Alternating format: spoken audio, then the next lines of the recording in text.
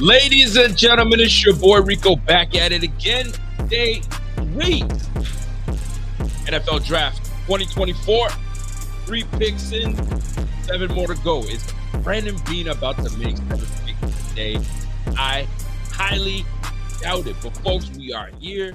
Welcome back to day 3 of the streams. Listen, man, appreciate each and every last one of you guys for actually coming in and hanging out and going through the motions with Bills fans from all over. Salute to y'all.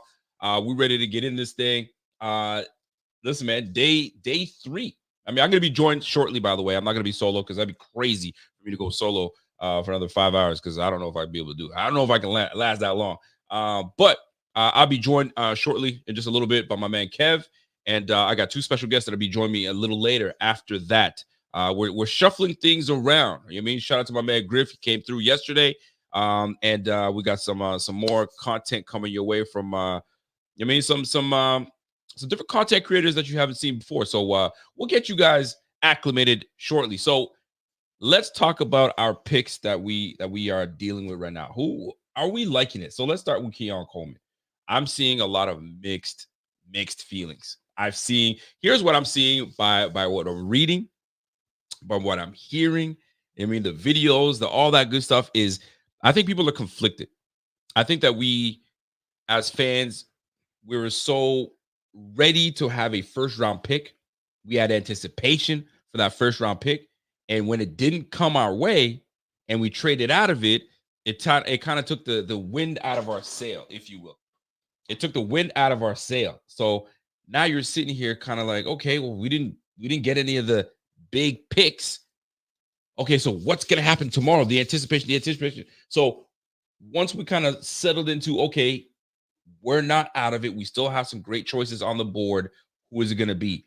Troy Franklin's name was just running wild, right? So we're like, okay, maybe it's going to be Troy Franklin. We're going to get that speedy, big body guy that we needed. That didn't happen, right? Maybe we're going to settle in and maybe grab Cooper DeJean. Maybe Cooper is going to be the pick. That didn't happen. And what ended up happening was us grabbing the likes of Keon Coleman, Florida State receiver, 6'3", 215, good size receiver, and a guy that is going to go after those contested balls. Now, is that all he's about? Because that's all I'm seeing. Oh, he's good for contested balls and jump balls. He's better than that. Give him a little bit more respect than that, right? He will go after it. He's not a bad route runner either. Now, some people are saying, well, it's about separation. I mean, there's a whole lot of guys that coming out of the league, you probably would have said, no separation because he doesn't have the speed. It's not about speed, man. I'm going to tell you right now, the greatest receiver in the game didn't run no 4.3. That's Jerry Rice. Jerry Rice did not run a 4.3. Hall of Fame running back Emmitt Smith was not fleet of foot. You know what I'm saying? It's about the feel of the game. It's about the feel of who you have. You know what I'm saying? Alongside you, who's throwing you the football, what system you're in. There's a whole lot of things that play into it. And this is coming from someone that, that's played sports, period. Right? There's guys that you thought, man, they ain't gonna cut it. But then you see how hard they work. You see the work they put into their craft, right? And you see they just get the game. They understand the game. There's some guys that they don't have it up here. Physically gifted, but they don't have it up here. Look, right, Jerry Rice ran a 4.7. A 4.7. And became one of the greatest receivers that's ever played the game. Records upon records upon records that may not even be touched today. And we talk about, oh, he doesn't run a 4.3, doesn't run a 4.4. Yo, bump all that. I want a football player. You guys have heard me say this time and time again. Speed is cool, but I need a dog. I need a football player. We just lost one in Stephon Diggs.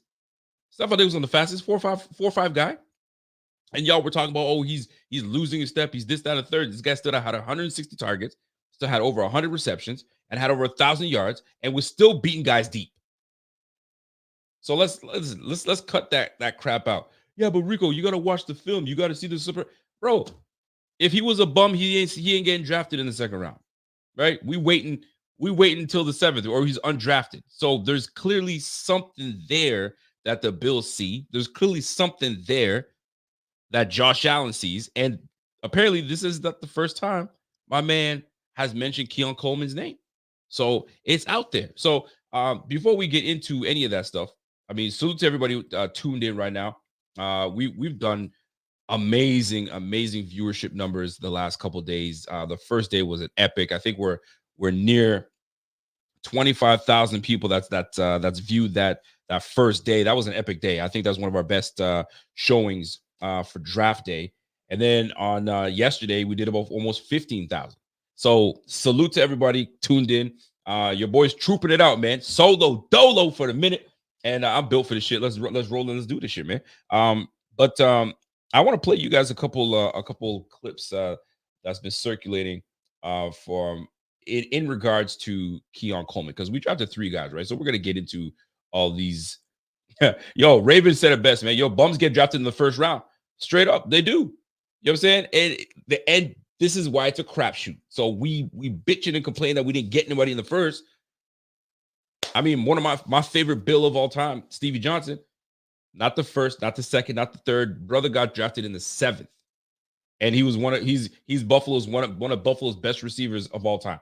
So let's chill out, people. Let's chill out. But I get it. Bums get drafted in the first round too. That's called poor evaluation. That's called reaching sometimes.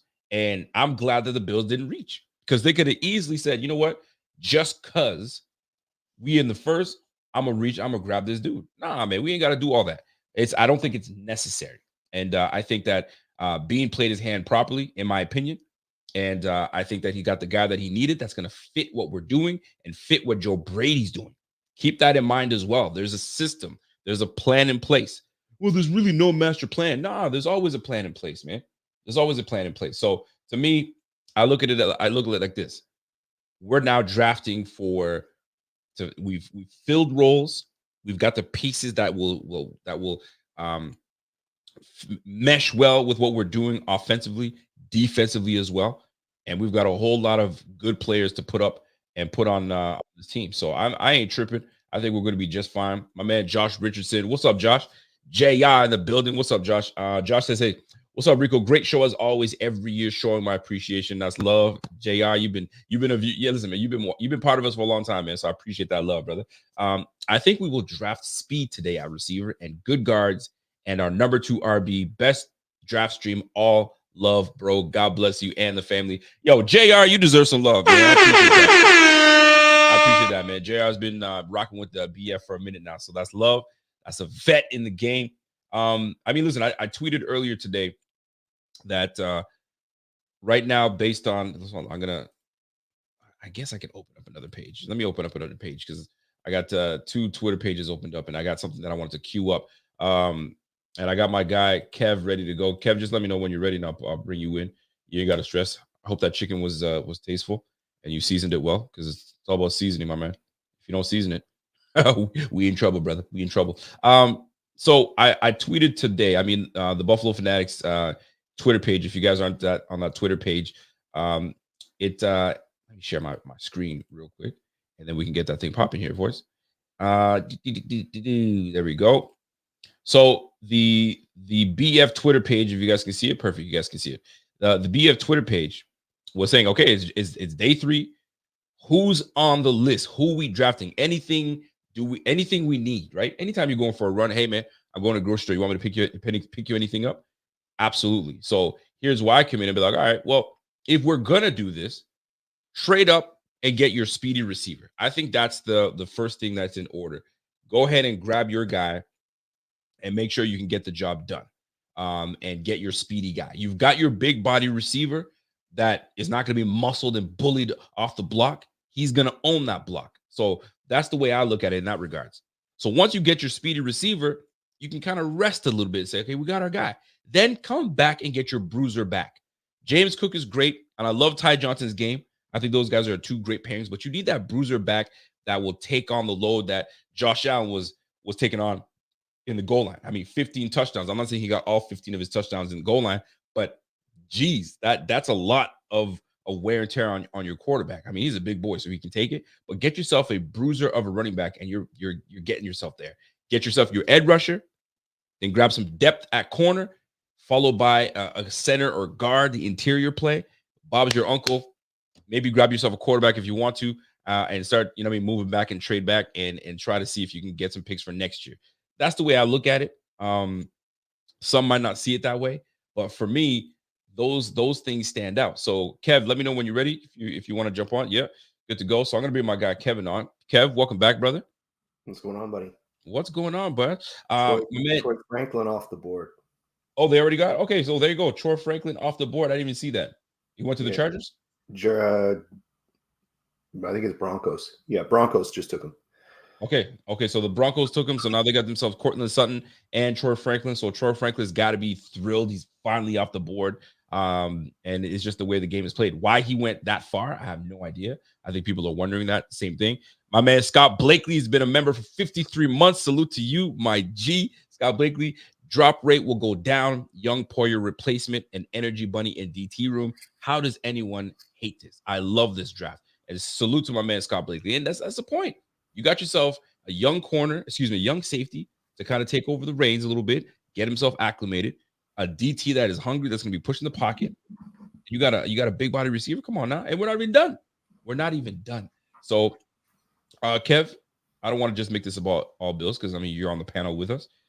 Your thoughts on so far what your guys need to do come today?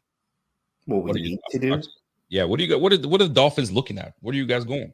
Interior offense. Well, who knows? They can't draft. This draft's been terrible. You've not been a fan of Chris Greer. I was a fan a couple years ago when they took when we had the best draft ever for us in a long time, when we got Waddle, Phillips, and Javon Holland. If you can get 3 Pro Bowl type players and 3 picks, that's pretty good. But the last 2 years pretty bad. Yeah, this year sucks. We need interior offensive line, maybe a defensive tackle. Could use a third wide receiver. Kind of where maybe a young running back because Mostert's getting up there. That sort of thing. That's what I'd be looking at. Can A-Chain? I guess he's been splitting time, so it'd be nice to have him paired up with another running back. But he could be the bell cow guy for you guys. Could he not? He'll split with Mostert for sure, which I like because Mostert's he put on 10 pounds last year. He bulked up a little bit. Yep. Didn't seem to affect him too much. He had a great year last year, 21 touchdowns. Crazy. And then A-Chain averaged something like 7 yards a carry over the entire season. So it's a nice 1-2 punch. You worry about both of them individually getting hurt if they were the bell cow. So I think they're both better suited to be, splitting backs. But if they do it right, could be a couple of 1,000 yards seasons for each. They basically did it last year. So I'm a big fan of that. So as we are sitting here kind of going through what media day was like for the Bills, there's one video that I'd like to play for everybody. Let me see if I can share my screen yet again. Let me see here. Get that thing cracking here. So here comes our guy Brandon Beane was speaking on Keon Coleman yesterday. So let me play you guys this audio so you guys have an idea of what I'm getting at here. Big physical size, plays above the rim. For a big guy, drops his weight. I was at his season opener this year against LSU, and this guy's, I knew who he was. He transferred from Michigan State, but hadn't really seen him in person. And pregame, during the game, he's catching punts. You don't really see a guy that's 6'3" plus that, usually those are smaller guys that can do that. So you saw his athletic ability. A lot of times bigger guys have some stiffness. He really drops his weight top of the route and gets separation. Some guys, due to their stiffness, they struggle to separate from the DBs. He does a great job there. Uses body position, obviously wingspan, contested catches, all those things. He's got some rack ability too. I think you go to that game, I think he caught a 40-yard little either bang eight or like a slant or something, made a guy miss, took it the rest of the way. So he's not just a big guy that catches the ball and goes down. He can make plays, with his feet. And this is what I like coming from your GM. It's not like they rushed into this. They've been doing their homework on every single prospect in this damn draft, and they seen that this was the guy that fits best for what they're trying to do. I mean, look, Brian Thomas was a big boy, and so is Keon Coleman. So like the you're right on par with what you wanted to do in terms of framework and what type of receiver you wanted. Now, two different types of receivers, but size is what they wanted, and they got it in Keon Coleman. So now, what do you do with the next pick that you make for that receiver spot? Because I don't think we're done. I think we're still going to go and get ourselves a receiver, but it's going to take some time, and we'll figure out what best suits the Bills. Right now, I got Cass Scott. What's up, Cass? It says our receiver room is solid in my opinion. I was actually thinking about that yesterday. Yesterday, I'm thinking about, okay, so let's take a look at who's on the line right now. If you're visualizing the Bills trotting onto the offense, so you got obviously Josh, your boy, leading in. He's got James Cook in the backfield. He looks over to his left. He's got Keon Coleman. He looks over to his right. He's got Curtis Samuel. And you got my man in the slot in Khalil Shakir. I mean, right now, you're looking all right. And then don't forget, you got Dalton Kincaid and you got Dawson Knox that you mix into it. And then when you are going to get another receiver, let's just say it's Devontae Walker. Now you're going 4 receivers wide. Fam, like we're not in trouble like most people think. Like, we don't need that sexy, nice sexy picks. I mean, look, you look at the Dolphins right now. The Dolphins have Waddle, a walking 1,000-yard receiver. You got Tyreek, that's a walking 1,500-yard receiver. Who's your third receiver? If you look at your receiver room right now, are you content with your receiver room, Kev? Or would you say you need one more guy to kind of complete it? Yeah, we need another guy. Need a third guy. Who was your third last year? Last year it was supposed to be Eric Ezukama, the young wideout, but he hurt his neck like week 2 and missed the rest of the season. So hopefully they're not stupid and banking on him coming back and like carrying the load. But him, Braxton Berrios, last year it was what's his name? Cedric Wilson. Cedric Wilson was our like number 3, but he's gone. So I mean, and that's the thing. When it comes down to it, like, get that one more and we're straight. Like, if you were to look at the Bills, if I like me explain that to you, Keon Coleman, I'm not saying it's going to scare you, but you're not going to sit here and be like, oh, these are a bunch of scrubs. Keon Coleman, you got Curtis Samuel on the outside, Shakir in the middle, and you got, are you saying that that's a scrub ass lineup? No, I mean, it's not a scrub lineup, and this is what I'm trying to tell people. I think people just need to chill out a little bit, and we're gonna add one more, and that should complete. Yeah, the Bills have historically. Well, I'm old, so I probably been around a little longer than most of the people watching. But historically, you've had that dominant number 1, right? Whether it was Andre Reed or Eric Moulds or and now you've had Diggs. Stevie Johnson, you've had some good receivers throughout the years. Facts. And you've had Diggs for the last few years. You've had that guy where every year, Bills fans are arguing with me. He's better than Tyreek, you know what I mean? I'm like, and arguably so, and I think it's missing that marquee name. I'm not saying they're correct, but I think it's that name recognition that is what's causing some people to panic, right? Yes. Because they don't have that name to hold on to, they don't have the Lee Evans. There you go, Lee Evans. That's right. Fearless Price, but they don't have those guys right now, right? So I think that's where some of the panic sets in. Now, if Coleman rips off a couple of 100-yard games weeks 1 and 2, then everyone's going to settle down, right? Yeah, so, you know it, man. You know it. Yeah, and he's going to do it because who's throwing him the football. So what's going to happen. And this is another thing that kind of drives me nuts is right before draft, we're talking about it won't matter which receiver the Bills take because Josh Allen just makes everyone better. Here's the proof. John Brown, Cole Beasley, even Robert Foster.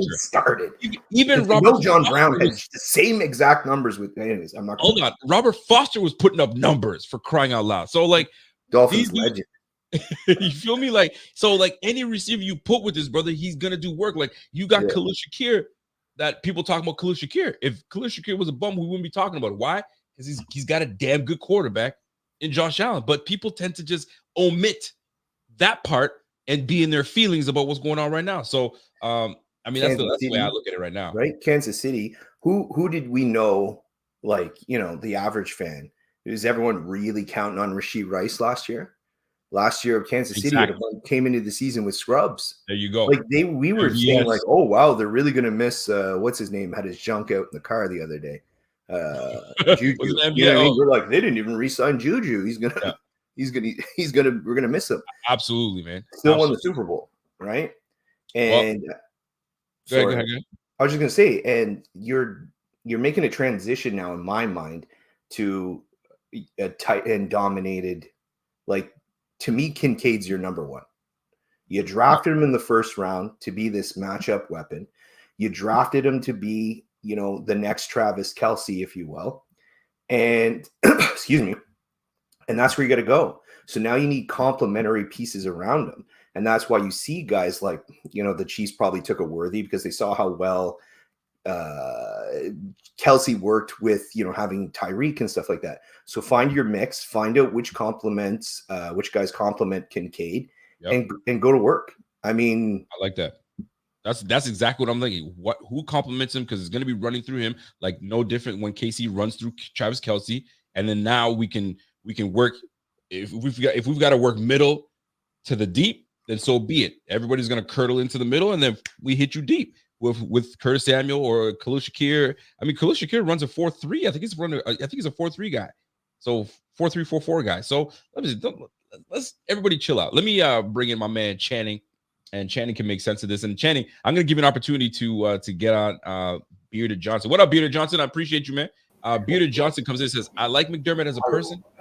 He turtles in big moments. I can't tell you that I disagree with that wholeheartedly. And Bearded Johnson, to me, the defense with all those injuries still kept up with Kansas City. So you can't tell me McDermott is the one who turtled. It's just that we didn't execute. At the end of the day. But if you can turn down your music a little in the background, Channing, I can hear your TV a little bit. Hold on one second. Yeah, no do me a favor. Oh, that's the way I look at it. People want to blame, I mean, McDermott. I'm not saying that Bearded Johnson is lazy, but I think it's somewhat of a lazy take to say it's his fault. Look back at the game and see how we did. We were still in it. And guess what? Defensive head coach is the one that was kind of leading the way. But anyway, that's neither here nor there because we're in a brand new season. But Channing, talk to me, man. We're going into day 3. You've done your mocks. You've kind of done some shuffling around. Where does the board take you when you've done your mocks and you're looking at what's available, especially when the Bills pick, if you're staying put at 28? Oh, you're muted. Unmute yourself, brother. Still muted. Let me see if I can unmute you. You were good at first, but then you muted yourself. Nope, still can't hear you. Yeah. When you're ready, I'll bring you back in. I'm just gonna get these things going. Just give me a thumbs up when you're ready to go. So the way I look at this, Kev, if you're gonna jump in with me here, is everybody just calm the fuck down. At the end of the day, calm down. What was it? Relax. Was that Aaron Rodgers? You know. Yeah, relax. Relax. Channing, you there? I'm here. Yeah, you good. Now I can hear you. We're good. All right. After looking at my mock drafts this morning, from the previous mock drafts, if we stayed pat at 128, it was always a running back coming off the board for us. What we see on here, what I see here, that's left. Yep. That's a low key Benson that's still left is a kid out of Tennessee, Jaylen Wright. If he stays on the board at 128, I think we got to pick him. Yeah. You know, if we don't do anything fancy to get up in the early rounds of the fourth to get maybe even a receiver or whatever that we need in the top half of the fourth. Right. If we stay pat, I think a running back comes off the board for the Buffalo Bills. I think so too. And see, I didn't do too much homework on Jaylen Wright. Is he a bigger top back? Fast. He's fast. He hits the holes. He's a bouncer. Good receiver. He's definitely a good receiver as well. So he can hit the holes. That he's not slight. I think he's 6 foot 210, 215 or something like that. Oh, he's actually one of the top backs in this draft. Yeah. One's Yeah, like 4.39, 5'11", 210. for you guys because Say it again, Rico. I'm sorry. 5'11", 210. That's a good size RB. Yeah. That's LaDainian Tomlinson in range, size-wise. Yeah, and he's got good balance. So if somebody just comes up and just kind of put a shoulder into him and try to not arm tackle him or wrap him up, he bounces off and keeps going. You know what I mean? So he's gonna get you some extra yards if you're not sounding your tackling. So I like it. And they're saying that he's like a Kenyon Drake, a young Kenyon Drake, is what they're saying the pro comp is. So whether that's accurate or not, I mean, that's subjective to people. But I got my man Phil saying Malik Washington, Audric Estime, which I do like, MJ Devonshire, Bo Richard, and Joe Milton. Joe Milton, I see you put Joe Milton on that list. I mean, why would we put Joe Milton on our list? I mean, some people are looking at quarterback. Maybe that's a flyer at the end. Who knows, man? Maybe he goes undrafted. You never know how it plays out. Joe Milton's on his list. So looking at RB, that's one thing. So what's on your grocery list for the Bills, other than the running back? Like you got, I don't think he's making 7 picks. I think he makes 4, maybe 5 picks today. But where do you see him going? It doesn't have to be in order per se, but positional need. Where do you see that happening? Where do you see what's happening with? We definitely need corners. We need a couple of corners to round out this draft. We definitely need another wide receiver. We need a field stretcher. I know old boy Keon he's big.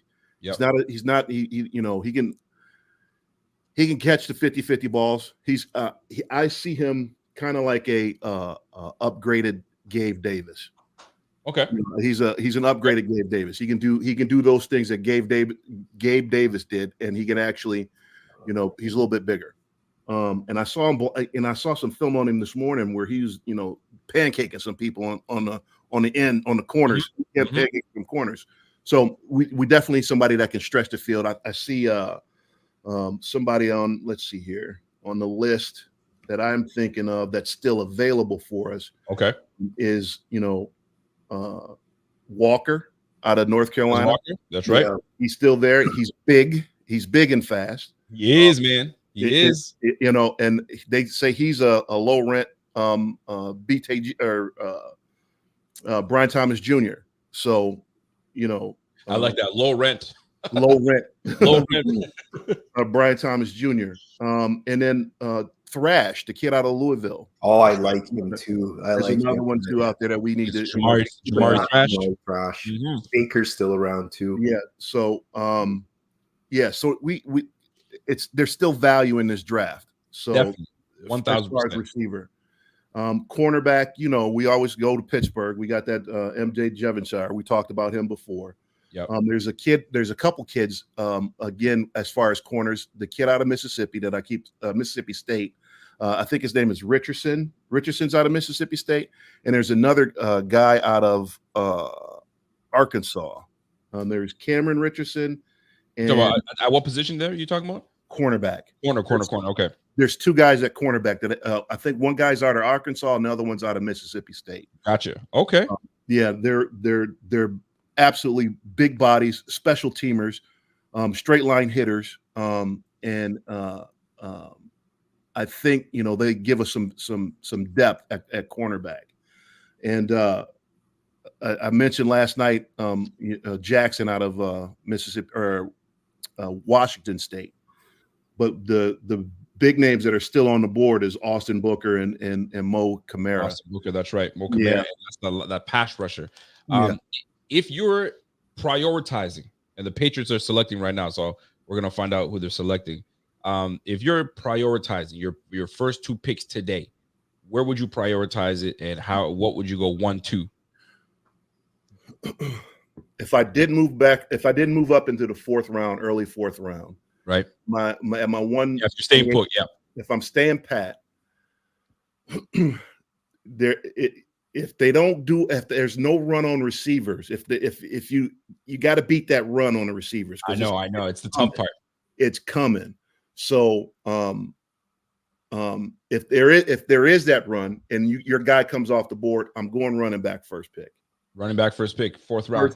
And then it's late. It's a late 4th rounder. Late 4th round pick. That's right. And I actually like there. that. What would you go after that? If my running back is there. Yeah. If my running back's there, I'm picking him there. If not, I'm going offensive lineman.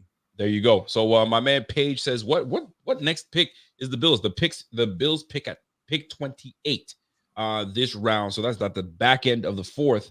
And then in the 5th, they pick 6th and then 9th. So very close. So those 3 picks right there, round 4 or pick 28, and the 6th and the 9th, those 3 picks right now are crucial. Either we go ahead and pick, or we're packaging something up to move up in the 4th. From the 28th spot up to maybe top 10, top 15. We'll see. I mean, the things we're still rolling right now. We're at pick 38 with Tennessee. So that is interesting on its own. Bishop. What's the time limits? What's the time limits between the rounds? 5. I believe it's 5 minutes. It's 5 minutes. Okay. Yeah, 5 minutes per. So things are going to be rolling. They're going to be going quite quickly. So I'm going to ask you about Cole. Cole Bishop, man. Cole Bishop. I saw a brilliant tweet today. I thought it was hilarious. Somebody said, don't quote me on it what, but he said, he doesn't move, Bishop doesn't move diagonally. You know, I'm not going to mess that tweet up.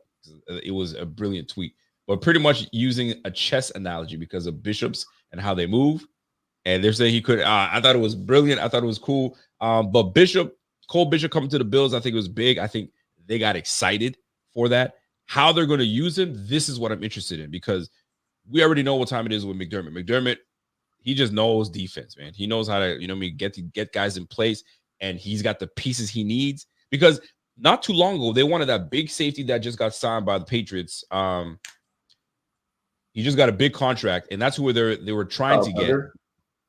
Kyle Duggar. They wanted Kyle Duggar years ago.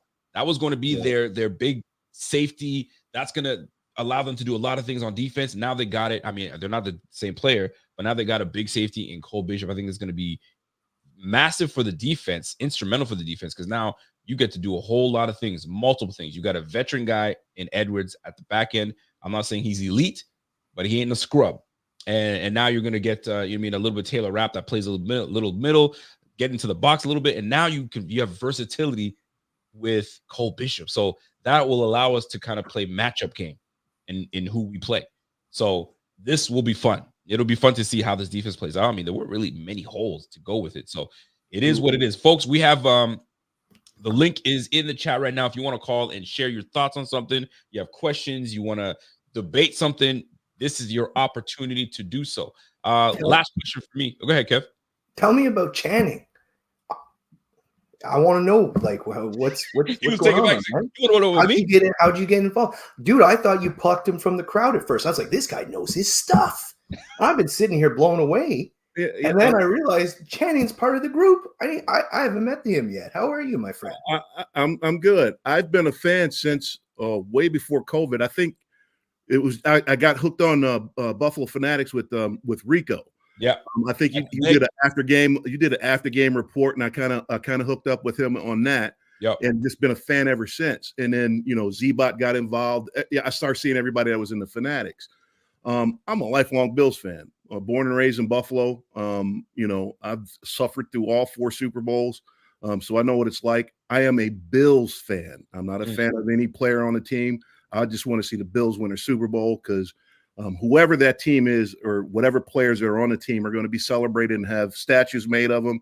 They'll never have to buy a chicken wing in Buffalo or beer. That's their memorial. I don't have to memorialize them before they actually do that. So, lifelong Bills fan, Kev, and squish the fish, but I'm not going to dog your Dolphins. But you're a good human being out here with Bills fans and stuff. So hold on, Chad. I got to give a big shout out to my man Jim Bryson because he's checking in from Nova Scotia. That's the province that I'm living in right now. Salute to my man Jim Bryson. Let's trade up and see our draft capital. Listen, we may trade up, we may not. We'll see how it goes. I got some Canadians in this bitch right now. James Mountain, man. What's up, Kehoe? I'm here to say hi. What's up, Fanatics? What do you mean I'm here to say hi? Don't be a cornball, man. Another Canadian. Another Canadian. Yeah, we got some Canadians. Canadian just got drafted, eh? The Giants took Theo Johnson.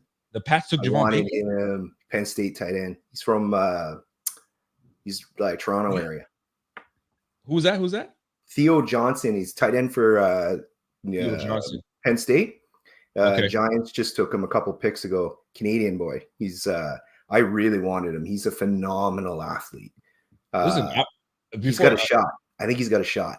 He does have a shot. I'm sure he does. But you know what I'm not happy about? Javon Baker going to the Patriots. I did not see that happen. When did they sneak in and do that? I think it's right now. Son of on my feed, it says man. the pick is in, and it's the Patriots. What? How am I behind? I don't know. What pick are you looking at? My feed says round.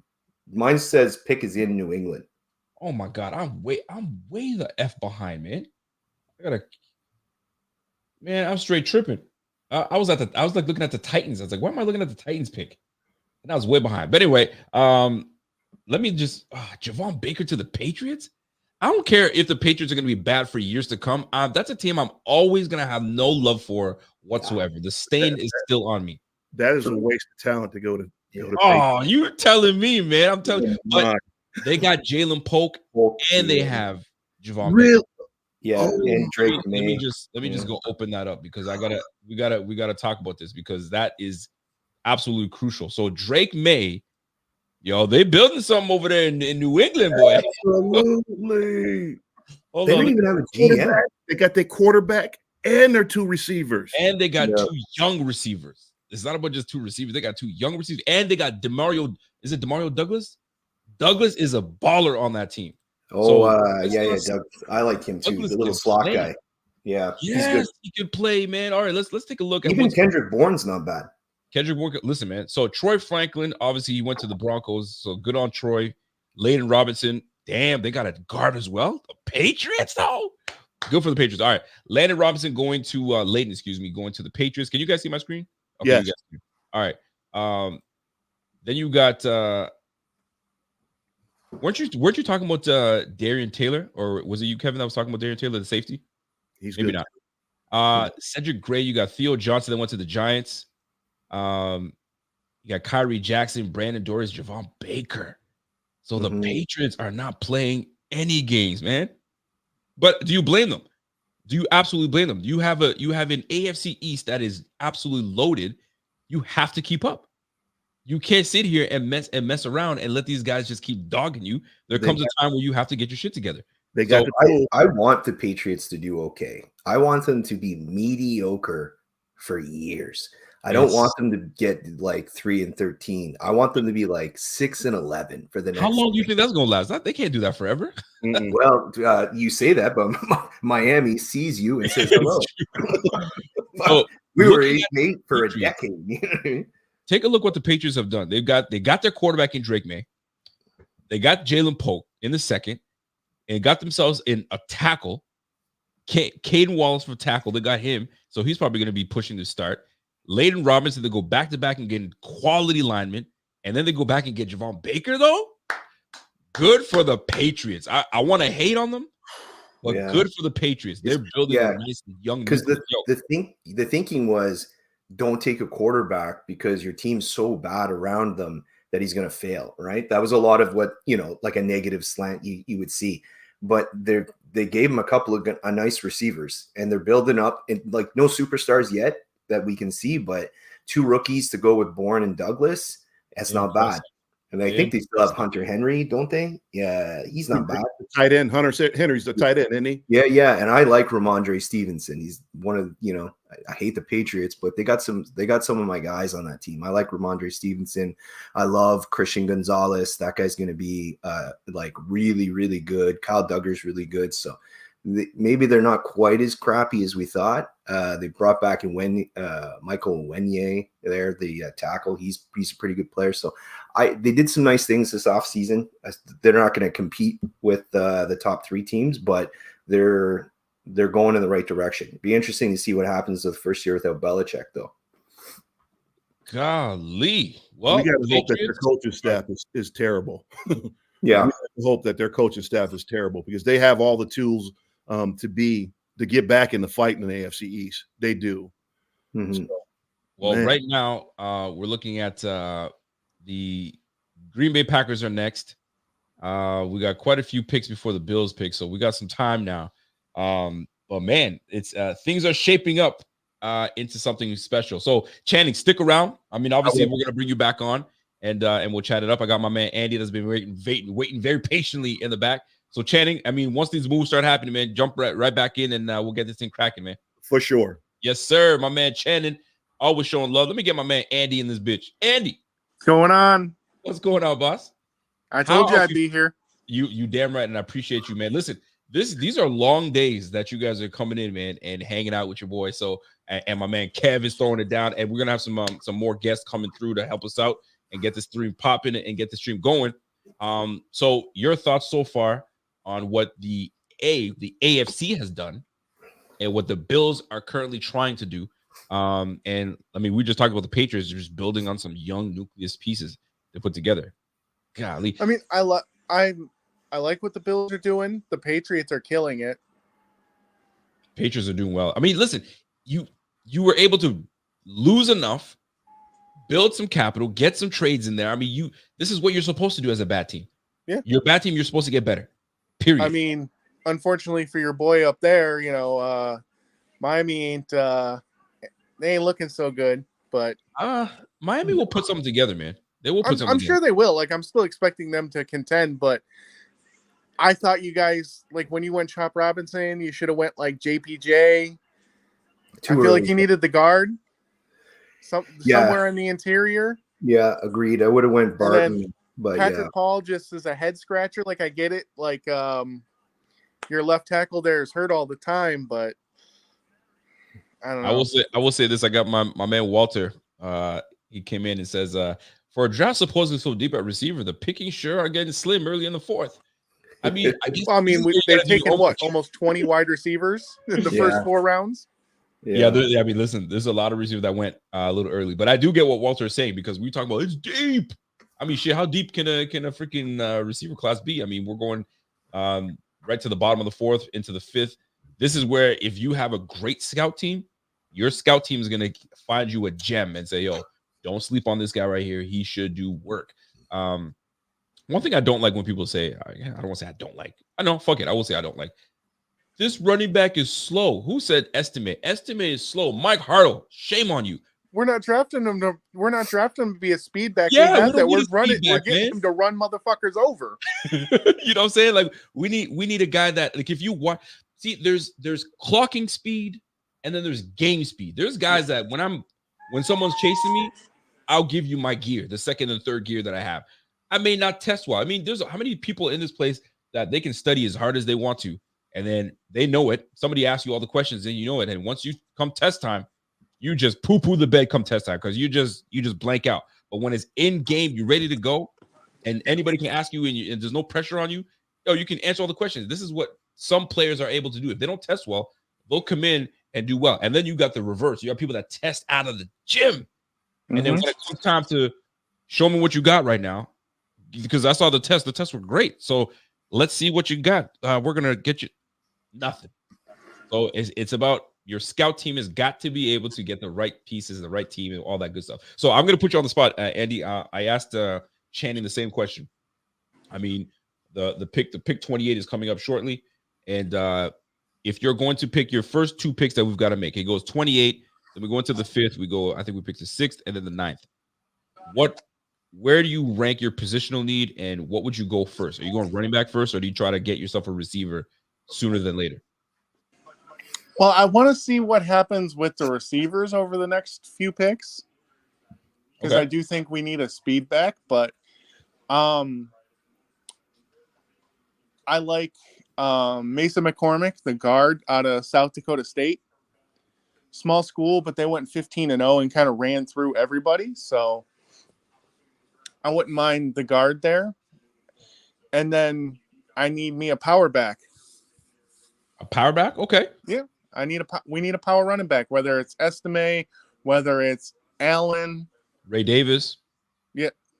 I would like it, Ray Davis. Ray Davis, he's a little on the shorter side, if you will. But his vision is where it's at. He's got good, quick feet, vision, and that's all you need, man. I mean, listen, I always go back to Emmitt Smith. Emmitt Smith was not your fastest guy. You know what I'm saying? He wasn't your strongest guy. Tez Walker just got drafted. Oh, by who? The Ravens. Good pick. That's a good pickup. They just snatched his ass. Now this is where Brandon Beane's got to be like, okay, there could be a run. Let me start making some phone calls right now. Let me start making some phone calls and let's do something. My man Bobby says, yo, Pierre is somewhere in tears right now because that was his guy. He wanted Tez Walker to become part of the Bills, but I like Tamari Thrash. Yeah, he's good. That might be the where's my I had a sheet that had all my top 30 visits. And I think that was that could have been, I mean, that could still be a play is Jamari, but yeah, remember his dad? I mean, unless they really just want to go for size and bring Johnny Wilson in, 6'7". Yeah, exactly.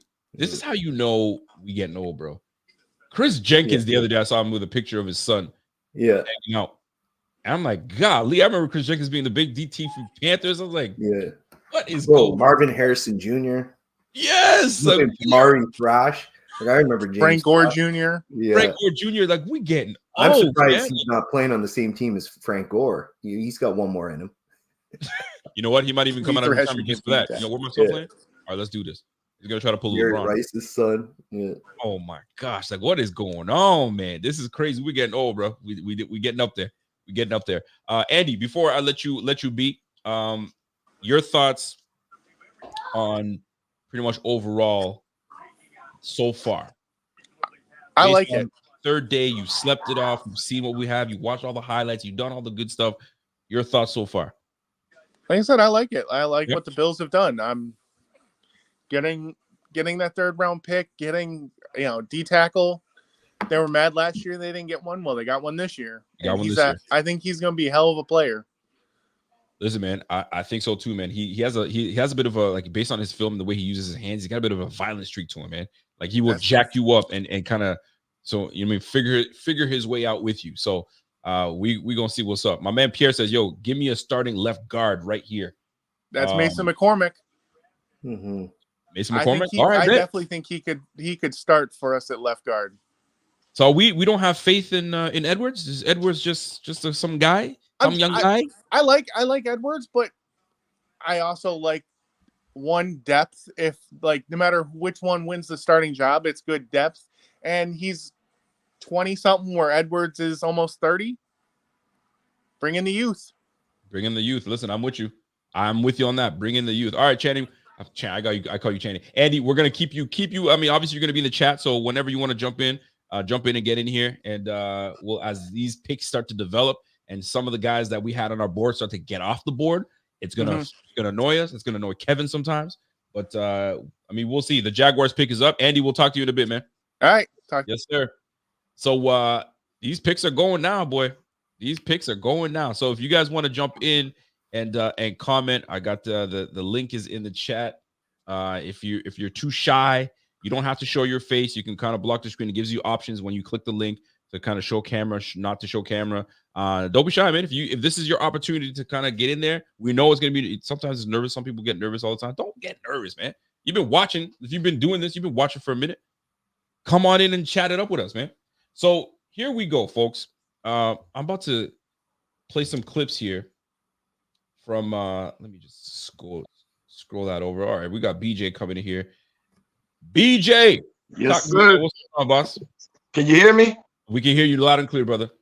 Yeah, man. I'm liking the draft so far, man. I know everybody wanting a beastie back, but I feel like we need that medium, like that guy that can do it all. How about Will Shipley out of Clemson? I like him. If you ever seen, you're a big fan. Yeah. He's like a Buffalo guy, like a Christian McCaffrey type person to me. You know, he can do it all. You know, he can catch out the backfield.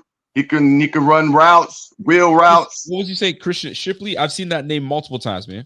No, Will Shipley. Will Shipley. Will Shipley. Got you. I've seen that last name, Shipley.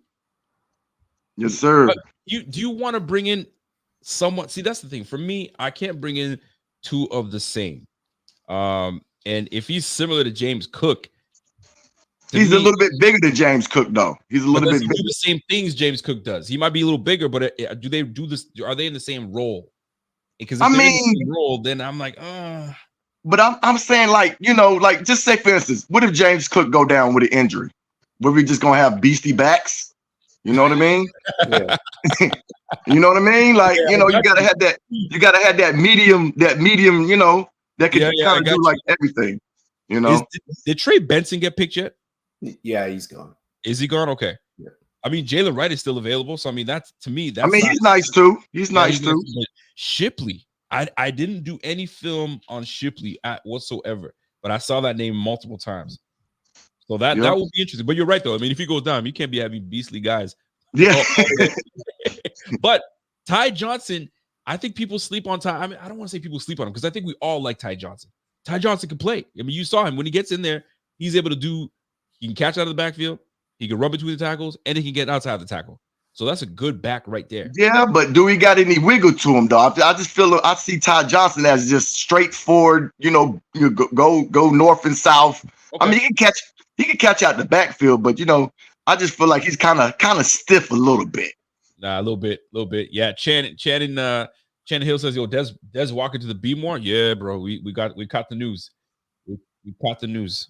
But I say we get a wide receiver in the 5th. They took my wide receiver Baker because I really wanted Baker, but you know he went to the Patriots. So hey, listen, you win some, you lose some, bro. you Yeah. win some, you lose some. VJ, yo, stick around in the chat, man. We're gonna bring you in. Come on in and comment. You might see something that gets you irked up and annoyed. Come on in and vent in here. We here for another 4 hours, so we got time. Oh yeah. I'll be around. Yes, sir. All right, man. Appreciate you, brother. Yes, sir. Yes, sir. Man. So folks, I got my wife calling me. She doesn't realize that I'm streaming right now, so I gotta go and hit her up and be like, "Woman, what do you need? What is it that you need?" Hi. Hold on a second. She doesn't realize I'm streaming. She's like, "Answer for fuck's sake." Like, Kev, I mean, if it's really that important, I may have to take this call line. You might have to hold it down for a bit. I might have to bring Channing back in with you so you can chat it up. If it's really that damn important, that she's like, I gotta know what's going on here, man. Okay, is Channing part of the BF or is he one of the guys you brought out of the crowd? no, Channing he's just a guy that he's been a supporter from day one, but not officially part of BF, man. He just loves talking football. Fucking bring him on board, man. That guy. Oh man, listen, Channing's that dude, man. I love Channing. Channing is that dude, man. Going, he sees the same things. He was naming some of my guys, so obviously I liked him. Yeah, I see that. So I was talking about, because you've been going on about, you know, I talked about it a bit last night when you hopped off for a bit, and I was talking about it with Pierre. Yeah. I like bringing in a running back that has the same skills as James Cook, because I like when you trot another guy in that's similar, that he it doesn't tip the defense off, right? When you have these running backs that have such dissimilar skill sets, you have different sets of plays that you run with them. Yeah. Right. If you have this guy, well, we're going to run the outside. You have this guy, well, he's going to go up the middle. If you have this guy, well, I don't have to worry about him in pass protection. If you have guys that kind of mimic each other a bit, then you keep the same playbook. It doesn't tip the defense off. It doesn't give them any helpful hints, right? They don't know what to expect because this guy can do the same thing as the last guy. And then if you do suffer an injury, you don't have to change your offense. That's why I like Jaylen Wright too, because Jaylen Wright is kind of like a James Cook guy. He's a good receiver. Well, yep. Cook needs to hang on to the ball, but he was supposed to be a good receiver, right? And speed for days. So if one of them goes down, you don't change up what you do. Yeah. Oh, I really want a Bortolini, man. I was borderline wanting Bortolini, but go on, keep going. Yeah, so that's what I'm saying, man. So I like you, and that's kind of like, not, I know no one wants to talk about Miami, but like their thing is that the two guys are somewhat similar, right? So when one guy comes out and the next guy comes in, the whole playbook's available. It doesn't change. So it's great that you want a power back, but I already said you already got a fullback. His name's Josh Allen. He's your short yardage guy anyways. Why do you want to take the ball out of his hands? You know, like that's what makes him who he is he's this dual threat, right? And he's your money guy on short yardage. He's your money guy on the goal line. You gave Cook Cook had 1,100 yards and 2 touchdowns. Right. He's Wendell Brown from what's it called, from Varsity Blues. You know, well done, sir. Well done. You know what I mean? Yeah. So it's like bring another guy in, man. Bring a guy that complements Cook. Bring a guy in that doesn't limit your playbook. Bring a guy in that if something happens to Cook, you don't lose anything. That's why I like a guy like Wright, because you just have the same speed. But then, I kind of what you just said, I actually agree with, because I was saying if we're gonna bring in, like, I hated when we brought in Case Keenum. I hated when we brought in Kyle Allen as the backup, because like if Josh goes down, those two present nothing similar to what Josh Allen does. You want to bring in someone like that can kind of, your playbook doesn't change. So Mitch Trubisky coming in, I'm not saying he's Josh Allen, but Mitch Trubisky is mobile enough that he can kind of do the same things that Josh Allen can do, just at a lesser pace. That's probably why you got some guys clamoring for Milton, right? Probably, Because, and I'm not mad at that. I'm really not. It's like the Tyree Jackson, right? That was the whole point. Like, Milton's not going to pan out, I don't think. I don't think he's a good quarterback, but he's got those skills, right? And you're not looking for a quarterback. You're looking for you're throwing a quarter in a fountain and making a wish, in the 6th, 7th round. So you bring a guy like Milton in, at least he's got the physical skills that can kind of mimic, Allen's, like, to the point where you wouldn't have to change up the playbook. That's a great point. Somebody mentioned your name here. I thought I saw it somewhere.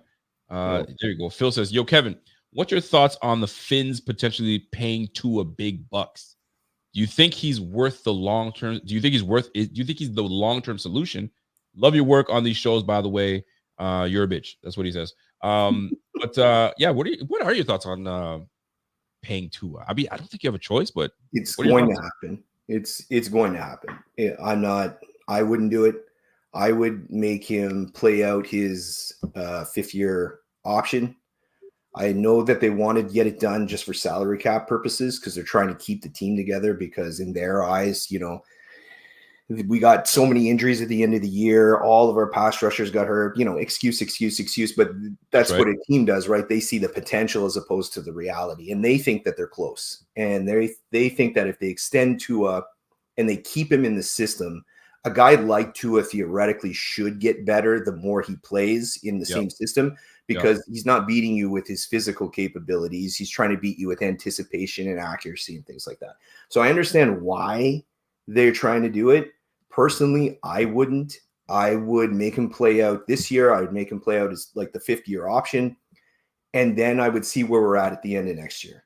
Because what if he gets another concussion? What if he gets hurt again? Because now they've got him dropping weight again. Yeah, you're right. They want him to be more mobile, right? And the poor kid, like, he came in with a shattered hip, right? He had Brian Flores throwing him to the Wolves, trying to publicly trade for the sex offender. Like, it's just a brutal beginning, right? And then he got hurt. Sex offender, he says. Well, they were trying to trade for Watson for over a year, right? Yeah. I always bring it up. Baker Mayfield, the rumor came out that Cleveland was going to go. He lasted one day and he demanded a trade. Poor Tua went through it for a year. Oh, yeah, for sure.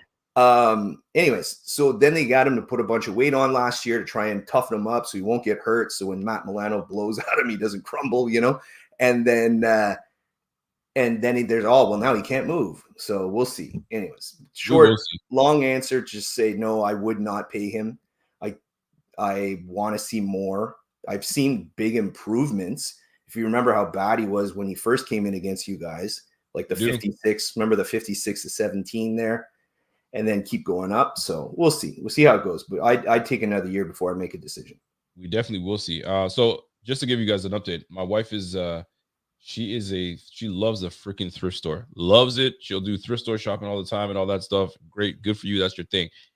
Pick up your phone for F's sake. I was like, what's the emergency? She's at the thrift store trying to show me all these shirts.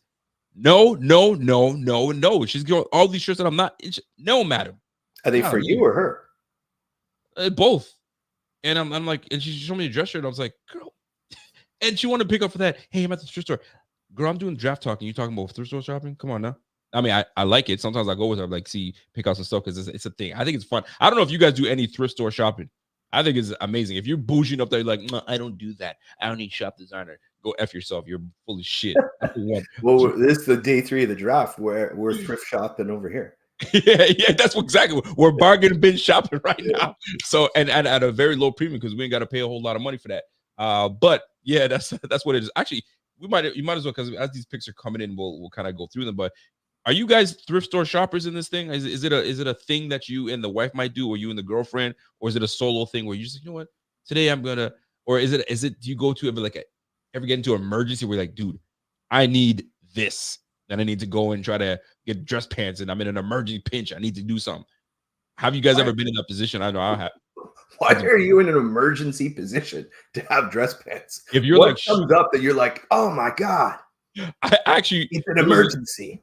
I was actually talking to this dude that I worked with, and he goes, I don't have any suits, and I got a big wedding coming in tomorrow. I never really. How old is this guy? He's a guy that never dresses up. Just put it that way. How old is this guy? The guy that was telling me that? Probably 30. There's some people that don't have suits. There are people that do not own a suit. You gotta have one. You have to have at least one, a black suit. There are people that do not own a suit. What's that? You gotta have one. What is this? At least one. Miami's on the clock. At least one. Are you messing with me? Sorry, someone said Miami's on the clock. Yeah, they're not scheduled to pick this round. I don't see Miami on the clock right now. It says pick is in for the Pittsburgh Steelers. But yeah, I mean, everybody should have one suit. If you're a man in this chat, or, you know what I'm saying, and you have a job, you should be able to at least have one suit, a black suit, because you never know, you might need to go wedding to funeral, right? And then you can just dress up the black pants. Miami did trade a white dress shirt, some black pants. Call it a day. Don't wear sneakers with your shoes, by the way. Don't wear sneakers with your pants. Don't do that. Don't wear the New Balances with it. Just find yourself some dress shoes. Bro, and call it a day. Miami's picking. Let's talk about it. Right now, they're saying the Pittsburgh Steelers are in selection, unless I'm super late. Yeah. But so Miami didn't have a 4th round pick. It was part of the Mason McCormick to the Pittsburgh Steelers. There goes Andy. Miami probably traded up for him. We want McCormick, and they probably traded up, and the Steelers took him like for the second friggin' time. You know, the 3rd time in this draft, took the guy I wanted right before. Probably. I'm trying to think who Tyler H. Rico don't own a single suit, just one dress shirt. No, you need to own a suit.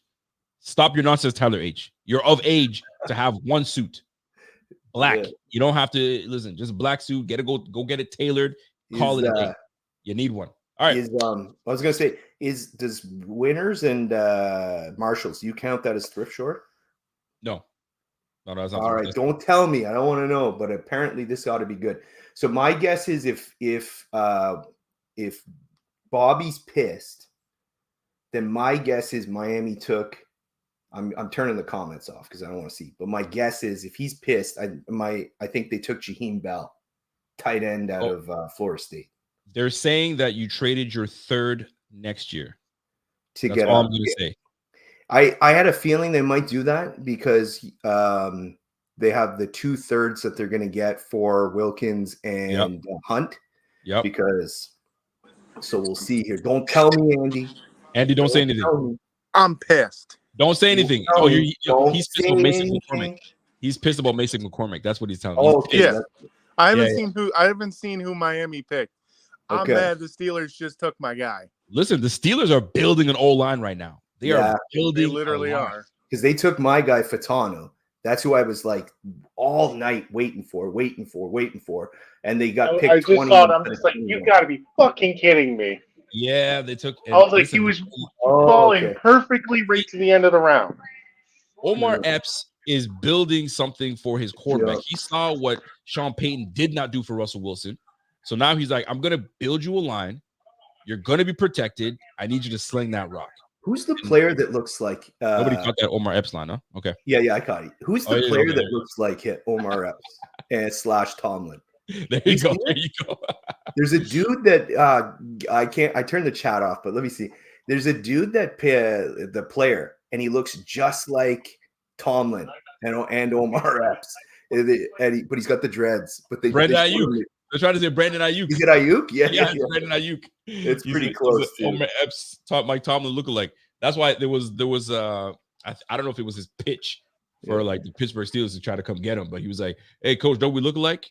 I think that was his pitch to say, "Hey, come get me, bro." Omar Epps, just another gangbanger with speed. Remember the program? There you go. Yeah, there you go. He's got the test scores on his helmet. Yeah. Yes, sir. Yes, sir. Yeah. Listen, talk to us about McCormick, man. You're not a big fan of it. I wanted him for us. I felt like he could have slid right in at left guard. Oh boy. Well, listen, we're gonna Andy, we're gonna boot you off for now because I want Kevin's sole reaction.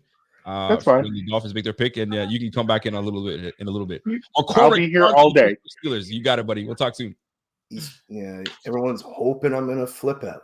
You're not gonna flip out though. I think you're gonna like your pick. I don't know what the pick is yet, so I'm not gonna ruin it for you. But Omar Epps is absolutely Mike Tomlin's lookalike. Dude, because now they picked up, what was it, Broderick Jones last year, so they'll move him to left tackle. They'll put Fatani at right tackle.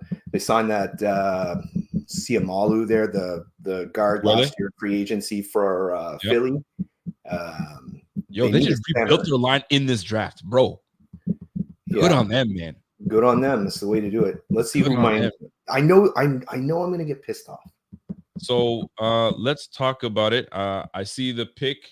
So you saw that they gave up a third? I saw that somebody said they gave up a third. So you're about to get the news very shortly.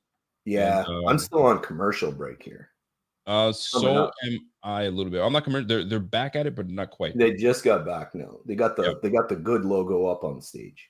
My man says, I love when Kev is on with us on draft day. Fan of the content, Rico. We appreciate you, man. Joseph, we appreciate you. Yeah, so the Dolphins pick is in. You catch our mustard talk yesterday, man? The Miracle Whip? That's the highlight. Miracle Whip on the bone, you know? I'm still baffled at you. Oh, sorry, guys. They're showing Super Bowl rings. If you go, that's what those are. That's what they look like. I'm just teasing you. Mine's from the 70s. We still try. Off a little bit. We still try, but it's like, we got one in 73. You know. So, do you want offense or defense with this pick, Kev? To be honest, doesn't matter. Like we talked about it, wide receiver 3, interior offensive line, D tackle, and I need a third safety. I know I've seen a few times. I will talk about it later. Defense a few times the last 2 days, people have asked me what I thought about Poyer specifically, so I'll get into that after. But I could use a third safety. We got the new Weavers, our new defensive coordinator, right? And so he's probably going to try and bring something over like kind of similar to what Baltimore ran last year. So they ran a lot of 3 safety looks. You have Holland that can play up top. You got Poyer that can play down low. Ideally, I'd be looking for a safety that's kind of a matchup tight end guy in the middle. Quadri Driggs, if you're still out there, please sign. But that sort of thing. But we'll figure it out. Who's this bum? Who's coming out here? I don't know, but he's about to announce your pick. Yeah.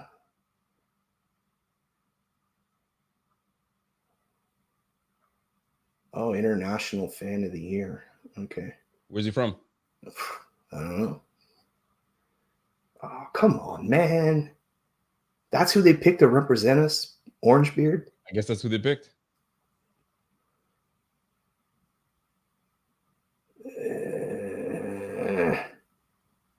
I got it muted too, so I don't see. You don't hear. Yeah, what are we saying, chat? Don't say anything to my man Kev. Oh, they took my guy. So you're happy? Yeah. Hey, we got a happy Kevin. Let's have some highlights. They took my guy. Hey, Channing. We got to get Channing on. He just talked to us about this guy. Channing's pissed right now. He's probably like, "That's the guy I wanted." But here we are. Athleticism 93. Bro, y'all got a freaking stable of running backs out there, bro. Yeah. Devin Achane, Raheem Mostert, and Jaylen Wright. Bro, that is nasty. That's nasty work. I'm happy for you, Kevin. I really am. You're happy. I'm happy. I'm not quite happy, actually, because I don't like the fact that they picked up a running back that's a super nice running back. And he's got good size, too, man. Golly. Damn. Well, talk to us about Jaylen Wright. How's he going to fit with the Miami Dolphins? McDaniel's offense. That's a running. Damn. Achane, Mostert, Jaylen Wright. We'll get Channing on later to tell me how he's going to fit in. But so my thing is, Mostert's 32 or something like that. Now, granted, he's not as beat up as most guys. We don't need a QB. I want to put that on there for you. Scott Blick is being cheeky. You know, what do you have? 29 touchdowns. He led the NFL in passing yards. There you go. Get him, Kevin. Get him, Kevin. But no, I like Wright because all the reasons I liked him for the Bills because he emulates what we have. And I love that. Don't give the defense any clues. And we run a lot of outside stuff. Obviously, it's speed, speed, outside. I don't know who's going to block for him, so it's not going to, but if he ever makes it to the outside, we can run the same plays with Wright that you can run with Achane, that you can run with Mostert, that you can run with whatever. He's bigger than Achane, and he's a little more physical, not quite as fast, but he's still really fast. He's a big boy, man. I saw the size of him, man. Holy shit. I think he's going to be the, this is the Mostert replacement, in a year, because Mostert's still good, but how long, right? Would you say he had 21 touchdowns last year? Who? 21, 21 or 22. He had over 20 touchdowns. You put up 21 touchdowns, and they weren't even like, it wasn't even like a no-brainer to bring you back. They were like, we're not sure. They let him stay in the wind for a bit before they brought him back. So that's nasty to me. He was on contract and they extended it. Oh, is that what it was? Extended? Okay, I was like, they extended him. Yeah, they just gave him a bit more money because last year when they signed him, they gave him it. Small dude. Yeah, he's a good player. He's not like a superstar, but he's a good player. Fast, tough. He plays really well against you guys, actually. Like, remember the snow game a couple of years ago was probably his best game as a Dolphin. Mostert, I love Mostert. For some reason, we just stopped giving him the ball in the second. I'm a big fan of Mostert. I think he's legit. I think he's very much legit. So the Dolphins pick up a running back. So they just continue to add to the offensive side of the ball. I always wonder what the philosophy is when these teams, like a team like you got Mostert, you have Achane, you got Tyreek Hill, you have Waddle, like you have a stable of really great athletes on the squad, and then you add more to it. What is going through McDaniel's head is like, I want more. Give me more. Well, like, why not go to the defensive side of the ball, or why not grab an old? I mean, obviously, value has to be. Gotta have value here, but so all free agency was defense, right? So they brought in Kendall Fuller, they brought in Jordan Poyer, they brought in Jordan Brooks, the linebacker, who's that's the best piece we brought in this year. Like, he's a huge upgrade for us at linebacker. They brought, you know what I mean? So they brought in Shaq Barrett. They drafted Chop Robinson. They've got Jalen Phillips. They've got Zach Sealer. They've got Bradley Chubb. They've got Jalen Ramsey. They've got Javon Holland. They've got Long at linebacker. So it was defense all throughout free agency. So in this particular case, I think they just like the value. It's very similar to what Beane did, I think, with you guys in the first round. They like the value of the player, because NFL franchises, they don't rank guys 1 through 50, right? Or 1 through 400 or whatever. They rank them on tiers, right? And my guess is, much like in the first round, when Beane had probably several wide receivers grouped together in that tier, he felt comfortable trading back. The Dolphins probably had Wright so high above the rest of the guys that they decided to make a move to grab him. And again, this is a replacement for Mostert in a year when he's 33, 34. It makes sense. It makes sense. I mean, like, initially, if you look at it right away, you're like, ooh, that's a great pick, number one. But then you're like, it's like, nice pick. Like, but why'd you pick him? Oh, that's why. So it makes sense. It's a problem for us because I just don't like seeing Miami just load up on running backs, especially. But I mean, this is the name of the game. You got to get better. The AFC is a freaking gauntlet of a conference, so you got to stay relevant. So Texans are picking right now. What do we got?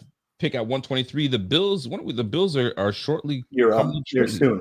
You got what? 5 more picks? Yeah. We're picking at 128. Sorry, 123. So 5 more picks. The Jets are picking. It goes Texans, then it goes San Fran, then the Bucks, then the Jets, then Eagles, then the Bills, and then shortly after, the Bills will be picking in the 5th early. So this should be fun. And then there's gonna be a lull before we get back into it. So this will be fun. We're gonna find out where these guys go. Do we go edge? Do we go running back? I mean, I'm looking at the edge play on this Bills team, and we can stand to, add a couple pieces on the edge and get us going. So we'll see how we go, man. This is nice. Rico, are we seriously going to draft all 4 5th-round picks? I mean, shit. Listen, man, I thought we would have traded up by now, but maybe the receiver that they're looking at, maybe this is a receiver pick, is still standing there chilling. So I just better not see them go after Gord this early. I hope he doesn't do that. And right now, Thrash is available. Who else is available right now? So you got obviously Tez is gone, AD's gone, all the big time names are gone, Corley's gone. So right now available, you got McMillan. I think McMillan got drafted. I think he's gone too.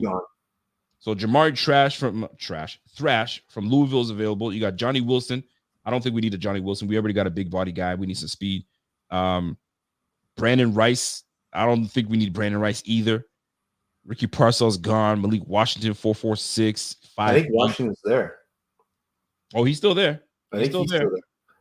So I mean, Washington Thrash are probably the two I would look at for you guys. Jacob the other thing too Cohen, is you might who's returning kicks now? Is it Ty Johnson? That's where late round pick will come in. Yeah. So if you get a wideout that also has return skills, yes, because like we were talking about yesterday, man, I'm curious to see if the kickoff return is going to have a huge impact this year because of the rule changes. So if you can get that's a good one. Dingy there. If you're going to go running back, Isaac Guerrero. That's your big back. I've seen that name multiple times, man. Because he's like 230 and he runs like a 4.3. What? Yeah. That big and running that fast? Yeah. Okay, hold on. Where's Mr. Gringo? He was a Miami guys were all over him because he's a kind of a one cut zone runner. Yeah. Hamler is a returner, but I don't know if he's making the team unless it's just for that. Well, I see, and when you asked me about the return, that's who I was thinking immediately was Hamler. But I was like, he's in a receiver position. If we bring a receiver now, you gotta decide to keep that guy just to be a return guy. And we saw how that happened with Buddy last year, which was absolute trash. Yeah, but remember when you had Roberts, man? That was that worked, right? It did. So for a period of time, and then you're like, done. Yo, Shipley's a big boy too, man. 5'11", 210, same size as Jaylen Wright. Yeah. You found Guerrero yet? No, not yet. Yeah, he's Louisville. I don't see him as one of. I guess they don't see him as one of the top guys in this one. So this is a gem that you got to dig deep for. Yeah, he's that late round sleeper guy that everyone loves because you got to dig deep. You got to dig deep for something like that. It's a guy like that. So I see it. Nah, man, I don't see Garango or whoever he is. So I guess we're gonna have to wait it out. We're gonna have to wait this one out. So as we wait it out, by the way, so are we gonna pick all those picks in the four? I don't know. We'll see. My man says Shipley is better than Guerrero. So I mean, Shipley looks. He's got. Isaiah Davis is one to look forward to as well. Isaiah Davis, I've seen a lot of good things about Isaiah Davis, but he's like a late round free agent. Guerrero is just a traits guy, right? Yep. But he's one of those guys. He's huge, and if he hits a hole, you're not catching him. That's a really good pick, Mo Kamara. Yep, that would be a really. I think I would, if I was a Bills guy, I'd take him over any of the available wide receivers. Well, right now, my man Griff just sent me that, man. He says, man, this is Mo Kamara's got to be the pick that you make. Kamara is the pick that you got to make at this juncture. So San Francisco's pick is in. So we'll let that fester. And as we do that, I wanted to show this interview with Keon Coleman. There was an interview with Keon Coleman that I'm gonna share right here. Let's listen in on this interview here. A little small interview. Good evening, ladies and gentlemen, and welcome into day 2 of the NFL draft. We're wrapping things up, and I am joined by Opelousas native and now Buffalo Bill. Who the hell is Keon Coleman? Keon, once you got the call, you heard your name across the TV. How good did that feel? I mean, it felt great, to know that your dream coming true, and all the hard work is going to pay off. So, it's just a step in the right direction. And to this next ultimate goal I have, I'm trying to go be a Super Bowl champ with the Bills. I heard you when you were on the call with them. I don't know what they were saying back and forth to you, what the conversations were like, but I could tell you were telling them like, bet, yeah, I'm ready to work. I'm ready to work. How exciting is it to know that you're going to a team that, like you said, is a Super Bowl contender right off bat? I mean, it means a lot. I go to the right situation. I'm just ready to be humble and go work hard, put my head down and earn every piece of playing time that I get and, play alongside Josh Allen. Yeah. So you talked about Josh Allen, man. How excited is it to play against one of the best quarterbacks in football right now? I mean, that's great. He's a Hall of Famer. I can't ask for anything more. That's a big piece of our offense. If you have a quarterback, all you have to do is surround him with pieces. So, they brought in one, and I'm just ready to work hard, and I'm trying to help contribute to wins. What type of receiver are the Bills getting now that they've chosen you? And it's hard to put into words. Just a playmaker. Simple as that. Playmaker that got to play all over the field. And like I said, make plays, man. I see that you got the Paula tap behind your ear. How instrumental has your family been through this whole process leading up to this, man? I got my mom on the other side too, but they've been a key part, making sure I'm my head straight, making sure they surround me with the right people, and making sure, man, like, I'm on my job, doing what I need to do, and just loving and being my support system and my backbone. It means a lot. The newest Buffalo Bill, Keon Coleman, Opelousas native. Keon, thank you for joining me. Appreciate it. And for those that do know, where is Opelousas? I assume it's somewhere in Florida. I could be wrong, but Kimi, you guys let me know. Opelousas, where's that at? Is that Florida? Or is that Alabama? Where's that? I always try to kind of catch somebody's accent so I can kind of have an idea of where that's from. Bucky Irving was selected by the Bucks. The Bucks get Bucky Irving. He's going to 5'9", $192, runs a 4.5 40. He looks tiny. He looks real small. If you guys go corner, I think TJ Tampa is still around. And that guy had some first round buzz. Look at Bucky go, man. All right, Bucky. Bucky Irving's got some he's got some agility to him. Get off me, son. All right. So what's Bucky? What did it say? He was 5'9"? Bucky Irving. Yo, good on these boys. Bucky Irving, he's 5'9", $195. So Bucky Irving right now, that's my size. 5'9". That's like, so like if I always thought like, how would I size up play in the NFL right now? And I'm a little heavier than that. Obviously, I'm like, Kevin, what are you at right now? Solid 210? Oh, right now I'm at about 218. 218? You feel lean? Feel good? Yeah, I'm cutting. Oh, there you go, my man. Yeah, I'm at 205. I don't feel good at 205. I gotta bring myself down a little bit. But yeah, I always wondered, like, yo, how do I size up? So that size right there would be me hopping in and trying to get things done. Boy, they blow me up. You're taller than that. I give myself. I try to. Everybody sizes people up, so I'm like, yo, I'll just keep it a buck. I'll be average 5'9". I'm on a good day 5'10". I'm in between. I remember who was it that I was standing next to? It was Evan.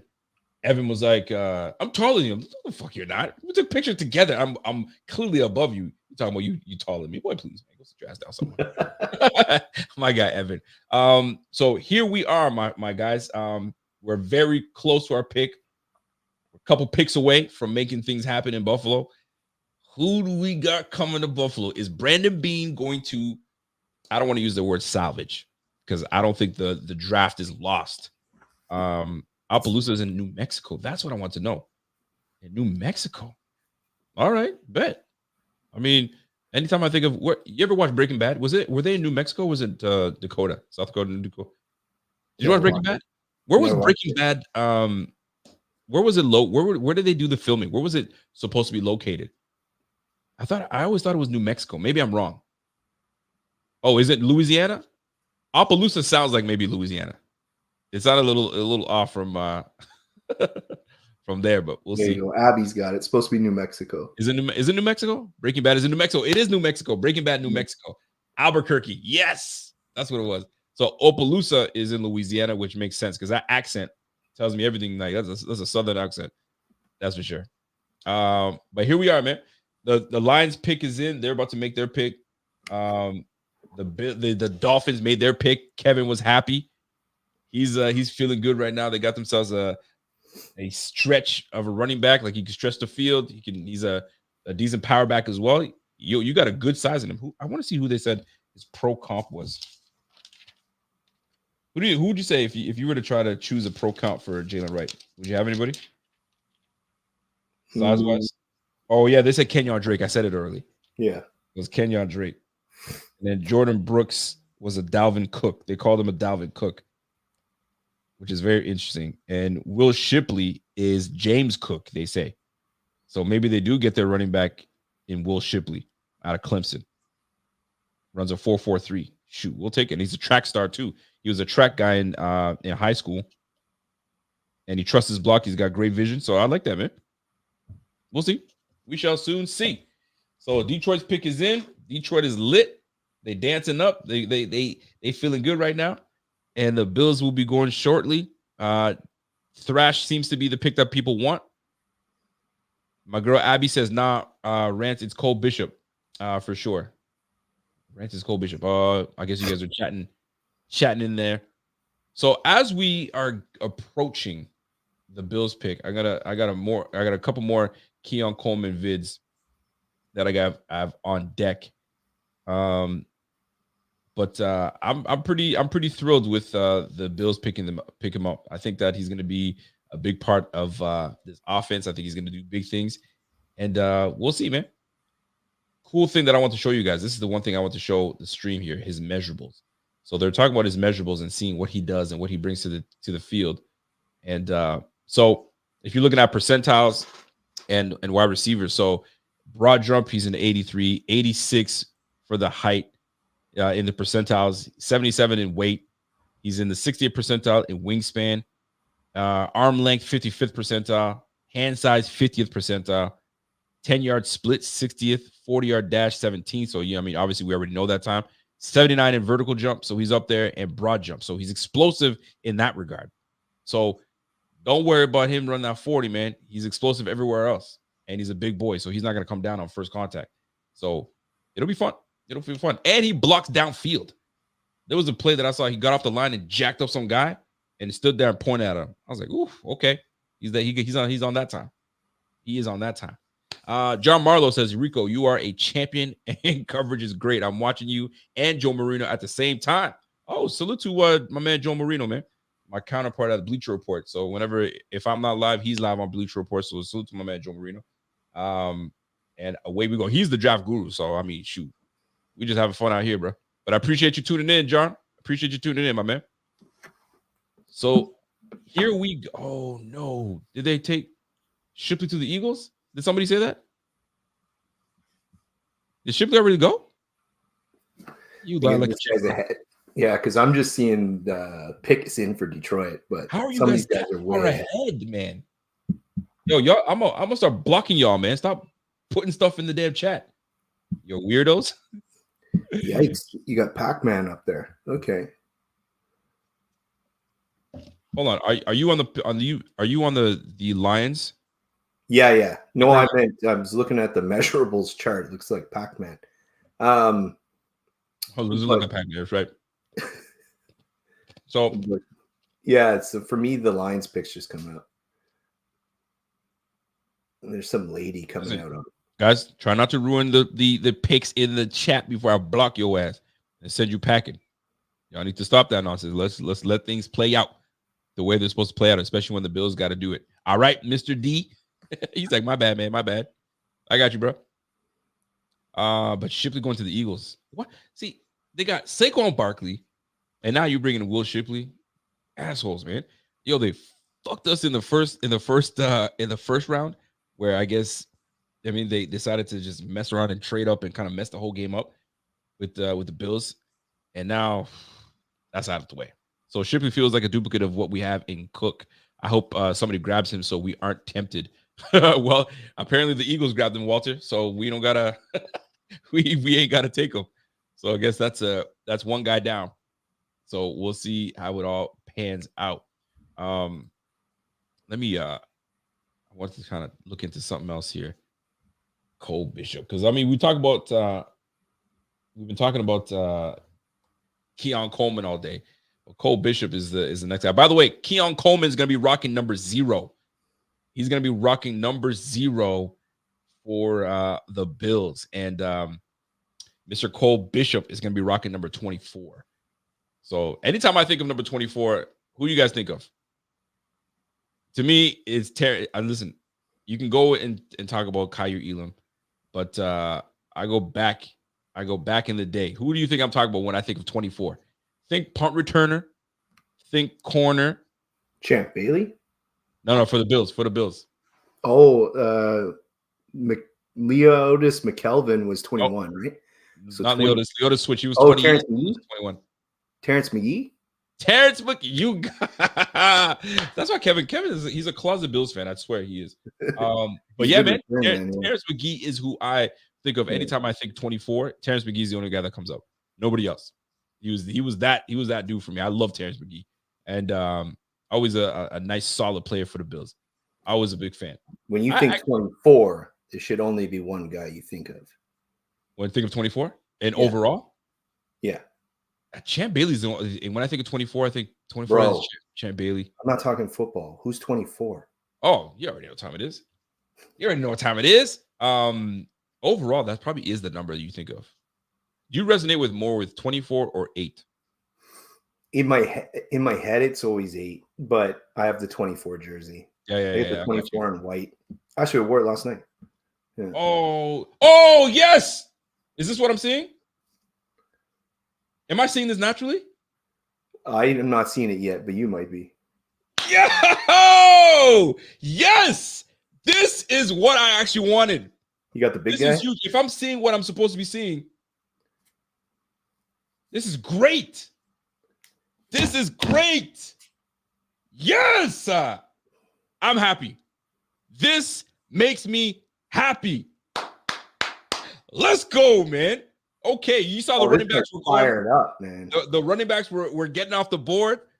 This was an early pick that I like. When I saw Ray Davis, I was hooked on Ray Davis. I was a big fan of Ray Davis. If you guys remember, I was like, who the fuck is this Ray Davis cat? Yes, sir, man. Now we got it. Now we pumped up now. Now we good. Brandon Beane. 5'8", 3/8", 211. That's Rico. Not quite. Actually, a little bit. But listen, man, I will take this. If you watch this brother's game is solid. It's going to work just fine with the Bills. You got a little bit of speed, and you got a little bit of bruise back, and he's got vision. He's got quick feet. If you look at him, this boy can play. Ooh, the Bills. Yo, listen, Brandon Beane, thank you, sir. You got me happy right now. You got me happy. My man Ray Davis coming through. I'm a fan. Let me just see who they have Ray Davis comp to. I'm very curious as who they have him comp to. Kevin's like, oh, that's your size. Oh shit, that makes me super fucking happy right now, man. Love it. 5'9", 216. You're not bringing this guy down. You're not bringing this guy down on one hand or one contact. He's bouncing off. He's that dude, man. Oh shit, they got him comped at Kenneth Walker. Pound the table for that dude, man. Let's go. Go playing games, man. So let's talk about the strengths and weaknesses of my guy Ray Davis. I'm excited. I'm very excited. I feel good about this. This was big. Listen, does this soothe the need that I had for Breece Hall? No, because I really wanted Breece Hall. But Ray Davis was the guy that I was like, okay, if we can get Ray Davis in a Bills uniform, boy, would that make me motherfucking happy. So let's take a look here. We just want to take a look because I think these guys should know who's on top here. So if you look at this list here, can you guys take a look what we see on that list? So I got two guys. You might as well give me the championship right here, right now. And most people were saying, I hate Rico's draft. Rico's draft is trash. Guess what? Rico just nailed two guys that Brandon Beane is going to draft. So I got Cole Bishop and I got Ray Davis on the squad, man. Yo, talk to me nice. Talk to me nice, man. Ray Davis to the Bills. I'm loving it. Kevin loves my excitement. Kevin was excited that he got his guy. I got my guy. We're two happy guys on the podcast right now. Yo, make some motherfucking noise, man. Make some noise. My guy Ray Davis is in the building. Listen, y'all are gonna like Ray Davis. I'm gonna tell you right now. You guys are gonna like Ray Davis. You guys are gonna love him. I'm a fan of this shit. Let's go, man.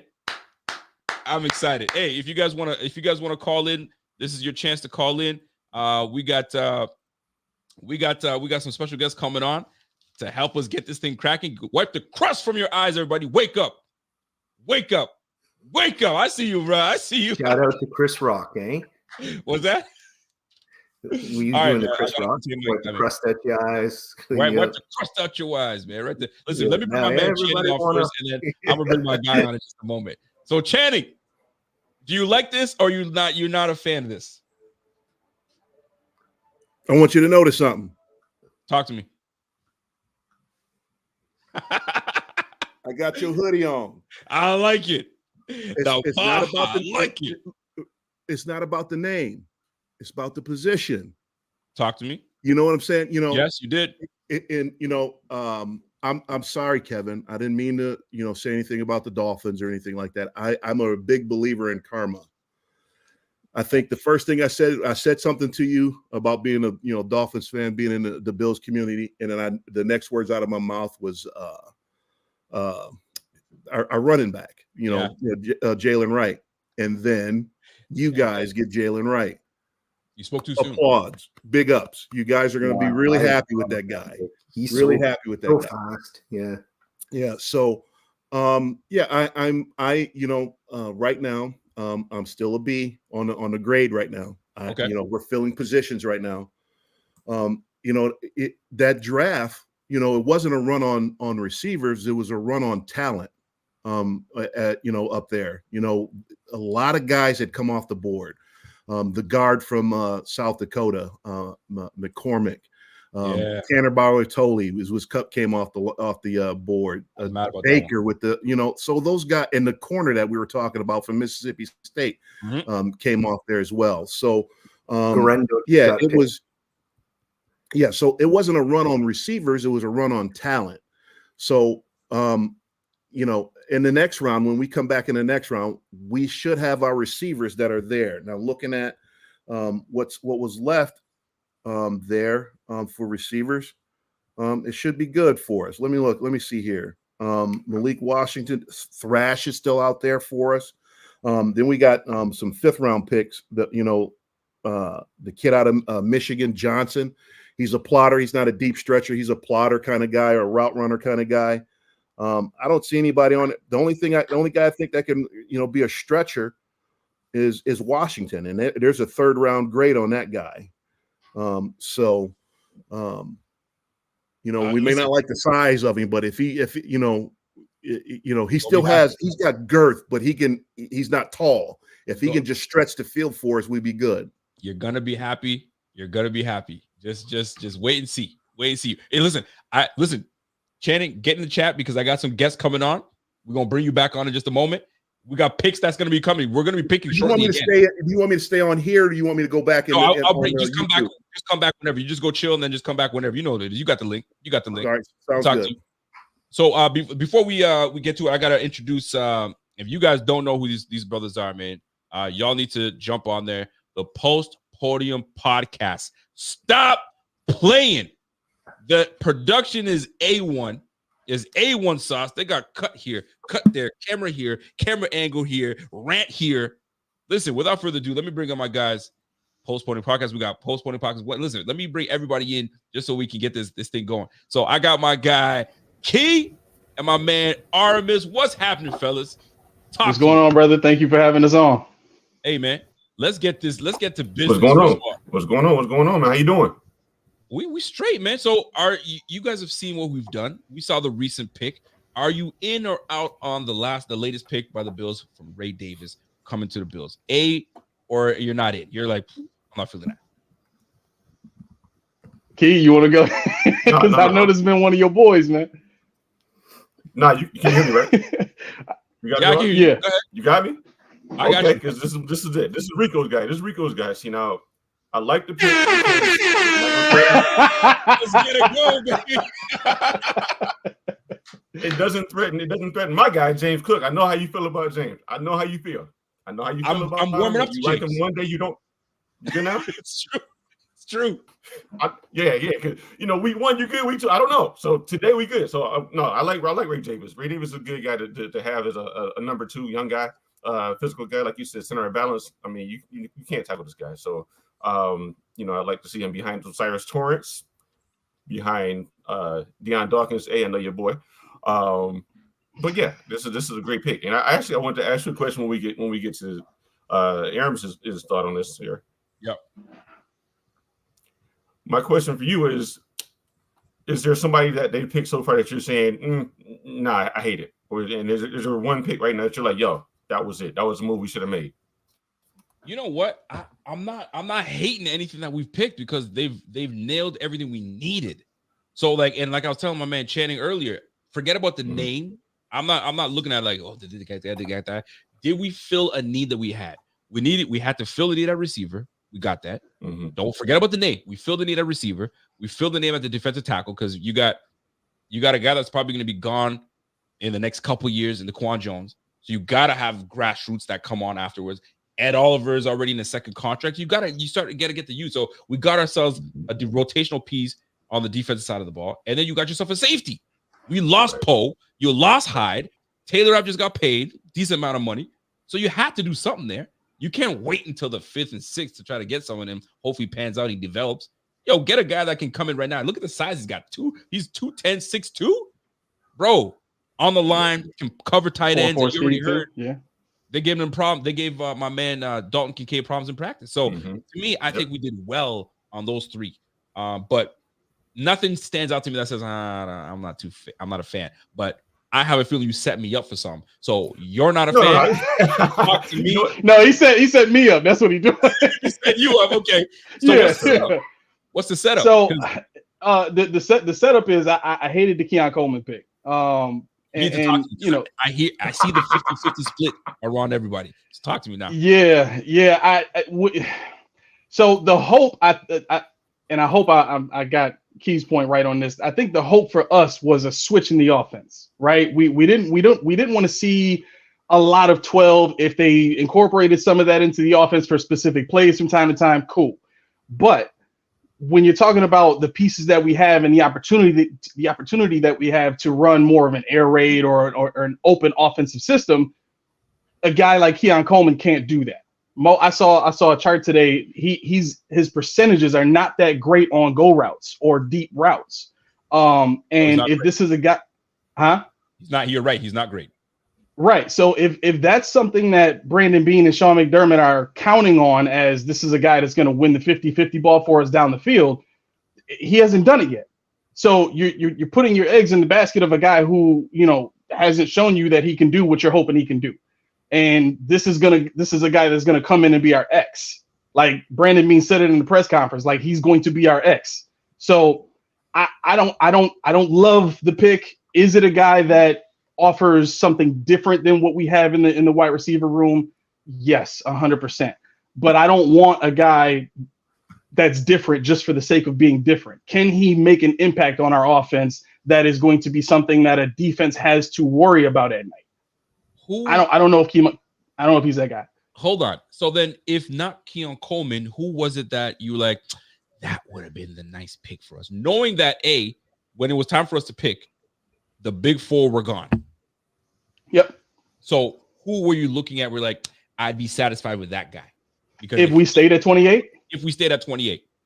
If we stayed at 28, I think either Xavier Worthy or Leggett would have been the picks for me just because of the speed they possess. Okay. Now, I understand a lot of people's going to say Worthy's not an outside guy, but it's a copycat league. And Sean McDermott has shown a propensity to copy off of other good coaches. He coached under Andy Reid. So you could easily go back and look at the tape on Deshaun Jackson and figure out how to use him.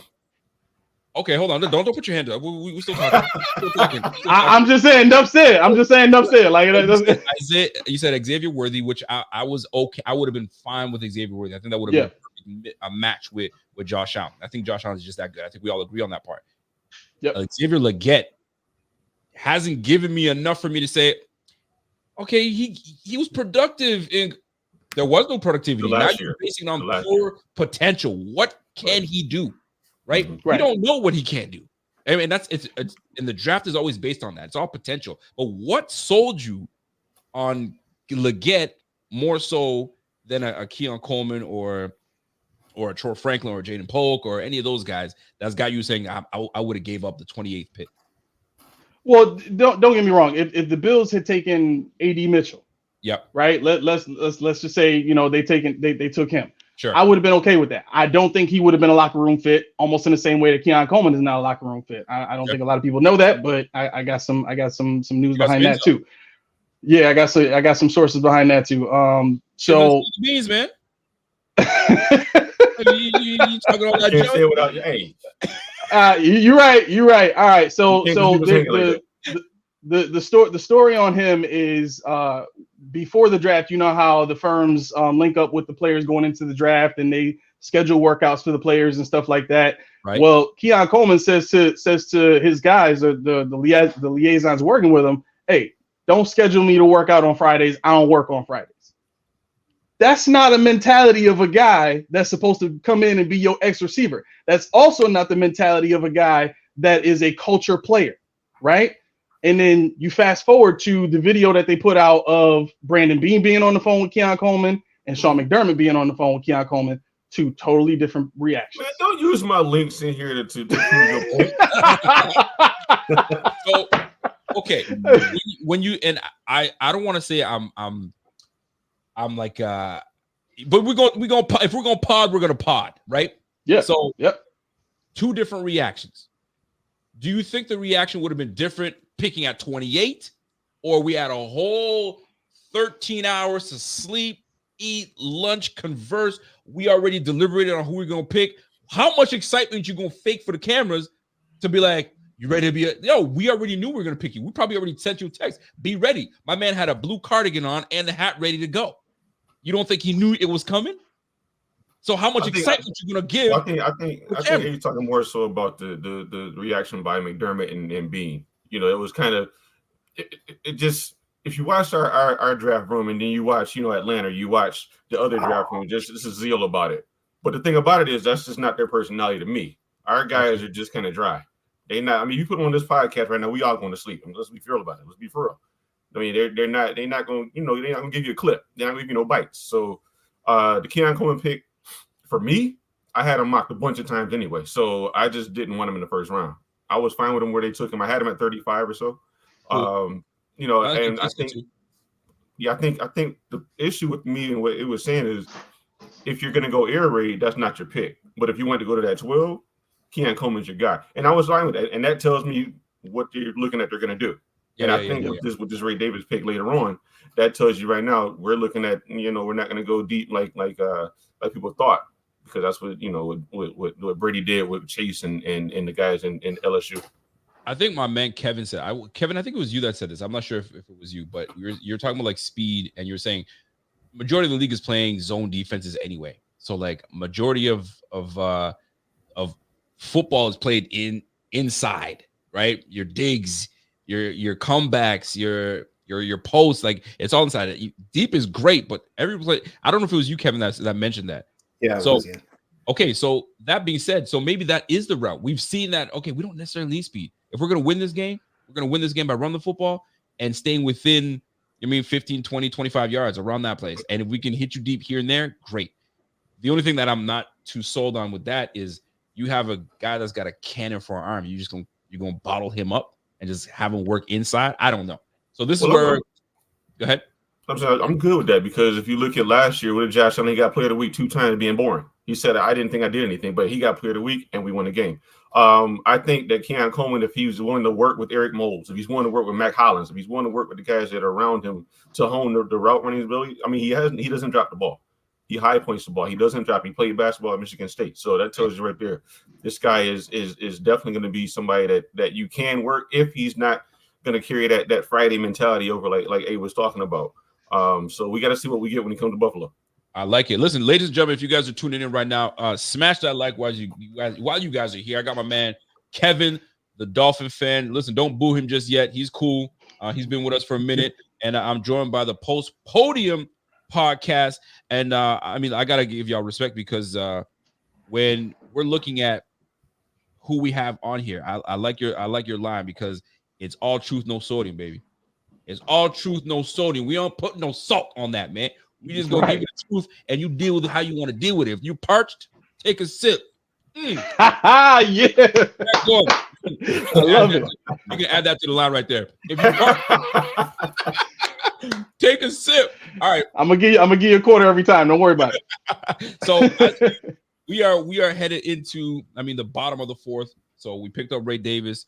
Let's talk about Cole Bishop now. Hold on, before we get to Cole Bishop, my man Bobby, he's trying to always throw some bullshit at me right now. Ray Davis, 25 years old in training camp. Like, yo, knock it off, man. Just let me be happy. All right, let me be happy with Ray Davis. You ain't gotta do all that, man. You ain't gotta do all that. Anyway, shout out to my man Bobby with the graphics and all that good stuff. So, by the way, let me keep going. If you guys haven't been tuning in on our Twitter, tuning in on our IG, Facebook, all that social media and the graphics that you see, that's my guy Bobby Ray holding it down. All this stuff that you see here, that's my man producing that. So big shout out to my guy. P Money's doing business, family business. So we rolling right now. So Cole Bishop, we talked about the picks that we've made. How do you feel about Rico? Do you feel like we hit it? Take the names out of it. How do you feel? So I'm gonna reverse that to you guys. Cole Bishop, are you guys both aligned? Do you feel good about that pick, or was it too soon to pick that, bro? No, I feel good about it. Hey, I don't know how much we talked about it, but I definitely like what he brings to the table. He's sort of a Jordan Poyer kind of player. So I would love to get him Micah Hyde. I would love to get them Micah Hyde back there too. Because as A didn't know, this is the big secret. I'm not big on Mike Edwards at all. So you're gonna have to explain yourself. You're gonna have to explain yourself now. I like these guys, Rico. I like these guys. Me too. I was saying that last night. You need a Hyde. No one out there, because like I like Bishop, but he's slightly redundant with what you have. He's an upgrade, but he's slightly redundant with what you have. You need that center fielder, man. But that's what everybody's saying about this guy, is that he is that Micah Hyde type of player. He is that do everything type of player.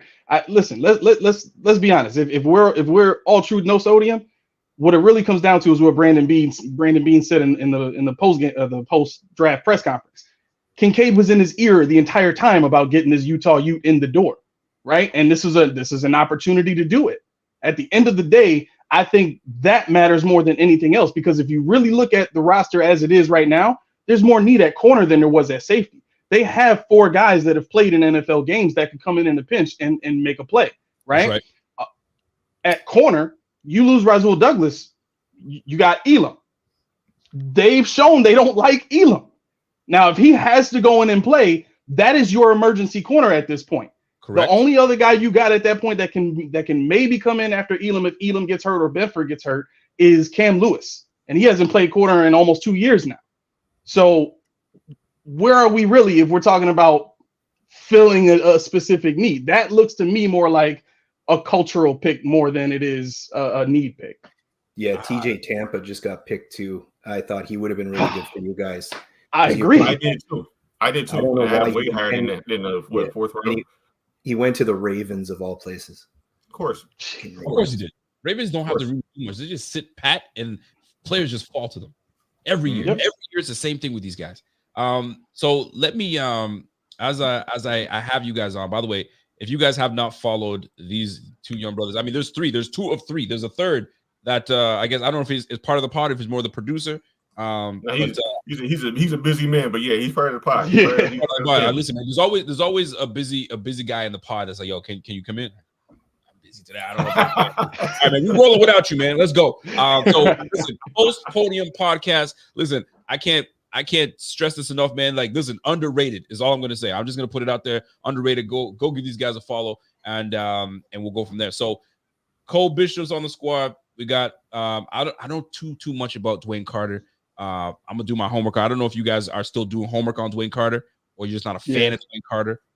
I can tell you Dwayne Carter. What's your intel? What you got? He's a tweener. I don't know what that pick was about. That's the one that I thought about when I asked you if there was one you just like. Dwayne Carter's 6'2", 305, but he doesn't really have a low center balance. He gets pushed out of the hole pretty easily. He's not fast off the line at all. Got heavy hands.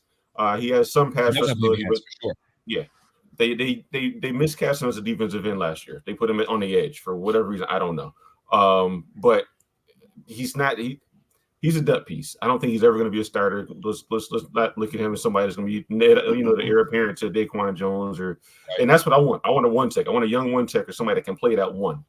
It's not too late. This is where now these next 2 picks that the Bills have. It's 5. It's a 5th round, 6th pick, and the 9th pick. So either we're picking in both those slots and we feel good what's left behind, or we're packaging and we're moving up. I'm getting text right now saying, yo, man, this is the time that the Bills should package some things up and go get a receiver that's got some speed and some that can give us some depth and some stretching of the field. I mean, there's going to be a whole lot of undrafted free agents that are going to be available to us. So, I mean, I ain't tripping. But I did want to show a little love to Ray Davis, because I still don't feel people they don't truly appreciate what we get in Ray Davis. I think he's nice. And my man Bobby tried to come in and hate on us, but listen, Bobby, if people say what they say about running backs is they're a dime a dozen, and he's 25 years old, I guess I hate to say it because it pains me.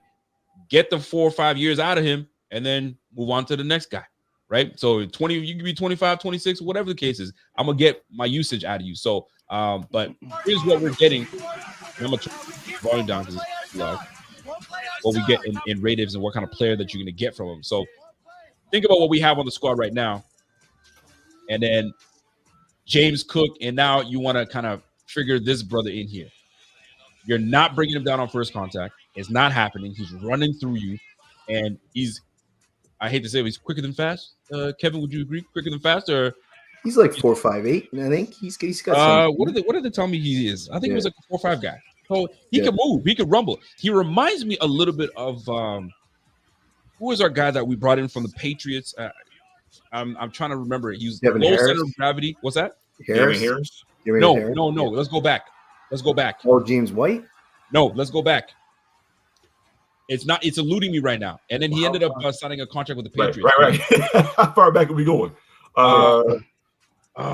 He went from Buffalo to New England? Anyway, then New England signed him. We for some reason we didn't match. Florida.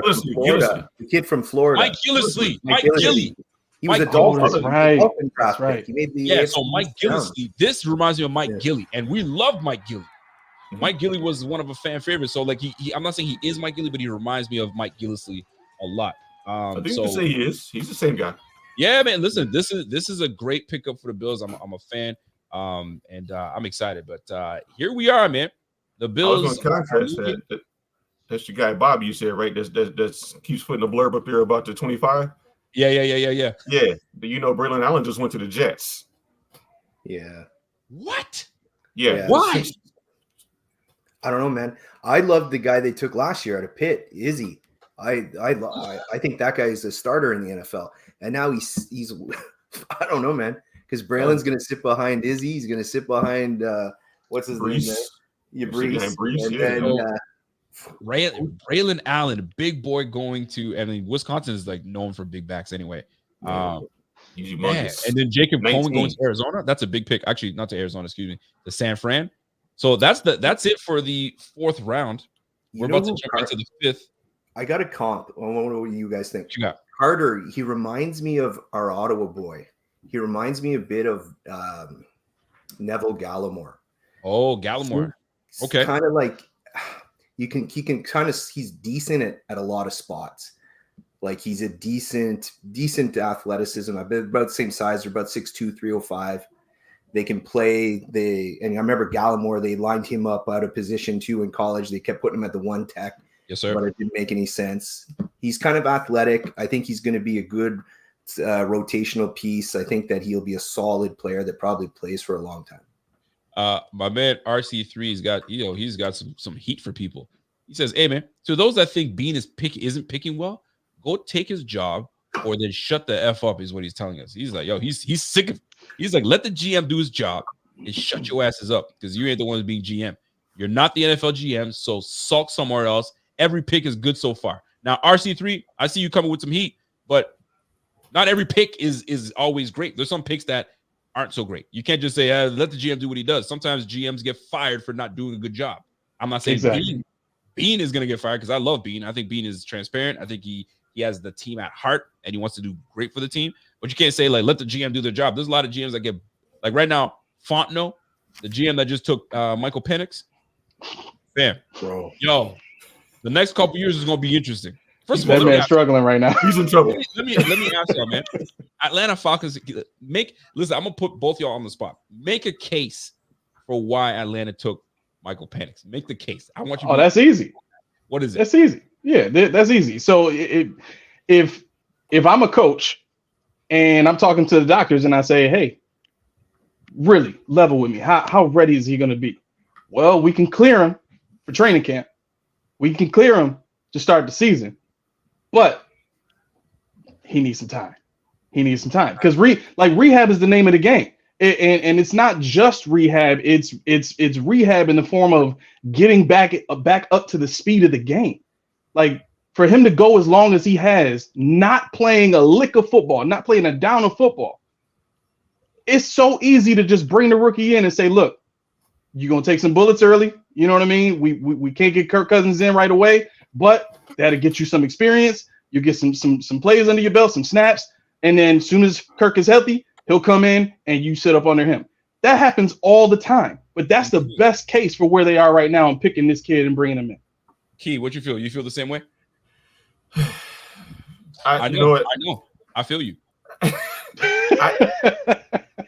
I'm gonna pray for the guy. I'm gonna pray for the dude because I don't know what he did. I don't know why he did. I'm not a big Kirk Cousins fan. I'm not a big Kirk Cousins fan at all. I don't think he's that great. He told me, he has a good oh, you spitting fire. You must be Ice Cube. Anyway, Ice Cube. But anyway, no, I think Kirk Cousins. I really got to look at his contract, but I think there's got to be something they can do with it. I don't know what kind of salary cap money they have. He was a insurance pick just in case they didn't get somebody they really wanted. I don't know why they didn't think they could get Penix, or maybe they thought his medical wasn't going to check out. I don't know, but I think they got the guy they wanted, and I don't think they're going to let a 24, 25-year-old guy sit for 4 or 5 years before he plays. He's not going to be 30 before he gets meaningful snaps. Listen, I think those are fair points. I'm looking at Kevin. I know that you're not a fan of it, Kevin, but I mean, I don't think a lot of people are fans of this thing. Your thoughts on the Michael Penix? I don't think Penix is ready to play. I think he's brutal at short passes. I think he's got a nice arm. I think he's got talent.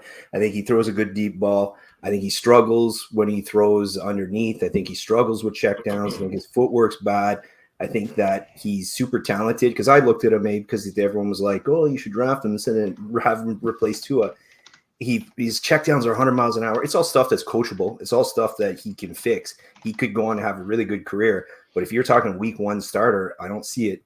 And then the contract with Cousins it's 4 years, 130 million, and 100 of it's guaranteed. Yeah. So that's what was reported. Unless they've got a bunch of void years, but even if they do, as soon as they cut him, that accelerates.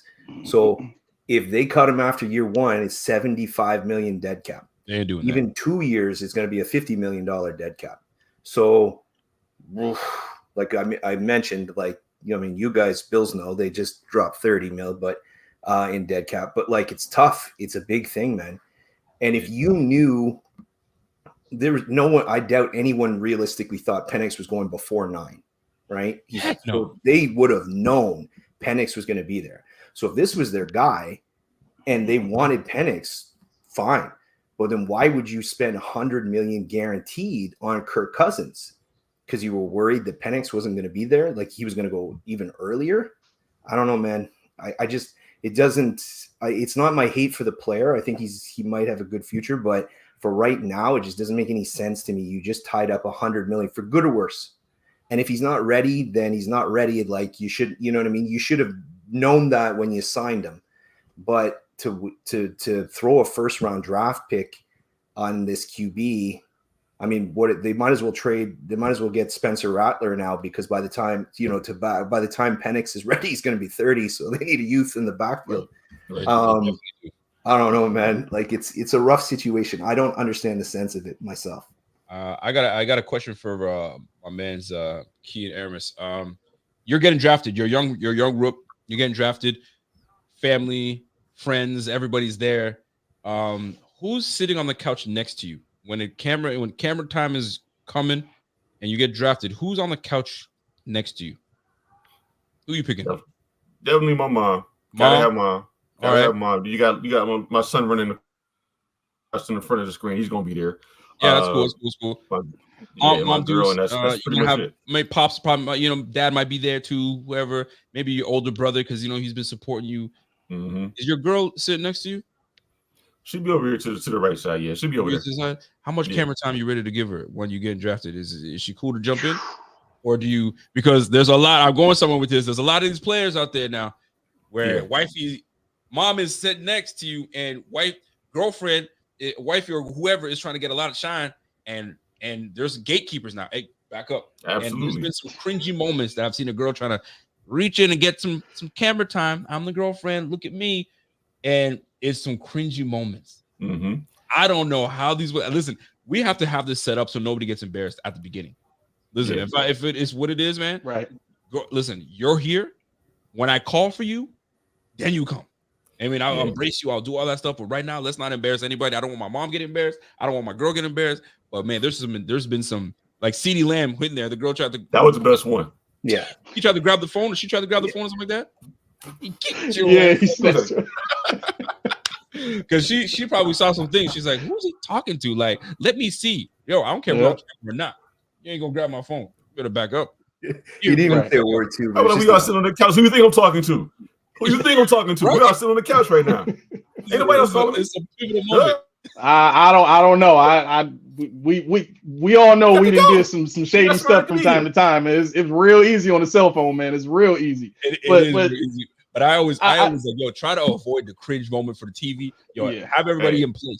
Or I'd have my brother or whoever that's my fam's like, listen, this is what's gonna happen. If she tries to jump in, you'll try to pull her, distract her, do something. And if mom is trying to get rude, check mom. I don't know, but these moments, fam, we can't be letting that things happen right now. So you got to hire a draft day bodyguard just to listen. You got to patrol the couch. When I was getting married, I was like, yo, I told my brother, there's gonna be things I forget. You know what I'm saying? So like, you got to be my guy that says, yo, don't forget to do this, don't forget to do that. Yo, you know what I mean? You got to have your right hand man. So somebody's got to be there to kind of control. You mean the ratchetry that's gonna be happening on straight TV? You feel what I'm saying? Real. So we folks are officially in the 5th round. You're on the clock. The Bills are pretty much on the clock because the Chargers are picking. So, fellas, where are we going with this now? Where are we going? Are we going receiver? Is this where we pick the receiver that is available? Jamari Thrash is still here. I mean, a lot of these receivers are gone, right? The top receivers, Malik Washington is still around, but now you got to pick the type of receiver you want for the squad. You already got your big body control receiver, your possession receiver, if you want to call it that way. Is Brandon Rice the pick here? Are we going to the trenches? Are we going edge with Kamara? I think either edge or that, that backup slot guy or that route running type of receiver that, he might not necessarily be a speed guy, but I think it's going to be edge, to be honest. I think, as Keith said, the depth pick that we got, the defensive tackle in the 3rd round, that's what they're looking at now. They have their starters. I can't see anybody coming in and usurping any of those guys right now. Maybe next year just because of cost, but it's that defensive line is set right now. So everything else is going to be depth pieces. That's probably going to be a lot of what they get in terms of undrafted free agents also, because if they're still in the mindset of rotating guys, they're going to need at least 4 more defensive linemen than what they have right now. Because right now, based on what we have, it's not cutting it. I mean, you got an aging coming off of a comeback year, if you will. I don't want to say a bad year. It wasn't a bad year, but it wasn't a productive year. I'll put it that way. I'm being nice when I say that. So, and then you got AJ Epinesa, good back, 6.5 sacks, hasn't surpassed that. With maybe with more playing time, maybe he does. You got Greg Rousseau. I'm like, I like Greg Rousseau, but like, is he it? Are we banking on him to, take that leap, or he's just what he is? What you see is what you get. That's something that the Bills have to look at. So I've said this a million times. I've said this a million times with Greg Rousseau. Everybody expects him because he came out of the 1st round to be at that pass rushing guy because that's what they said he was going to be. But Greg Rousseau is not a pass rusher. He's not a natural pass rusher at all. He's a Shaq Lawson improvement. He's like 2.0. So what you're going to get out of him is long arm, somebody that can get the reach, a cover sack guy. So that means you got to be able to be exotic with your defensive end. You got to be exotic with your rush packages. And Greg Rousseau is going to get you. I don't think he's going to ever give you more than, I'll say, 8 or 9 sacks a season. If he gives you 8 or 9 sacks, that means you're back. Yeah, you're back 5 or you're back 4 or 5 are doing their job because there's a coverage sacks galore. But I think people are going to, like you said, that 19 mil or whatever it is for his 5th year option. That's tough. That's real tough. Picking it up? Are you picking it up? I'm not. No, I'm not. So do not, for those that are in the chat, don't be that D-bag that's already telling us to pick. You're not cool by doing that. And I know you're not trying to be that person, but don't do that. Let people see it for what it is. Now, if you already saw it on your screen, then that's so be it. But we haven't seen it yet. I don't know about you guys. I haven't seen the pick yet. No, not yet. No, it's still Bill pickers in. Somebody got that ultra Wi-Fi. Yeah, well, listen, you need to knock it off with that ultra Wi-Fi. So knock it all the way out because don't be rooting for people that haven't seen anything yet. So right now we've gone receiver, we got defensive tackle, we got ourselves a safety, we got ourselves a running back. to me, corner makes sense or the O-line makes sense. Yeah, but all of the DBs that we thought would be there in the 4th and 5th, they just got hungry earlier in the draft, and they took them all. The guys you're going to get now are probably going to be your 6th or 7th round grade guys. Now, I will give Sean McDermott credit in terms of his ability to coach up, defensive backs. Guys like Brian Dawkins had their best years under Sean McDermott as a DB. So, right. What I got to give him a little bit of credit. I did say this. I was talking to my pops last night. I got to give him credit on that. But yeah, if that's where we end up going, I don't think I'll be mad. But I think I would want more of a pass rusher. The pick is coming up now. It looks like pass rusher would be right now. It would be nice. It's got to be trenches. It's got to be in the trenches. Who's his brother? Who are you seeing right now? Who's on the screen right now? Oben. Rico, where are you at? I see Roman Oben on the screen right now. Roman Oben? Yeah. A center. Sedrick Van. Oh, we traded? What? No, we stayed back. Van Pran. Sedrick Van Pran. Listen, if Van Pran. You love said it, Georgia. I know nothing about Sedrick Van Pran. Good pick. So I like it. I like it a lot. Yeah. So let me ask this. Hey, we needed a guard. We needed a center guard. What do you think about the center position now? Are you moving McGovern back over? Because Van Pran. Yeah, Van Pran is a starting center. Okay, if that's the case, then I would just sit Connor McGovern down. I would just sit him down. I don't think so. You can sit Connor McGovern down? Oh, easily. Over Edwards? No, because what I want ideally is I want Lyle Collins to go play guard. That's what I want. They have him at tackle right now. He's not a tackle in the league anymore. He's just not. He's past that point. So for him to go over and play guard, he can still move the pile as a run blocker, which is exactly what we need. The Bills have wasted too much time trying to get athletic pass blockers that can't anchor. And when you get to long third down, when you get to long down and distance, absolutely, you get exactly what you got against the Chiefs in the playoff game, which is Chris Jones coming and bull rushing the mess out of Deion Dawkins and pushing him right into Josh Allen. Why you got to do that? Why you got to bring that up? Listen, what I'm saying is, until we are done with the Sean McDermott era, I will continue to expose errors like that. No, I'm kidding. Well, I'll tell you this though, so Sedrick Van Pran. I mean, according to, some guys had him as a top 5, one of the top 5 centers in this draft. So this is a solid pick, and this is starter material. And the pro comp to Mr. Sedrick Van Pran is Ryan Khalil. Yeah, I'll take that all day. So that's what the pro comp is. I mean, there might be a more upgraded pro comp. He's a smaller, sub 300-pound athletic guy. I was looking at him because he would really fit the Dolphins run scheme, like that zone, outside zone scheme. He would fit this really well. He was one of the guys I was hoping for today. So I'm not happy you guys took him. This pisses me off. But this is good. If Kevin's pissed, then that's a good news. That's great. That's really good news. Yeah, he's very mobile. He's going to get out if you want to run outside, right? And you got a guy like Cook. That's going to help because now he's going to get those reach blocks in the second level. He's tall, but he's got short arms. He's got, I think, it's sub 33-inch arms, but it's at center. It should be fine.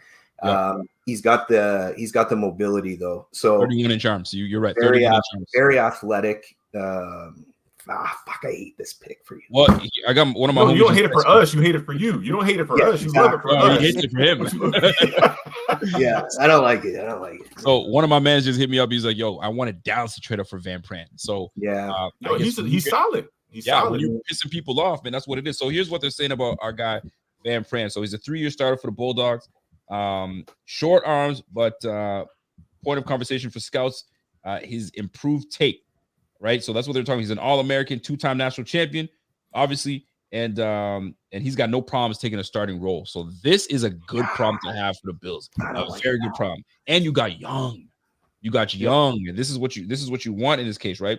So his play strengths, outstanding leg drive effort as a run blocker, Play strength took a huge step towards in 2023. Hand-eye coordination allows him to recalculate and replace his hands, which is great. Because a lot of times, how many times do you see Mitch Morse just get jacked up and pushed all the way back? I mean, Lord knows he tried his best. You know what I'm saying? But there were some moments where, I mean, he was taken to the woodshed. You know what I'm saying? There's some moments, and then Josh had to kind of evade and abort the pocket, and then do what Josh Allen does. So maybe this gives Josh Allen a lot more time to just dissect. So a guy like Keon Coleman can do work.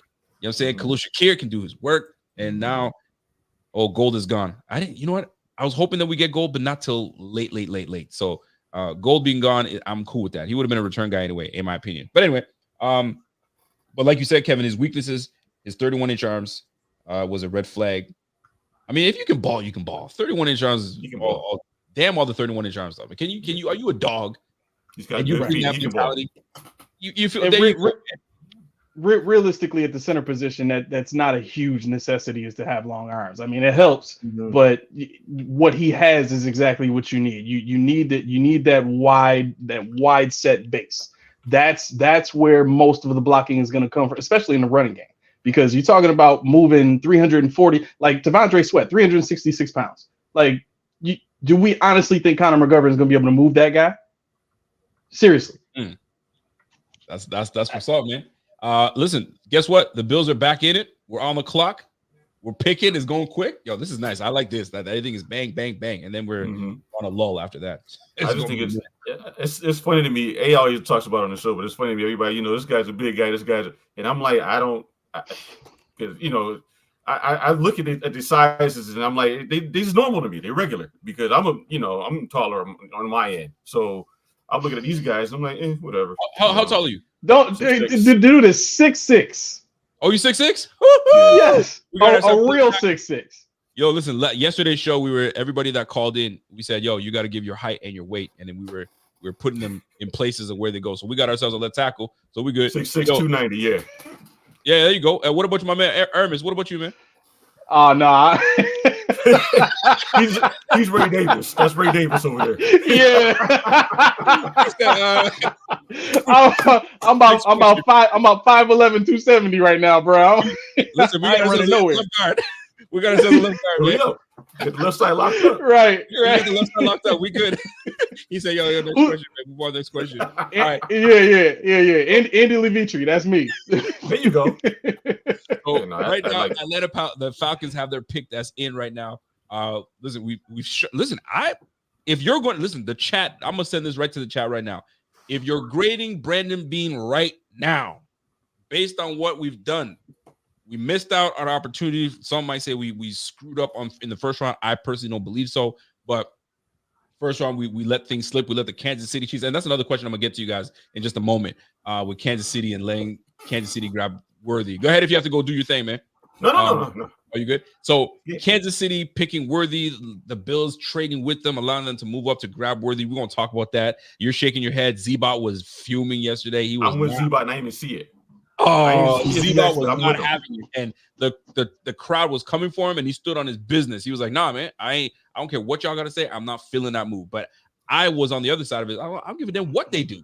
I don't care what is going on in your backyard. I'm worried about what's in my backyard. And really, I think that's what it is. And we're gonna talk about that. We're gonna talk about that. But everybody, give me your grades in the chat. And we got B's, we got B pluses, we got A's. I haven't seen an A yet, so I think this is the second A that I've seen. So now I'm seeing people move up. We're moving up. All right. I see my man Joe Wolf says I don't give a damn what they did. That's a C for me. I ain't feeling any of that. So A plus coming up for my order. Sleepless. Okay, order. I see you, man. My girl Laura said, yo, Rico putting people on the spot today. You simultaneously ruined this man's relationship with his mom and his girl with the laugh. Listen, man, that mom was about her business. She knew. She's seen previous drafts before, and she knows that what my man's is bringing in with his girl. So she's like, not today. Now, she probably gave her a whisper and says, yo, stay in your place. If you don't, you're going to get these bows. I'm going to box you out like Rodman. So let's chill out now. So you guys traded out of the pick, eh? Say it again. He traded out. Oh, we traded out? Yeah. Listen, it makes sense. Right. Didn't like anybody. How far down? I gotta go see how far down they traded out. They gave. I don't see you, so I think it might have been for a next year pick. That's the thing. I'm like, I don't care if you traded out, but what are we doing at this point? We had 11 draft picks this year. Then we ended up with 10, and we got and then they did all this stuff, and I thought they were going to trade back into the third, but they could easily got 92, but they didn't do anything with it. So 25th. So I'm interested in that. Like they went ahead and did that. So we got the 160th pick. That's our next pick. So I think maybe you traded for next year. What is it? 5th round? Maybe you traded for next year 4 or something like that. We're about to find out. Let me hit up Twitter and see what the compensation is. Yo, thigh doc right now. Okay, so the Bills are trading back the trading pick 144 to the Bears.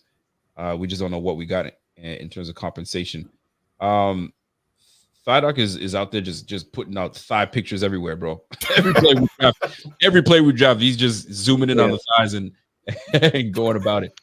What did we trade? So I mean, compensation hasn't come on, so we're gonna see what's going on. Are you guys? I mean, you're probably indifferent on that trade, but we'll find out once I get the composition. We'll just go from there. I think it is for next year 4. Oh, there you go. 2025 4th round pick. All right, I appreciate that, Bill Nick. Appreciate that. So let's get into this, man, because I need to talk about this Kansas City trading back with the Bills. So I'll start with Key. Key, let's start with you, man. So whether you like it or you don't like it or you're indifferent, the Bills allowing the Chiefs to leapfrog them with them and allowing them to take the speediest receiver in the game. What say you on that transaction? And are you for, against, or are you just like, it don't bother me? Let's go. I mean, it bothers me to the degree that I don't think that they got enough for it when you're talking about a team that you can't beat. You just basically gave the team that you're trying to leapfrog, you're trying to hurdle on the field more ammunition to beat you. Everybody knows we're a slower team in the back 4 or back 5. And so they just got faster. So everybody, people are talking about this was a fair trade when it comes to Beane saying, what do you say? We got to make sure it's fair for us and fair for them. I don't give a damn about being fair for them. I want us to come out on top of that trade because we know on the field, in the playoffs, we haven't come out on top yet.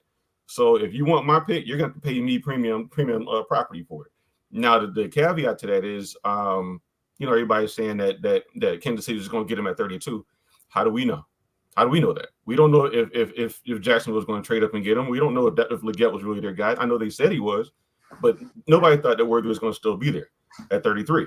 So, I mean, I don't mind not having him because I didn't have a 20th pick grade on him anyway. But I can tell you right now, if this happens again like it did in 2017 when we traded away the 10th pick for Trey White and they got Mahomes and we got to sit here looking at Mahomes to Worthy again on the Bills we have. I don't know. I don't know, man. I don't know. I can tell you for a fact, because Armis had some. What's up, Kev? I can tell you for a fact, Miami was trying to trade back into the top of the 1st round. Now, who it was for, I don't know, but I know this. They were trying to get back in the 1st round, maybe for Worthy. So you might have given one for the other. Yeah, either way, I think you as an organization and what you've stood for the last 5 years, or what you've propagated that you stand for. When you say to a Stephon Diggs, you can go anywhere but KC. But then you go and make a trade with the enemy and gift them a wide receiver. Not just any wide receiver, perhaps the one wide receiver that will replace Tyreek Hill in a way that nobody else could. Hollywood Brown is not that guy, right? So for me, even for Brandon Beane to say, well, if we didn't trade with the Chiefs, somebody else would have, and they would have still gotten their guy. That's not the point. The point is, you have built your team over the last about 6 years to beat the Chiefs. Your entire existence has been getting past the Chiefs. That's right. And you hand them something to destroy you with next season. I don't get it. It doesn't make sense. So I think Bills fans would have felt some type of way no matter who the Chiefs would have grabbed. If we jumped up and traded with them and they drafted Ladd McConkey, everyone would have said, you gave him one of the better inside and outside receivers in the game. He's so quick. He's going to do damage.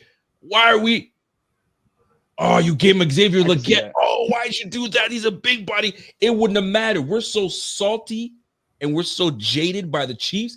It don't matter what they do. They could have drafted me, and y'all would have been like, "Yo, y'all gave a Rico." You don't care. It's the fact that you gave a weapon to Pat Mahomes. It wouldn't have mattered whether you gave him Worthy or not. To me, I looked at it as business. Listen, I get that. I get that point. Yeah, and I know you get it. I know you both get it. But you're trading up for a guy that I got no business. I'm not even eyeing. And I'm sure that's what the conversation was. Hey, man, I want to trade with you. Will you grab it? What position? Receiver. Who is it, though? Because I'm like, if it's the guy that we think you're going to, then I'm just going to go ahead and pick. Hey, we're taking Worthy. Bet. I'm not even looking at Worthy. Go ahead and grab him. The conversation could have went like that. So what are we mad about? And let's go to the player. I like Worthy. I thought Worthy would have been a great fit with the Bills. But, like, let's keep it a buck. Kadarius Toney, when they traded him to the Chiefs, you know what I'm saying, a big-time talent, we're like, oh, man, they got Kadarius Toney. Oh, we about to – what did Kadarius Toney do? Couldn't get things going. Gifted you a division. I mean, whether you want to call it that or not, but like, man, I mean, listen, he foot on the line. You're not thinking, you're not looking. Who knows? It doesn't really matter. But Kadarius Toney was supposed to be that guy. Nope. So is Worthy going to be that guy? There was a stat. I don't know if you guys saw it. ESPN guy did it, and he says all the first-round draft picks that have been taken and their success rates, hit and misses. 27%. Listen, I don't want to keep talking my shit. I'm going to show y'all, right? They said 27% of receivers hit. 27. So it could be that Worthy is just a decent receiver and nothing pans out from it. I mean, your success really comes from the middle rounds. And right now, we got ourselves a nice middle round pick. Let me just share my screen real quick so you guys see what I'm talking about. Because you try. I'm not talking shit. Look at your center. I mean, right now, based on what these stats are telling us, our guy's going to hit. Van Pran, you know what I'm saying? He's going to hit. If you go back down all the way to the receiver position, 27% is going to hit. So 2 receivers out of 10. We'll round up to 3. 3 out of 10 receivers out of that first round ain't going to work out. I mean, I'm saying 3 is going to work out at 10. So your big 3, Rome Odunze, Marvin Harrison Jr., who's the third? Malik Neighbors. They're your 3. Let's just say those 3 pan out. The rest of them ain't saying shit. So we shall see. That's why I'm not stressing so much. I know people are just losing their mind. How could you give them that? Because I get it. The way my man Key said it, you just gifted them a gift so they can whoop our ass some more.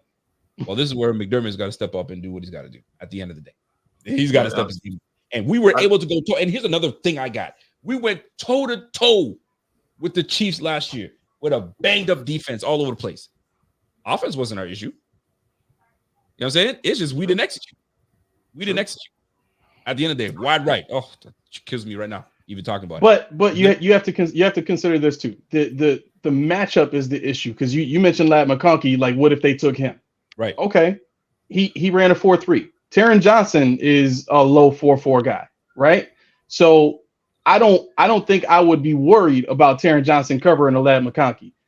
I'd be worried about any of our corners trying to stick with an Xavier Worthy. And I think that was one of the things that made the Chiefs so dangerous. The first 2 times that we saw them in the playoffs is we had nobody with the kind of speed that can stay in front, stay near a Tyreek Hill, right? And now they've got 2 guys that if you call 9 routes on both sides, who's staying with them besides maybe Elam? Like, who's staying? To me, that's it's the matchup. It's the matchup that matters. It's the matchup that makes it such a big deal.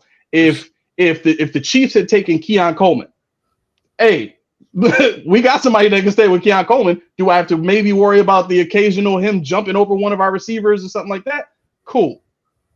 I'll take that because I know that's not going to happen as often. But I know just about every one of my corners and DBs is a 4.5, 4.6 guy. How many of those people are staying with a 4.2 guy? You're right. You're absolutely right. And I'm so glad you listen. I'll give you that. Great point. It's a great point. You feel good right now, don't you? I feel great. But you did. You killed it. You killed it. And my man Sal is on your side. He's like, yo, you don't know what Worthy's gonna do. You need to stop him, Rico. You're right. I do need to stop. Who's the best receiver in the game right now? Who would you guys say is numero uno? Jefferson. Yeah. And then who's number 2? Tyreek Hill? Would you guys say Tyreek Hill's I might be biased, but I mean, you might be, but I mean, Tyreek, he's up there. He's way up there. Maybe yards. Devontae Parker with a better situation, but yeah, you would say Tyreek Hill is a pretty damn good receiver. I would say. Yeah. You guys agree? Yeah. Okay, cool. I just want to show you guys something real quick. Forgive me while I prop this up, just because I'm a visual guy. I don't know about you guys. I like to see things. You feel? I like to put my hands on something, right? Aramis knows what's coming. Where are you going with this? Where am I going with this? I'm gonna show you guys where I'm going with this. You know what I mean? We talk about the speed and having to deal with certain players. So Tyreek Hill is one of the speediest, most dangerous guys in the game. And Tyreek Hill versus the Bills, right? We know what he brings to the table. We know what speed he possesses. We've been on the end of it countless times. So the last matchups we've had against Tyreek Hill up against when he's been with Miami, we'll say with Miami, 2 receptions for 4 targets, 9 receptions for 69 yards, 3 receptions for 58, 7 for 82 and a touchdown. All right. And forget about wins and losses, right? I don't care what anybody tells me. You can game plan for that. If you can game plan for a productive and you can game plan for a guy that's been doing it, and you tell me that you're scared and worried about. Yeah. Can you bring up Hill's numbers against you in the playoffs? I don't know if we can. Let me see if I can find that. I don't think you want to. That's a great point right there. Yo, he's setting you up. Don't do it. Don't fall for it. That's a great point. There's a big difference between Tua and Mahomes. Don't do it. There's a big difference between Tua and Mahomes. Well, hold on. Hold on. It's the weapon. The weapon. And even when we played Tyreek with the Chiefs, we still did decent against them on trying to bottle him up, right? 7 receptions. And with Mahomes, 7 for 41. 3 for 20. Man, get the fuck out of here with that, man. 7 for 63. Everybody okay. I got this one. No, it's not about that. It's not about that. I'm sick and tired of a sin, and I'm not talking about y'all, but I'm sick and tired of the general Bills fan just so shook of Pat Mahomes. Pat Mahomes got you like he living. Somebody said it yesterday, rent free in our heads. Oh shit! Here comes Kansas City. We've done well against them in regular season, and I forgot. Last time I checked, we got a dog on our side too. It's just a matter of execution. We just haven't executed. 13 seconds. We had that game won with Tyreek Hill and Pat Mahomes. Don't give me that fucking shit. Now you got me cussing. I didn't want to cuss today, but here I am. Shit, man. I like it. Keep going. I like it. I listen. Shit. To me, this is the point that kind of brings it back even, because when you're talking about what Tyreek Hill opened up for Travis Kelce, if Tyreek Hill wasn't killing us, it was Kelce killing us. So therein lies the issue for me is you got a mind like Andy Reid that knows how to make weapons like Xavier Worthy effective. He knows how to make weapons like Marquise Brown effective. And you got those 2 guys on the field with a Travis Kelce still. Like that's what creates the issue for an offense or for a defense like ours, where it's like, yeah, we can keep the speed in front of us. We can make it so that the speed doesn't kill us. But now we got to worry about Travis Kelce eating up the middle. We can't bracket with a safety and a linebacker on Kelce no more. And that's a fair point. By the way, Denver just picked up Estime. Damn, good for them though. They already got Ray Davis. We got our guy. But great point. And this is why I like back and forth like this, because Bot and I were going at it. Pierre was in that thing, and we were going back and forth. By the way, if you guys want to chime in into this discussion, you guys are more than willing and ready to chime in. Jump in. The link is in the chat. If you guys have questions for Kevin, you got questions from the guys from the Podium podcast. No sodium, just the straight truth. And if you I found the last 2 playoff games. Tyreek Hill against the Bills. Hit him. 11 for 150 and a touchdown. And then 9 for 172. Cool. What year was that? Your last 2 years you played them when he was with Kansas City. With Kansas City. Cool. Yeah. And I'm about what have you done for me lately, right? And I think hold on, man. Hold on. Let me finish my thought. All right. What have you done for me lately? And that doesn't pertain to Tyreek Hill. That pertains to Coach McDermott. So McDermott has learned his lessons from letting this dude just run amok on us in the playoffs. So now he's learned a thing or two, and he knows what Andy Reid's about. He knows Andy Reid's system. Now it's about execution at this point. Can your guy be better than my guy? I know what you're going to do. I know your offense. I've defended you the last 7 years. So now it's a matter of is my guy better than your guy? That's what it's going to come down to at the end of the day. And is Worthy as good as Tyreek? I mean, listen, it's way too early to be talking that shit right now, but he ain't no damn Tyreek Hill. But he will create mismatches. That's why I respect what Armis is saying. It's not about what he is. It is in hindsight, but like what he will present will then open up things for your Travis Kelce's and whoever they decide to bring on, and Rashee Rice if he ever comes back. I mean, there's a bevy of things that can happen, but it's a great conversation to have nonetheless. I got Will's been waiting for a long time. Will, you ready to go, bro? My man is laying in his bed like he's comfortable, man. Sit up, bro. You ready, Will? I'm gonna bring you on, man. Will. Good. What's good? What's good, fam? Talk to us. I got a question. Can you hear me? Yeah, I can hear you. You good? My question is, what do y'all think about Jaquan Jackson? Oh, that's my guy. That's my guy at Tulane. That's somebody I really want. Jaquan Jackson. If you want Lad McConkey, he's a late round equivalent. You're talking about a guy. I'm not sure. Well, you got to help me on his size if you know it, but I can tell you right now that he's shifty. He's quick. He got Michael Pratt some burn. He made his highlight tape. I can tell you when I looked at Michael Pratt, his highlights, I was looking at who's this guy that keeps catching these touchdowns? Who's this guy that keeps making plays on the other end? And it was Jaquan Jackson. And I was hoping somebody's going to bring him up. Yep. I was hoping somebody's going to bring him up. I've been looking at him the whole time, and he's still there. Mm-hmm. So he might be like a late round, maybe I don't think he's going to be undrafted because they gave him like a 5th round draft grade out of 5'10", $185 is what his size is. 5'10", $185, ran a 4.40. His comp got some returns experience too. So they say Richie James is where his comp is. There. I mean, what are they really saying about my man Jaquan Jackson? These are guys I got to do homework on, right? I don't know everybody in the draft, but if Key's saying, "Yo, that's my guy," yeah, then there's He's something probably there. good. Yeah. Jaquan Jackson. I'm glad. I was wondering why nobody mentioned him. Well, I'm glad you called and asked that question because nobody's talking about him. Appreciate that, Will. I like that. Yo, how you feel about the draft thus far?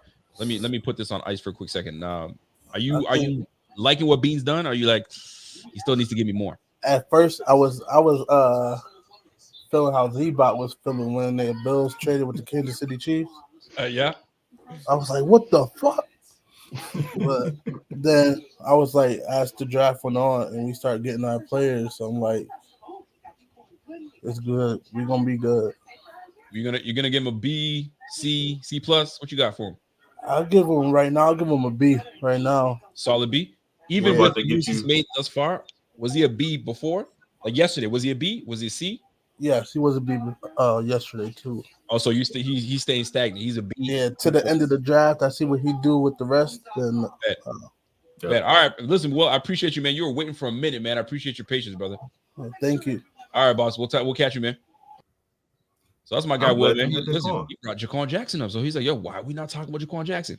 I'm sitting here waiting for somebody to mention the name. I'm like, is somebody gonna say it? Is he going? We got it. I gotta give a shout out to my man, Ice Reaper Frost. He goes, if I also remember we didn't have our number one corner in those games. And this is exactly why they drafted Cole to man up in Kelsey underneath. The D can play back on the speed, and now we let our guys get after Pat Mahomes and make him go. I mean, that's another thing too, right? We want to talk about like how we've gone in. I mean, Matt Milano's missing in some there's been so many damn injuries when we play with these teams that I start to forget. But we've been banged up, and that's the big problem. But I mean, that's excuses. That's neither here nor there, but also the facts. So either way, nonetheless, we got some guys that's going to come on and we're going to shape up this defense, and hopefully we can stay healthy and we can bang on these cats, man. Real talk. So I appreciate that, Ice Reaper. I got another guy coming in. Let me get BJ. BJ back in the building. BJ, talk to us, man. Hey, what's going on, man? Join the conversation, bro. What's on your mind? Man, look, hey, man, them damn Eagles took my damn Will Shipley right before, but Ray Davis would do though. Ray Davis is nice too. He got some agility to him. He got a little pop to him. So I like that pick too though. But my original pick was Will Shipley. I feel like Bill was probably gonna get him if Philly wasn't gonna get him though. You know what I mean? You never know, man, because like they've been looking for that every down back since. I mean, they tried it with Zach Moss. I thought Zach Moss was gonna be that guy, right? Prototypical size, he can catch it out of the backfield. You know what I'm saying? And then you talk about, yo, man, I make players make business decisions. Boy, you never made any business decisions. Nobody made no damn decisions, first and foremost. And they shipped that brother off to the Colts, and he was doing work. So business decisions over there. Oh my gosh! So I was like, yo, what was that? What was all of that? But that being said, man, that's true. Man. Will Shipley going over there is big. The Dolphins got a big one. They got Jaylen Wright. Yep, they got Jaylen Wright. Dolphins. Kevin was finally happy. You know what I'm saying? He didn't have nothing bad to say. He was feeling 3 days. Yeah. So, but I feel like our next 2 picks should be wide receiver and cornerback, or maybe an edge rusher. You know, I would listen. What you guys think? That's what we need. Like cornerback, we could kind of wait on that. I mean, could we? It's a toss up. But edge rusher, we need an edge rusher, man. We need someone that's going to put some pressure on quarterback, man. And it's not even like sacking the quarterback is one thing. I mean, finishing is one thing, but like get them off their mark, get them making decisions, and then let our guys do things on the back end, and then boom, we got them. I mean, it's a matter of time. We're gonna make it work. Well, I don't mind them doing all offense on this round either. You know, wide receiver, or you know, hey, you never know because hey, I just feel like just give Josh Allen more weapons to decide. You know what I mean? What do you want to do? And listen, and just we're picking very shortly, man. Not too long. I mean, in what 10 picks? But Spencer Rattler just went to the Saints. I don't know about that guy, Spencer Rattler. I'm up and down with Spencer Rattler, but we got 2, 4, 6, 8. We're down in 10 picks. Dolphins are down in 8. You guys pick at 8, Kevin. So we're about to find out what these Bills are gonna do. And here's the thing: we pick in the 10th, and then we come right back at it again in the 6th. And Rice is still on the board too. I like Rice. Rice and the receiver from Virginia. Oh yeah. We got picks, man. We got some picks to make, so we'll see. And maybe Buddy says, you know what, fuck it, I'm gonna trade back again. Keep trading back. But we got a 4th for next year, so that's a good thing. So we already at an extra 4. So that's that's where Brandon Beane lives in that mid round. That's where he knows how to find that receiver. So I think, to me, in my opinion, receivers where we need to go and hit. But anyway, Rico, let me ask you this too. Do you think Ray Davis could be like a Travis Henry type back? Ooh, Travis Henry was different though, man. Travis, I don't know yet. I need to see more. I mean, their size is kind of similar. They 5'9". Travis Henry was about 5'9"-ish. You know, he might have weighed a little bit more than Ray Davis, but as far as the height and the build, Travis Henry was not a small man. Like if you went to tackle him, you really had to make a business decision because he was going to lay that wood on you. So he's a problem, man. But listen, Will, I got people that's waiting to call in, man. BJ, so yes, keep tuning in, man, because we'll get you back. Oh yeah, yes sir. All right, brother. Yes sir. Y'all have a good one. Yes sir. So let me get my man Truth to Hearts in here real quick. Actually, you know what? Bills, Truth, you got to wait for a second because I got Bills that's been waiting in the back. Good evening. Who am I speaking to? Knock, knock. All right, nobody want to talk? All right, when Bills is ready, I'm going to keep you in the back in the green room. When you're ready, then you can jump right on. I'm going to get my man Truth to Hearts in here. Truth, talk to me, bro. Truth. He's on mute. Truth to Hearts, bro. You're muted. Hey, what's up? There you go. Can you hear me? Can you hear me? I can hear you now. Yeah, man. I'm loving the draft so far. I am love. I like what we got. I like that we address some holes and stuff like that. I do like the running back we just got, and he seemed very explosive. Dude, he might unseat James Cook probably after next year. I'm just saying. Easy now. But you know what though? I'm joking though. We're going into year 3. Hold on now. We're going into year 3 of James Cook, right? Yeah. So we're gonna have to make a decision on him the year after that. Exactly. I don't think we're gonna pay him. I don't think we're gonna keep him. So, what y'all are feeling the same way, or you think we're no. Let me say this. Let me say I want to keep him, but realistically, like he's a smaller back. It depends because I won't want to pay the money that he'll demand. Think like if he go out there and have a repeat year but better, he's gonna be able to ask for like top tier money. Would you want to pay that for James Cook? Would I? Yes, but when I'm thinking, when I'm shaking my head, no, is with you. Truth is, the Bills don't care about running back in that regard. So they care about their receiver, they care about their tight end, their offensive line. They say we can rinse and repeat, and I'm with you. Right.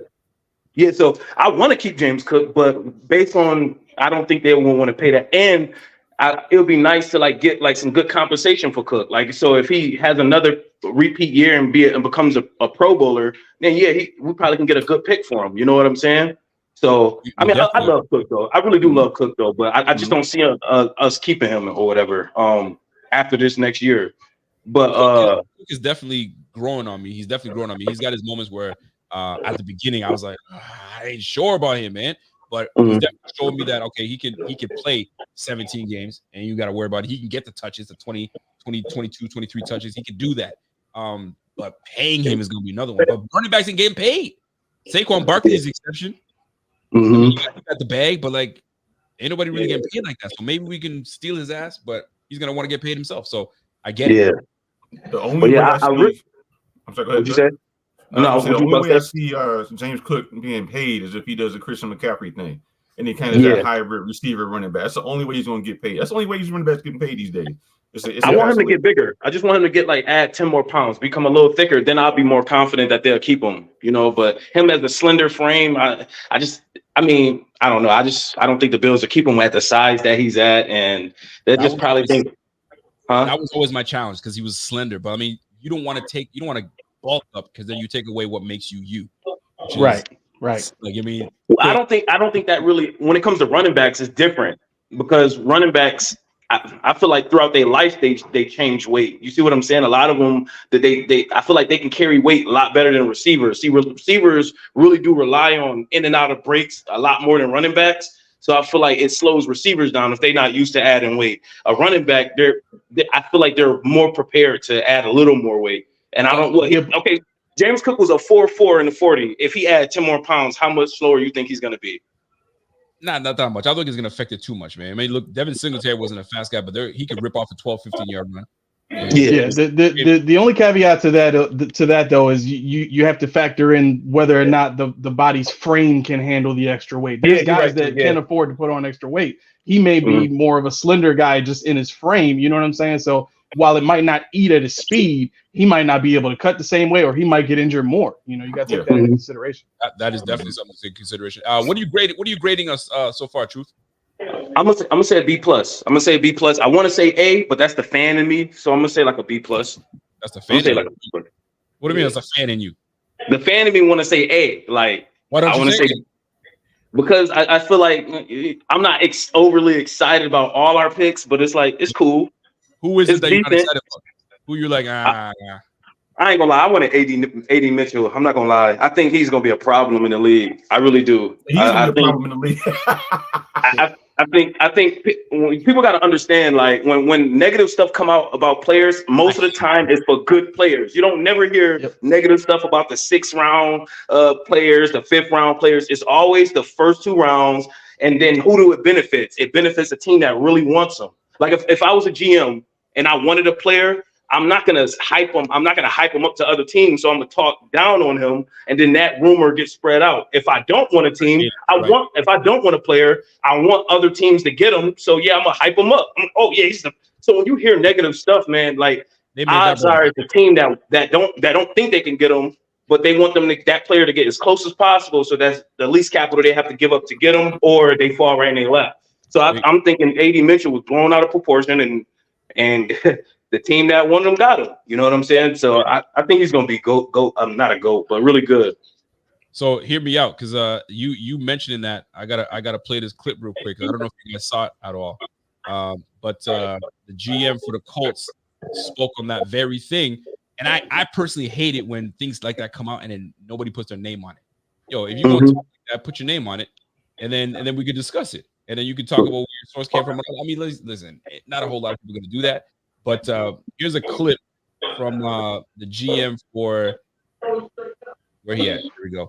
The GM for the Colts talking about that very same thing about AD Mitchell and how that played out. Turn the volume up a little bit. Bullshit it was said on TV. I mean, just a typical fucking, excuse my language, our typical league, unnamed sources, bad interview. That's such bullshit. I mean, it fucking is. It's bullshit. Like, put your name on it. I'm tired of, we tear these young men down. These are 21, 22 young men. Exactly. And if people out there can tell me they're perfect in their lives, it's crap. It's crap. It's a good kid. And, for those reports to come out, I said it last year. It's bullshit. So I'm gonna say this: if you have someone that goes to bat for you like that, right? Your kid gets drafted, and you're getting all this negative press. I'm lazy. I take plays off. I don't know what receiver gives you 100% every single time. BS. If you play football, I just ran 6 straight routes, man. I'm gonna take this one off a little bit. You know what I mean? That shit happens. Yo, Enrico, to bat for you like that and says, "Yo, this is a good kid. You're gonna give your all, and he's gonna be a problem for this league, man. Yo, his medical conditions, he's gonna make sure that he takes care of that. And if a franchise shows you love like that, you're gonna make sure to give your all for that franchise. That's the way I look at it. But Truth, we're gonna have to bring you back on because I got more people that's in the background. Okay. All right, boss. Yes, sir. Bills 24. I see you back, and I'm gonna bring you on. Are you ready to go? Oh. There she. All right, here we go. How are you? Bill 24. You're muted. You might have to unmute your mic. Oh, hold on. Try it. Click it again. There we go. You might have to speak up because we can't hear you. Still can't hear you. I know it sucks. Sometimes you're like, what the hell? Everything is working the way it's supposed to, and I can't. If you want to fix it, stay around because I want to bring you back on. I'm not going to kick you from the booth from it. I'll bring you back on in just a moment, and then we'll get you back on. I got my man Sharon. Sharon in the building. What's up, Sharon? Hold on. There you go. Sharon, what's up, man? What's good, man? How you doing? Listen, don't come up here with some bullshit. I already see your face. You're ready to come in and talk some shit right now. Nah, what's going on, man? Nah, other than you trying to stay positive about the Worthy pick. I mean. Other than that, I'm enjoying the draft so far. Is Brandon Beane? Are we still trusting in Brandon Beane? Because I know some people are kind of like, I don't know, man. I mean, he lost me a little bit when he traded with the Ops, but other than that, why are we so hung up on that, man? Because you don't get it, man. It's personal. It's personal, right? All right, let me give you a scenario. If I've taken something from you the past 4 years, you've constantly built your entire design to try to beat me and get to the Super Bowl, and I'm constantly knocking you out. Why would you do business with me, man? You don't trade with the op. Especially right. You don't give them somebody that could either be Tyreek Hill or Deshaun Jackson. So would you have just drafted him just to take him out of it, just to block it? You're gonna draft just to block them from taking it? No, I mean I wanted AD Mitchell. I wasn't really cool. I'm glad that we didn't get Xavier Worthy. I'm just saying that I just wouldn't have did business with them. That's all I'm saying. It's just in general. You wouldn't have done business with them just in general. Nah. Mr. Ron, let me ask you this. Because of what they did to you with Pat Mahomes and what they've been doing to you. Basically, I mean, look, don't you know? I mean, you know how after a decade goes by and they do those NFL films or the old school NBA films. In an NBA term, we look like the Indiana Pacers and the Knicks, how Jordan was. That's how the feeling I'm getting. When the Pacers had Reggie Miller, the Knicks, we had Patrick Ewing. Who was the one man that they couldn't get over? They couldn't get over Mike. So who are we? It's on that scenario, why do business? Why give them somebody who can kill us later? So then who are we then? The Knicks. Basically. Yep. Basically. Are we? So what do we? So let's stick to NBA. So then, what team got over the hump and was ready to go because they put things together and were ready to do? What NBA team will we transition to right now? Who are we right now? Would you say? Or even use back in the day if you want to. I mean, right now I would probably say we're probably like the LeBron Cavs that couldn't get over the hump before he went to Miami. LeBron Cavs, okay. So we're just a a couple things away from making things happen there. Yeah, I mean, me personally, the Worthy trade, it just stings with me. That's it. Let me ask you this though. I still trust Beane. I still know that he's going to do his thing. He's going to put us in the right position. But just to give them another speed burner on top of them having Hollywood Brown, on top of them having Rice whenever he comes back, it's a lot of weapons, man. It's a lot of weapons. And the thing too, like trading them, we know we're going to see them again. So if Worthy burns us, it's not going to sit right with me. My man said, "Yo, we're the 95-98 Utah Jazz." That's what we are. Hey, that's good too. Yeah. With the Jeff Hornacek led, you know what I'm saying, Carmelo. Red Ghoster tag. back in the day, right? Ryan Russell, we them right now. So I see what you're saying, man. I really do. To me, I'm still unbothered by it because I still feel we can go toe to toe with these guys, and it's a matter of just getting the right pieces. Maybe this is the right piece. Keon Coleman with the additional pieces. Who knows? What's up, man?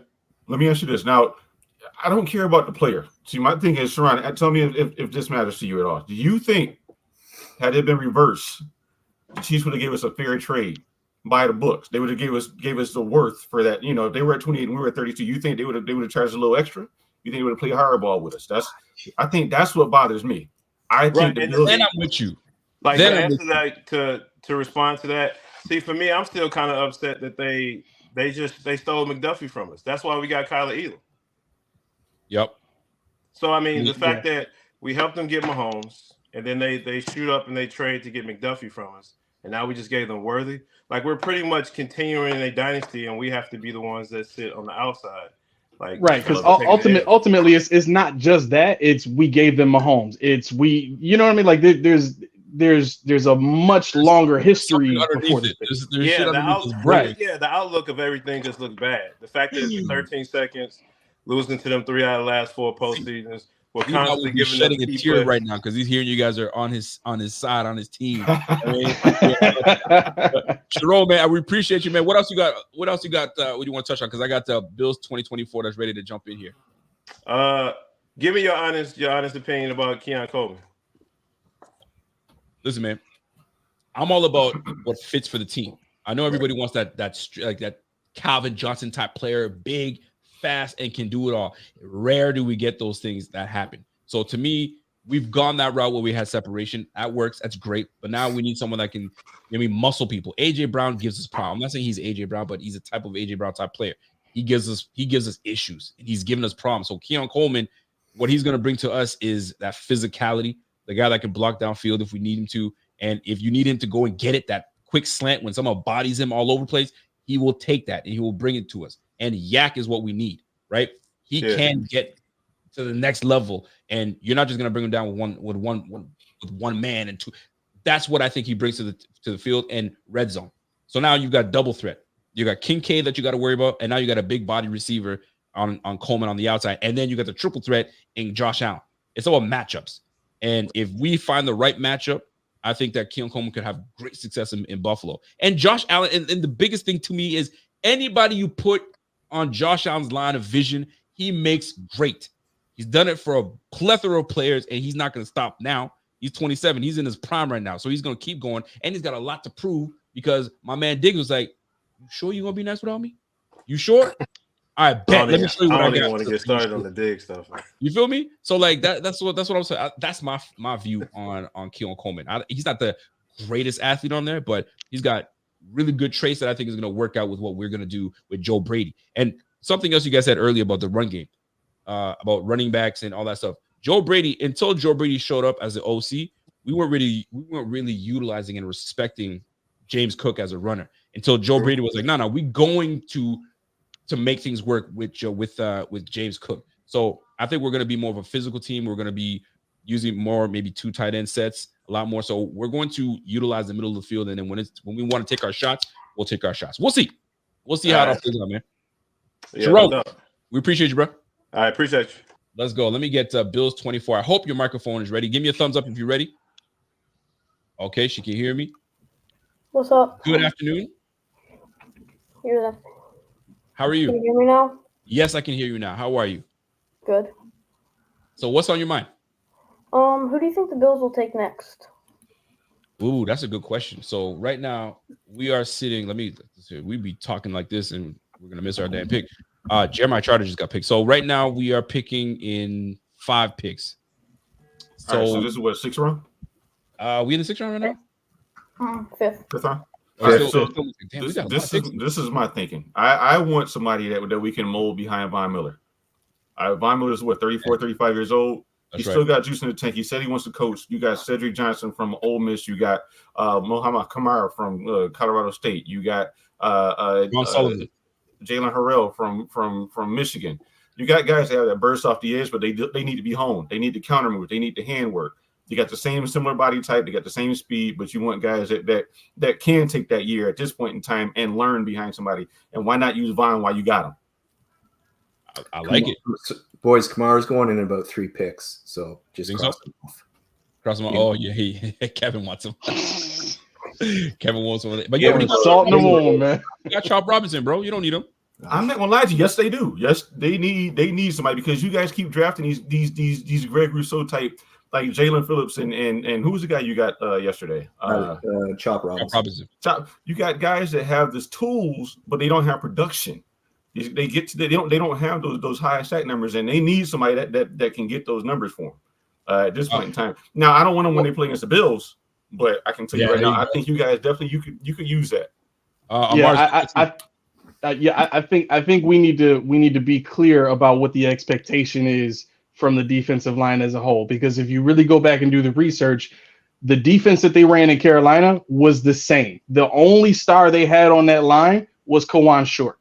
And they didn't even when they went to the Super Bowl in 2015, they didn't have Star Lotulelei there. So the best pass rusher I think at the time was Coney Ealy and Mario Addison.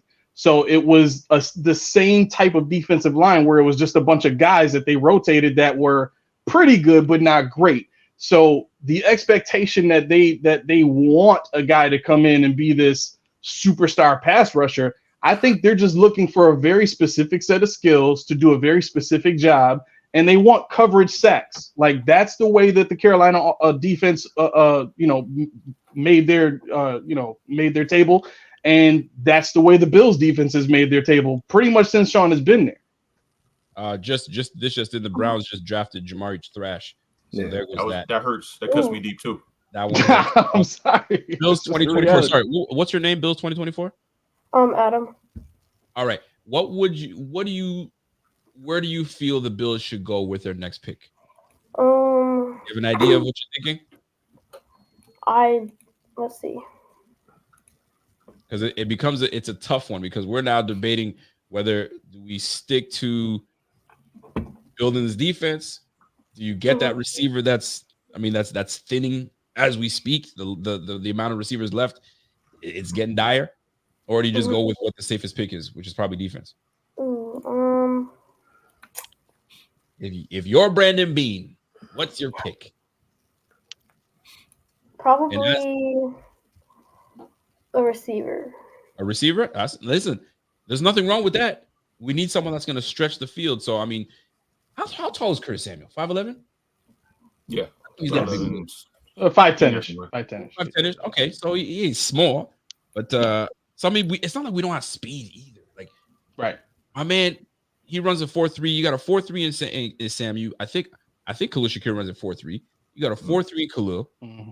I mean, we got wheels. Now it's just a matter of putting things together at the end of the day. So that's what I was. What are you guys' thoughts about maybe looking at an offensive tackle? I'm not against tackle, right tackle, namely, because I can't see them re-signing Spencer Brown. I can't see it.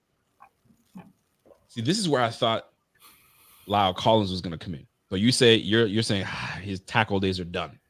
Yeah, he's got to stick to the inside because he can do both. Correct? Yes. So that's what I thought, but you guys are like, nah, bro. He's got to stick to the inside. That's where it's at. It's over with. Stick to the outside. So Spencer Brown, if you get him for a good price and he's only ascending, why kind of take away on your line? Because what's underrated, and thank Brian Bowers, I appreciate that. I knew he ran a 4.3. What's underappreciated, I think, is keeping the line together. I think continuity is a big one, and they were able to stay healthy and together all year. And what did that result in? 24 sacks. One of the least sacked quarterbacks in the game was our guy. What is that guy, Josh Allen? I'm trying to see who Kevin got mad. Right, the corner they just took. Oh, yeah. Yeah. I liked him a lot. So listen, I appreciate the great question, by the way. And give me one last thing before we do go. What would you grade Brandon Beane's performance thus far? Like a B. A B? Listen, everybody is sticking to a B. I like it, man. I'm waiting for someone to come in and tell me a C, and then they got to explain themselves. But I appreciate you very much for holding on, because you've been waiting a long time in there. So I appreciate that. Thank you very much. Thank you. All right, take care. Kevin, you gonna be all right? You gonna be all right, Kev? I'm waiting. I don't see it. I like. You stressed out. So I wanted Smith Wade. He just went. I wanted, and then the two guys I want are Kamara or Oladapo, the safety. Oladapo. He's still around, man. I don't get it. If we didn't get a safety early, that was who I was looking at. He's a big boy. It's cool that I still take him. Yeah, I think it's cool that you Trotter double up on safety. Did you say you stayed? Oh shoot, really? Oh, okay. I think it's cool that Trotter went to the Eagles. Yeah. Solid. It's a Ray Jennings moment there. Yeah. They did his pops a solid there. Mm-hmm. We're gonna do right by you. It's pretty much what they said. I don't know if you guys have been paying attention to what Twitter. What's Twitter saying? Is Twitter loving what we're doing, or are they kind of like all over the place? There's a lot of fights over people saying, we need to stop worrying so much, and people saying, no, we need to worry like hell. Honestly, those are the two sides, but I think I'm seeing more people worried about it. I'm gonna say this before 160 because I don't want to change my answer at that point. But I think outside of that defensive tackle, I'm happy right now. Next 3 picks are Miami, Kansas City, Buffalo. Oh, buddy. I'd like to see Brennan Jackson come in here. He was one of the guys I had in one of my mocks. Kevin is happy.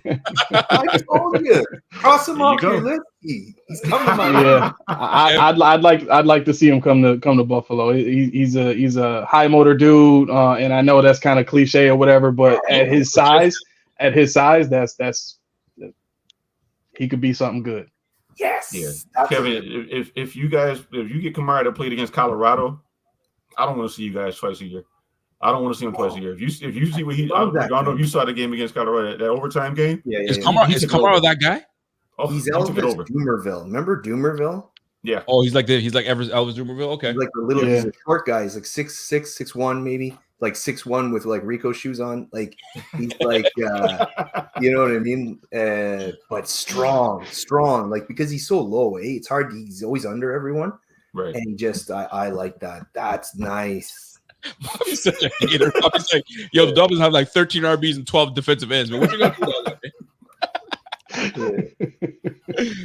Here we are, man. I like this guy more than Chop Robinson. Oh man. Yeah. Oh yeah.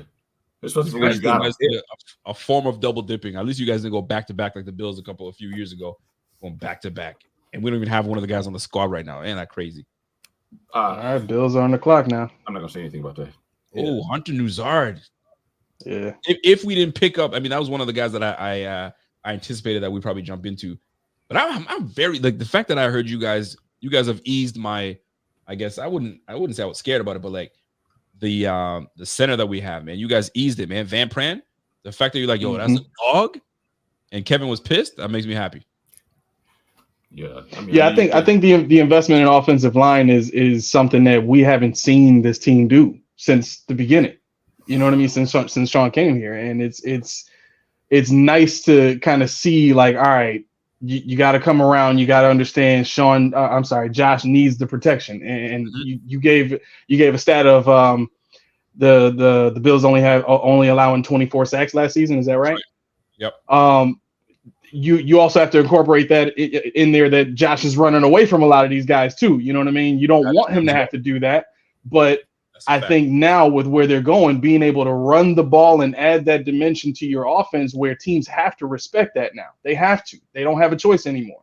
And it's not just, well, we'll take your, 10 to 12 run plays and we'll see you our, 20 points that we put on you that forces you out of that. You know what I'm saying? Like, because that's what a lot of teams are doing to the Bills too. We'll just score on your defense. and it doesn't matter after that. But I think this investment shows, it, not just from the support of the 12 formation, but from the support of your quarterback. You got to protect the dude. No, you're not wrong with that, brother. You're definitely not wrong with that. So we're about to find out how this all plays out. Oh, there it is. Linebacker. Yes. You big on that? Yo, this is one of the dudes I had in my mock. Yo, this is a linebacker right here. This is a linebacker right here. I'm gonna tell you something, man. Very impressive, I've got to say. If you guys take a look, can you guys see that? You guys have your glasses on? Rico has nailed this draft. I picked up Cole Bishop, Ray Davis, and I can't even pronounce that brother's name, but we got his ass. Yo, mock draft king right here, kid. Yo. Not bad, sir. Not bad. Let's talk about this linebacker though, because I can't even pronounce his name. Can you even pronounce it? What do you pronounce his name? Yeah, Edifan Ulufasio. Edifan Ulufasio. Is he Nigerian? Gotta be. He 6'1", 236. He's not a big boy. He ran a 4.5. 4.5. So I think he might be our fastest linebacker. That's not Dorian Williams. So this brother right here, from what I read about him when I was doing my mock and stuff, like he's not your fastest guy, but he knows where to be. Mm-hmm. Yes. He knows where to be. He's instinctual and a solid tackler. But he ain't like, don't ask him to go sideline because he's not that type of player from what I get. But they liked him and he's smart. So he's right where he's supposed to be when it comes to Mr. Edifu. What is it? Edifu? Ulufasio? Yeah, we'll just call him Eddie. So there you go.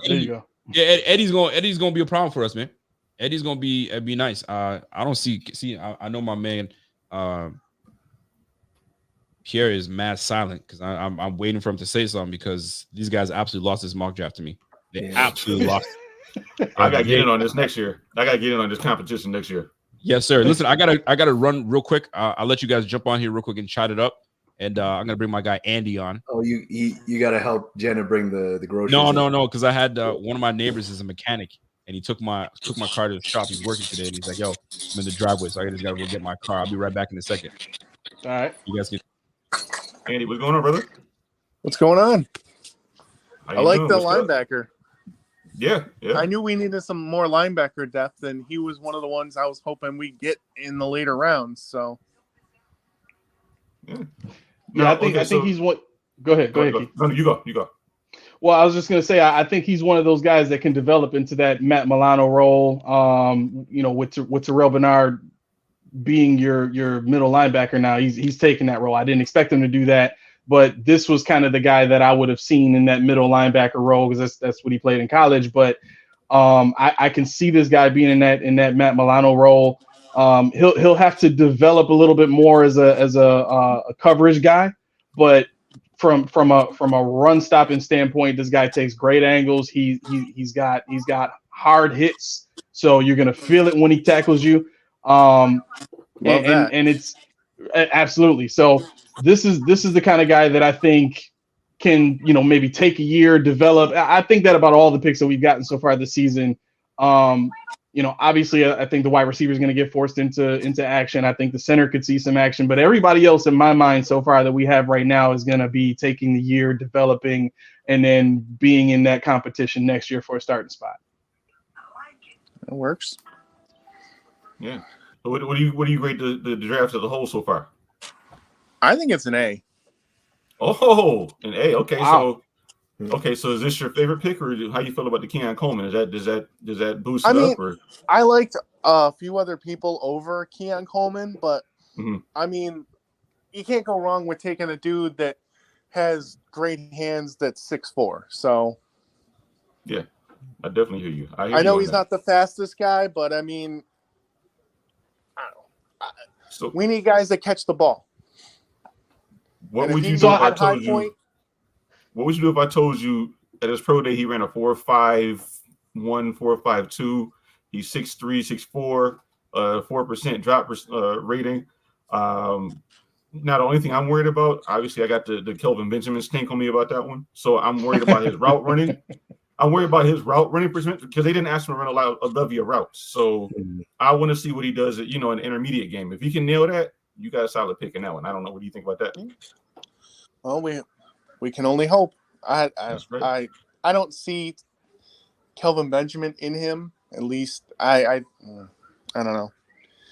Yeah. But I like Bishop. I liked Carter out of Duke. I like his violent hands. We need somebody like that on the D line. Okay, talk me to him. Let's talk me to him. I need somebody to talk me to Carter. What do you see? I know you got violent hands. What you got?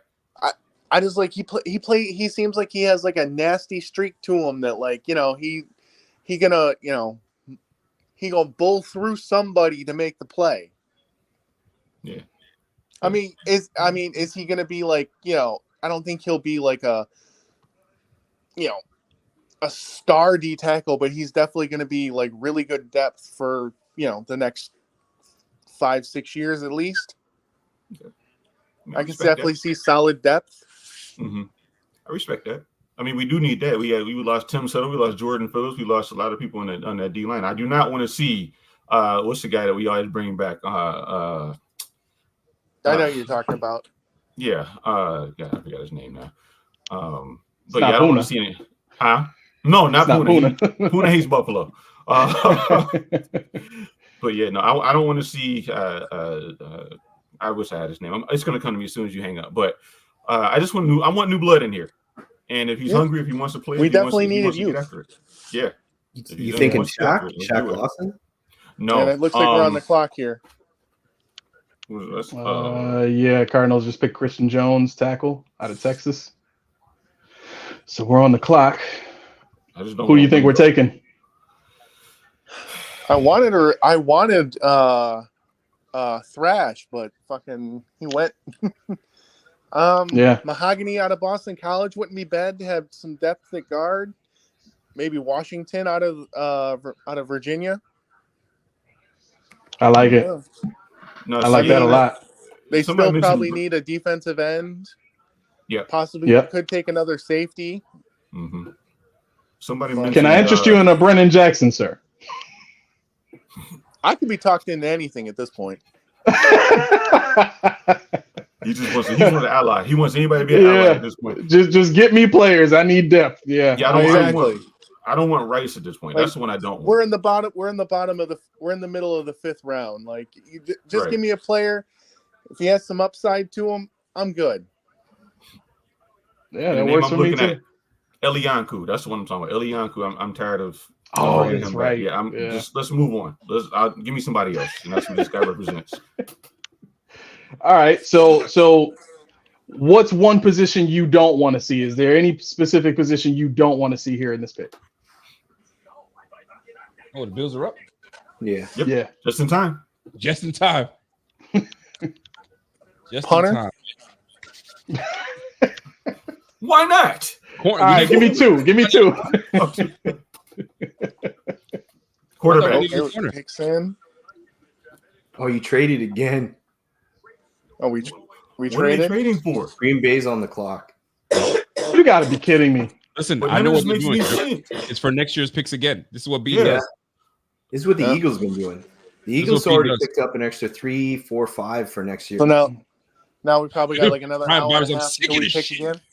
Wait, did they just move back 6 picks? Is that all that was? Yeah, they just moved back. Yeah. Yes, sir. Okay, so we'll But still my be point is picking shortly.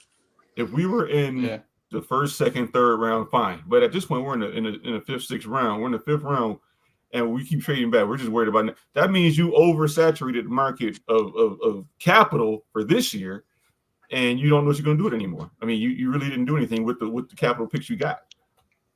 So let me go ahead. No, go ahead. I just wanted to ask what do you guys think this says about the mindset of the franchise this season? The front office is basically saying, look, we have too many picks. Let's just start investing in next year. Well, we don't even know if we have enough for this year, right? Is what's the mindset to you guys that this says? Well, to me, it's telling me that, okay, is there enough value for us to even pick, where do we need to? Do we trust the guys on this roster? That's another thing. Like, I want to see guys develop on this roster that we have right now. What do we have in Ingram? Right? What do we have in these guys? What do we have in Tyrell Shavers? Right? That's a receiver on the squad. What do we have in these guys? Plus, Justin Shorter. What do we have in Justin Shorter? That's another thing too, right? I know So everyone I don't wants to say bring he's him gonna up be all the anything. damn time. I'm not saying he's going to be anything. I'm not saying like he's something, but what do we have in these guys? So like, it's all about developmental, and we keep drafting these guys. That's cool, but like, what about the guys that we have on the squad right now that we feel like can do something? That's number one. Number two, there's gonna be a whole bunch of guys cut casualties. We're gonna have guys that are gonna be free agents, so we don't have to invest a pick in there.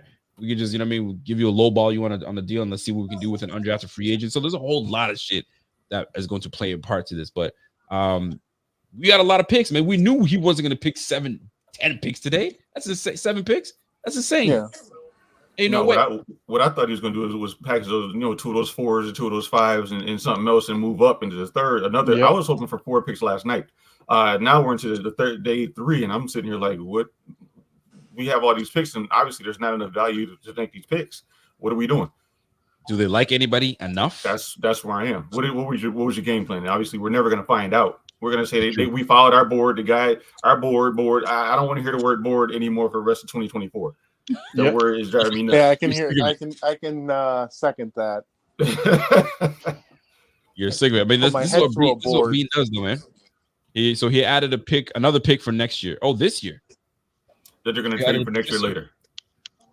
So I guess this is what we're doing. This is what we're doing, Brandon Beane.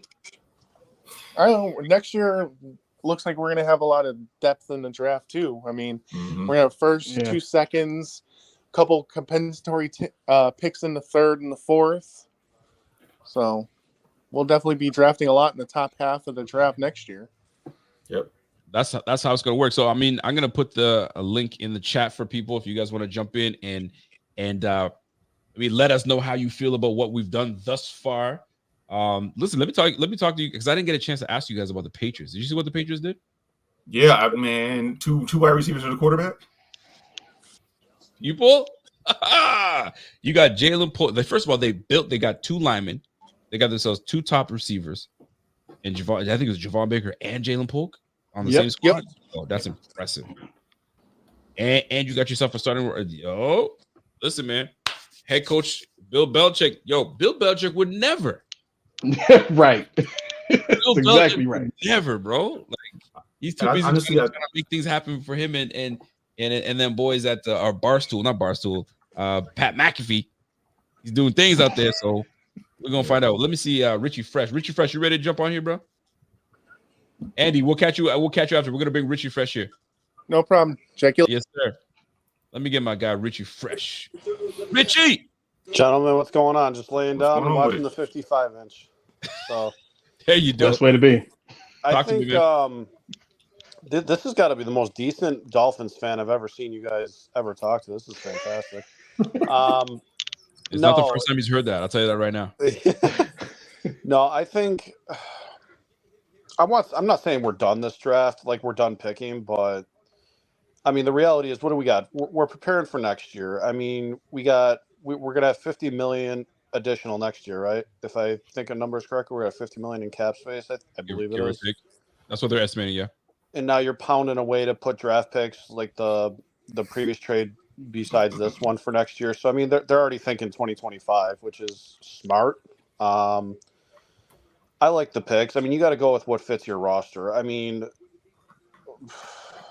I don't know. Ladd McConkey to me was like an identical Shakir. We already have a Shakir, you know. Yeah. My whole thing is, I was talking to my wife with this earlier.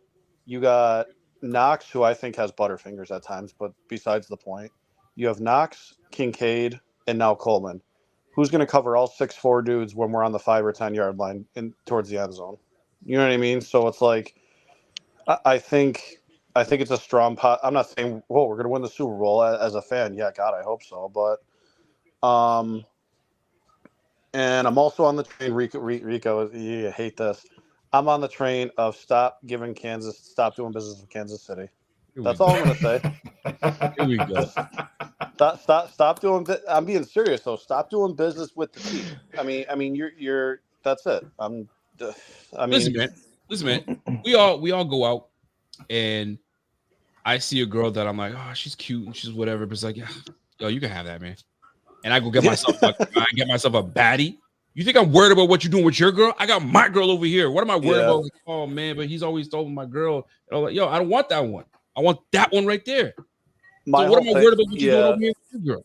My whole thing is with being a Buffalo sports fan in general, and you'll know what I mean by this. Nothing comes easy to any of us. We haven't won a damn championship. It does feel that way. You know what I mean? So it's like, to me, it's kind of like we have to do everything to a T and everything right. So why give ammunition? Why? This is the team.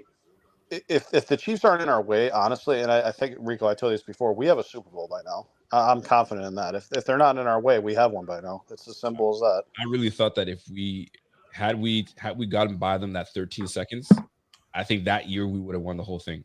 Everyone's like, you would have had to play the Bengals. You would have had to play the Bengals at home and then the Rams. Are you kidding me? Yeah, and the Rams. But I'm like, I felt that we were so ready for it at that moment, at that time, that nothing was going to get in our way. But that, oh man, I just think we need. I would say get another. I mean, how many good wide receivers are left? I mean, I would still take another wide receiver, but I think I'm satisfied, man. It's not like I think we're going to go into the season. I mean, at the end of the day, I'm on both sides of the bridge here. Do we have do we have a top 3 quarterback? And I'm not saying I'm trying to say this unbiased. Do we have a top 3 quarterback? Everybody keeps saying, well, we have Josh Allen, and the counter argument is, but the other side of that coin is, well, why not just load up on offense? Stop having him put the team on his back. That's so there's 2 sides to that coin, in my opinion. There is 2 sides. I mean, there's 2 philosophies that you can look at it that way as well. So here's a question for y'all in this too, right? I just saw it and it just disappeared on me. Can't even find the super chat. There was a question that was in here as well, but knowing what you know, you got the Kansas City Chiefs, you got the Bills and all that stuff, and you have the conference. Other than the Kansas City Chiefs, is there a team right now that you're looking at that like we could talk about the Kansas City Chiefs all day because I'm sick and tired of talking Kansas City Chiefs. I think we have bigger fish to fry, first and foremost. So 2 teams that are a threat to the Bills right now? Texans and Ravens. Not the Kansas City Chiefs. Texans and Ravens. Easily. No, not the Ravens. We have their number. And I'm saying that pretty cocky, but we have their. I'm not worried about Lamar Jackson at all. The disrespect. I don't think it's Jackson. You got to worry about it anymore. They got a big boy behind him now. Oh, you mean Derek? Yeah, and you know what? I'll 2 more things, and I'll let you guys go. Sorry. Hot take: Bills play the Texans at home in the AFC Championship game this year. And the Texans, to me, the Texans are more of a threat than the Chiefs. I'm gonna be honest with you, and it's not because they have Diggs. That has nothing to do with it. I think Tank Dell was injured last year, right? So he's gonna come back. You know what I mean? So I think they're more of a threat unless CJ Stroud goes in the sophomore slump, but I doubt it. Me too. Yeah, I can see. Who you say? You said the Texans and who? The biggest threat to the Bills? Really, just the Texans. Well, obviously the Chiefs, right? But other than the Chiefs. Have you guys beaten the Bengals in 20 years? Like, I'm surprised the Bengals are coming up. Yeah, but other Joe people. Burrow. Dan Mitchell said it right. Joe Burrow has had. Dan Mitchell makes a good point. Joe Burrow has had has really good wide receivers. Now, I'm not shitting on the Bills wide receivers, but Joe Burrow has had elite wide receivers where we have, kill me for saying this, slightly above average, and we still get it somewhat done. You know what I'm saying? So it's like you don't get it done against the Bengals. Is my point. I'm not. So what he's saying is the Texans in the Burrow. I'm not doing an Allen versus Burrow. I'm just saying in general, like they whooped you in the playoffs last time. It wasn't even close. There's a lot of speculation behind that game that obviously we're not going to get into, but there's speculation that you can't tell me you looked at that Bengals Bills game and thought that was the Bills team you saw all season. Like there's something was up. There's no friggin' way. Like we got manhandled. There's no doubt about it. But it's so out of the whole AFC game, they were handing it to you as well in the unfortunate DeMar game, and they were putting it on you that one too. Some teams just don't match up well, right? Like, no, yeah. The Chiefs, I mean, you could argue the Chiefs tried to give us the game this past season in the playoff game. They fumbled through the goal line. What is it? They fumbled through the goal line out of the end zone. We had numerous chances in that game too. You know what I mean? Yep. So, Well, Richie, I think it's. You got somebody else in the chat that was going to try Oh, to I come got in. you. Go ahead. What were you going to say? Your last point? No, I just got Texans Bills AFC Championship game and Green Bay in the Super Bowl. Wow, this guy, that's a hot take for real. Look at what, and look at his face, like, and what? Yeah, I said it. Well, Green Bay's on the right pace. Green Bay's going to be a scary team. I mean, they blew out the Dallas. I mean, well, I'm not really shocked. To me, Dallas that was an blowing anomaly. I think that was an anomaly. That blew everybody. Everyone's like, what? Where did that come from? So we'll see. We shall see. But I appreciate you, man. All right, boys. You tuning in, man. But I'm onto something when I ask this question though. Who, if it's not the forget about Kansas City Chiefs, they're always a threat to us. But like two teams, if you're naming two teams as a threat to us, who you looking at right now? AFC I'm telling you right now, the Jets are an absolute threat to us. They're an absolute threat to us. I forgot about them. And they were rocking with freaking Zach Wilson. And Kansas City. I got the Houston Texans as the other team that's like, fuck, they're gonna be a fucking problem.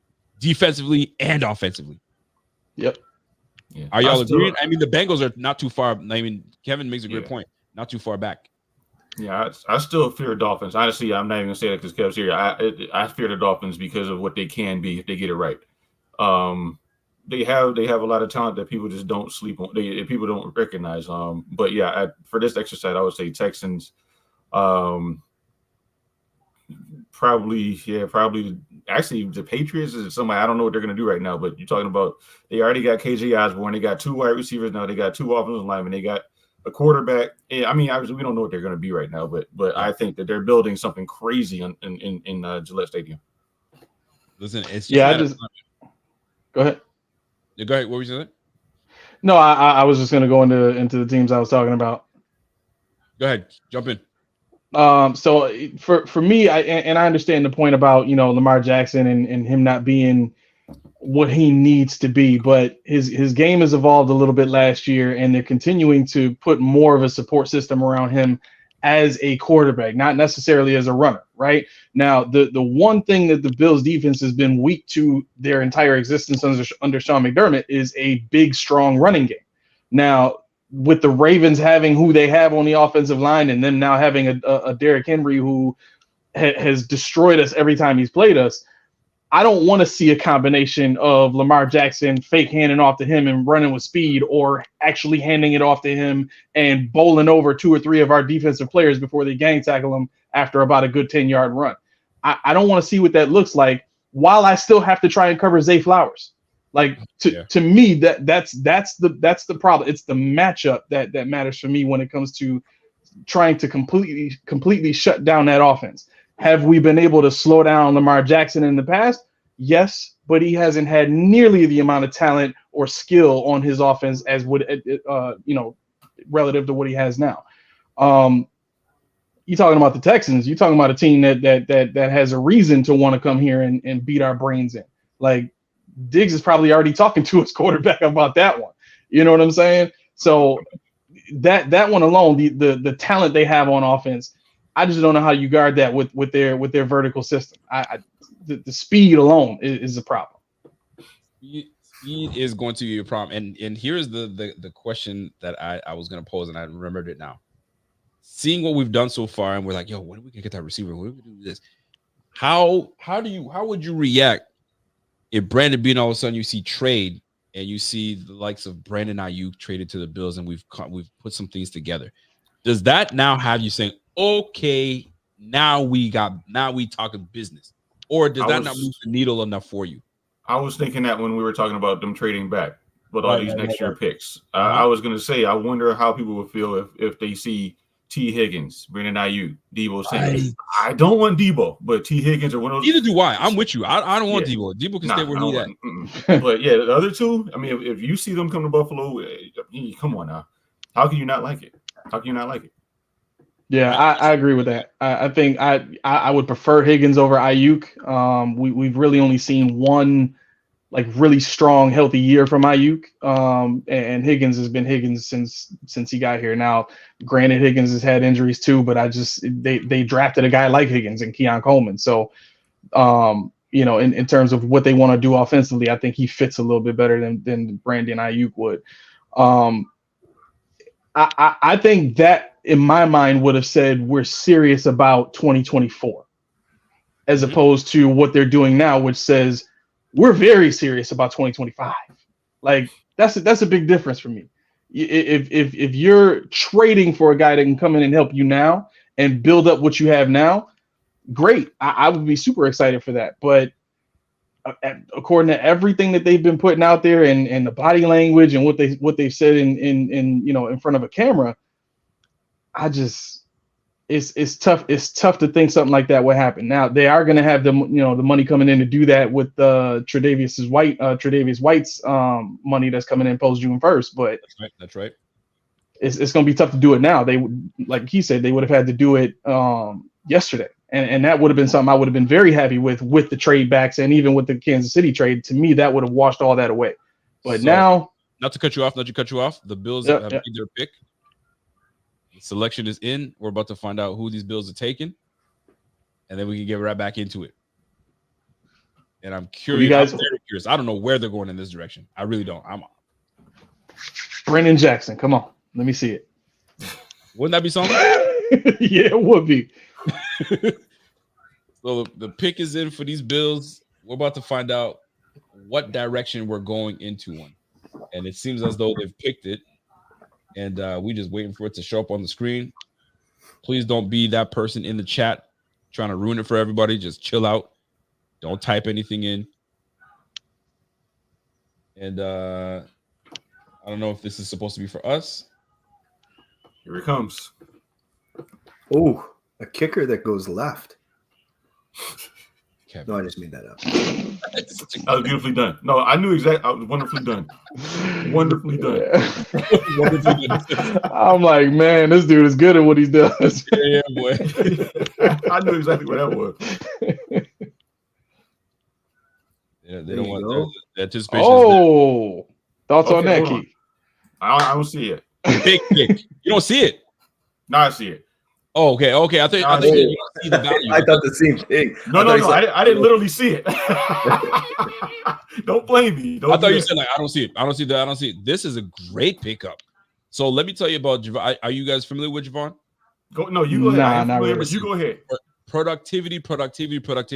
In the last 4 years, he's got 31 sacks, 3 years or something like that. That guy, double sack last year. He gets after it. He finishes, bro.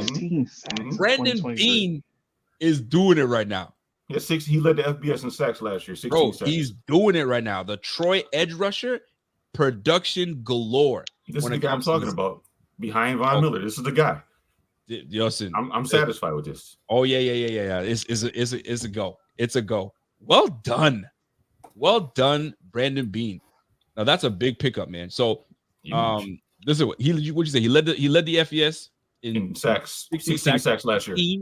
16. He's relentless. So here's what they're saying about him. He's relentless. He's crafty pass rusher with long arms. Golly, that's what we need. A quick first step and explosive power. I know Kevin's pissed off. Look at his face. Kevin's just like, no, I'm okay. Yeah. That's not the reaction we want to see as Bills fans. So he can win with his hands, rushing off the edge and between the tackles.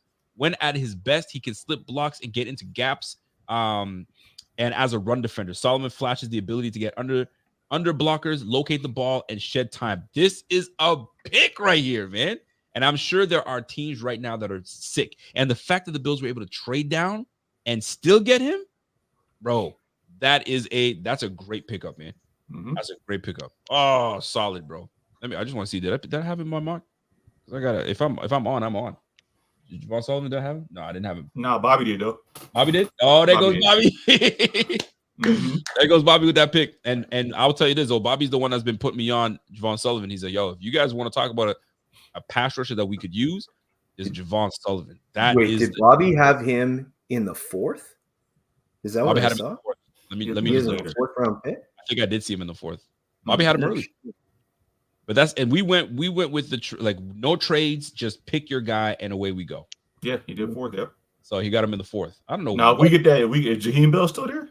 If he's still there, man, I would love to have him. I've been looking at him. Yeah, Jaheim Bell's still there. You can't have him. I want him. So here's Oladapo was still there. you guys are sleeping on Jaheim. He is a bona fide athlete. He is nasty. And he's like, think about what we got. You got Dawson Knox that just took a pay cut.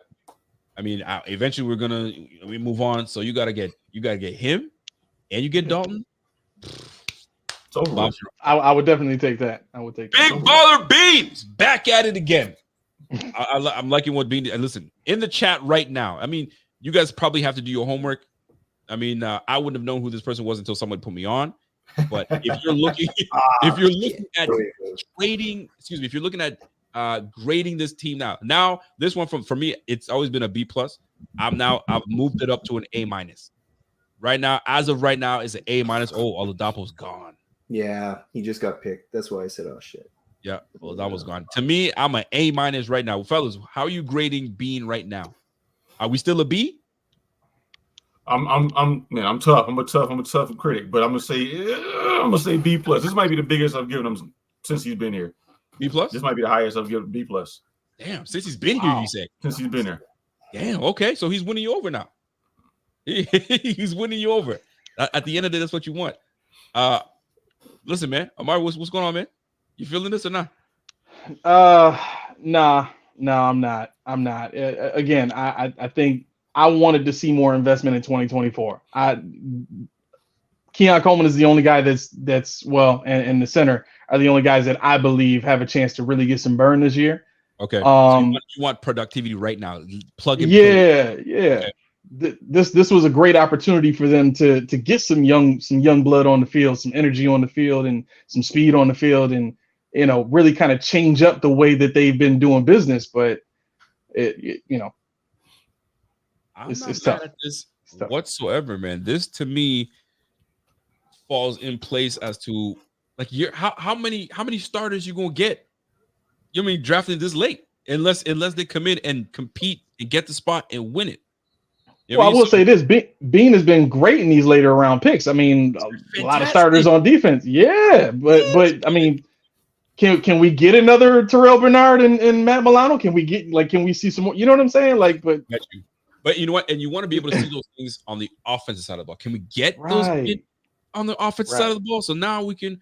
I mean, listen, it seems like he has an eye for defense. He has an eye for mid-round talent, and the fact of the matter is this: he traded down.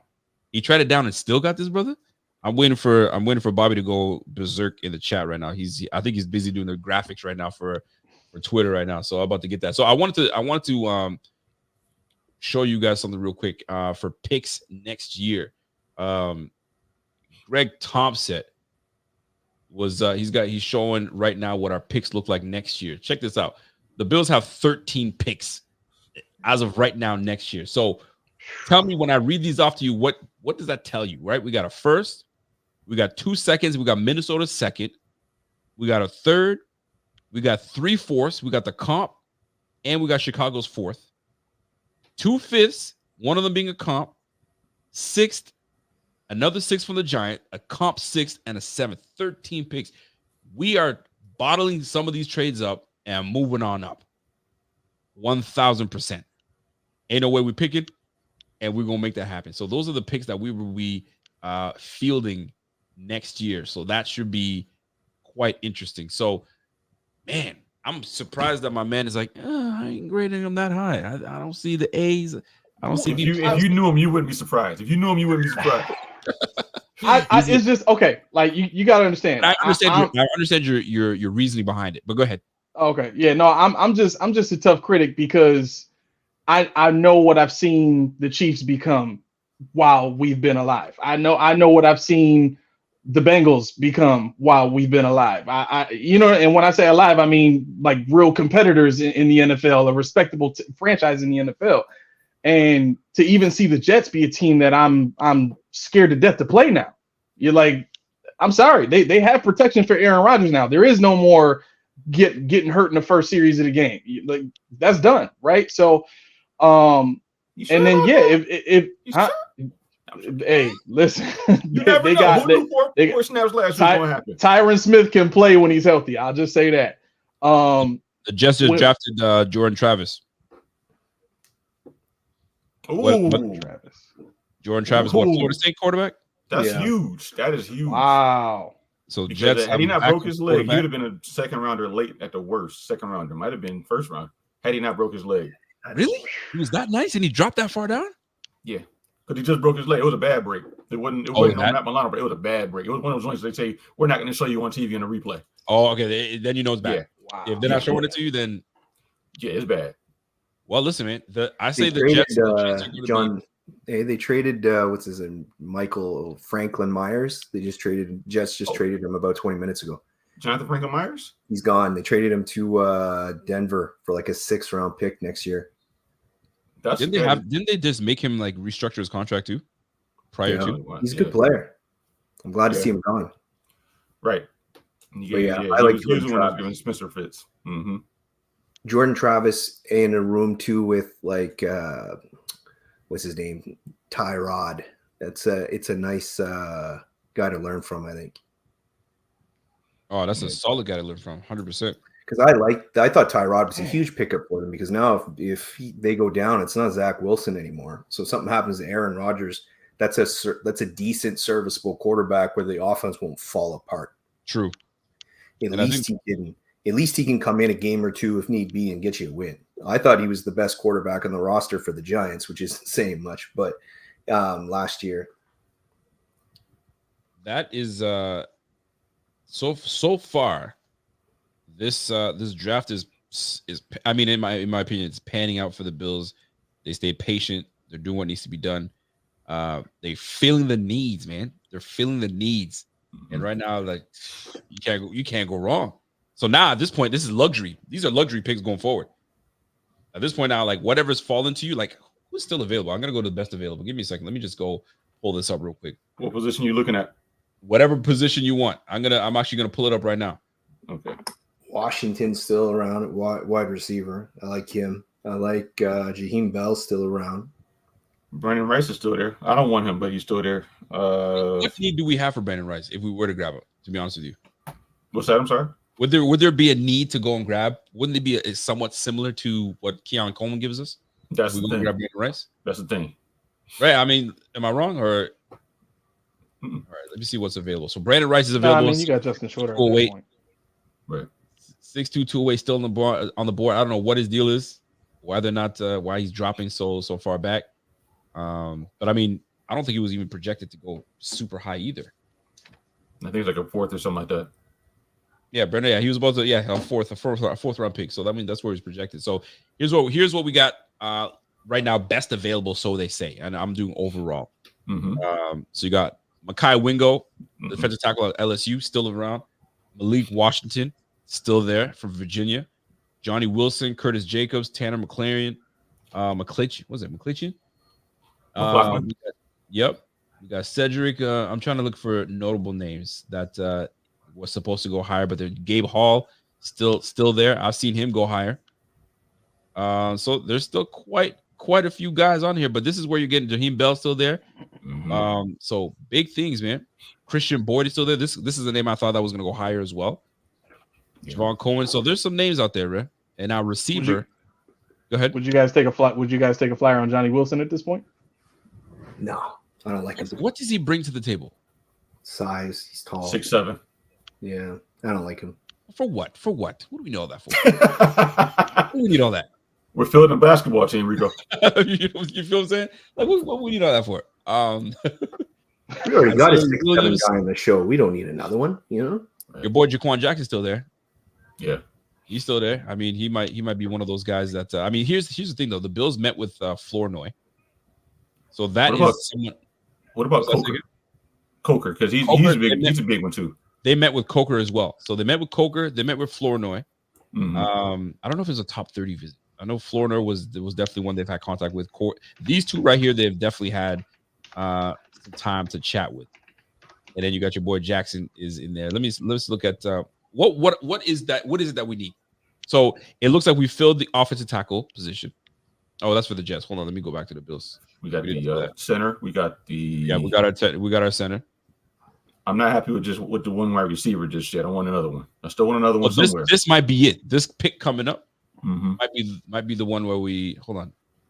What is it that we? Hold on, let me see what we got here. First of all, we close this up. So right now we filled our team needs. We got the receiver we wanted. We got the still on the damn Jets. Where am I at? I'm all over the place. The Jets are picking again. They picked 3 times in the night in like 10 spots this round. There we go. They picked. So we got. Actually, they picked 3 out of 6 picks. They picked 3 times. Rico, right there, right at the top there. The knees right there under where you were clicking at. It's still loading. It's got that thing going. Oh, there it is. Yeah. Receiver, cornerback, and edge is what this thing we still need. I mean, corner would be a good pick right here. We got our edge. I don't think we. I'm saying we just took an edge. Why do we need another one? Yeah, and it's still loading here too, right? So, okay, cornerback is what we need. This would make sense right here. This is the right. I guess depth of the draft that we can get something. Daniel Jeremiah sees that tight end Tanner as one of the top guys available. I would go with Dwight McLaughlin as cornerback out of Arkansas. Measurables, skills. What do you got? Who's that?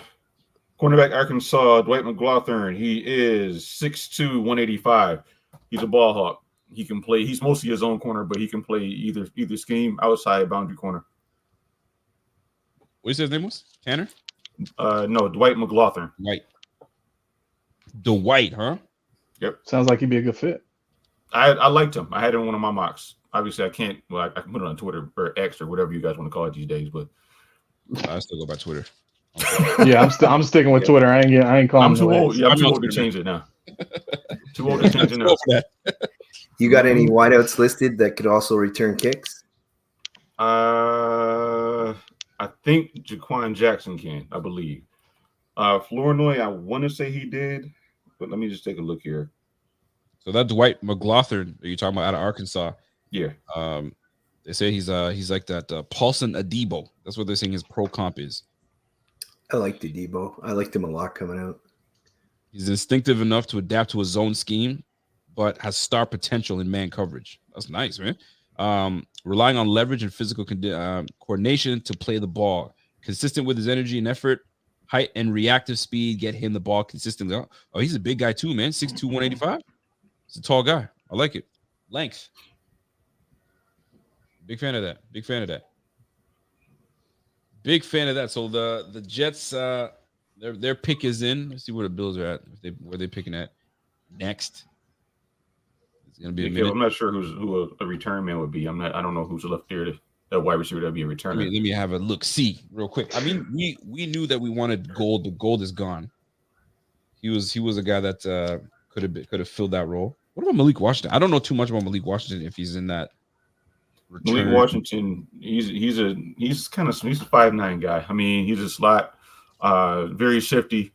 Sterling Shepard is what they're saying he is. Okay. The Jets took another running back.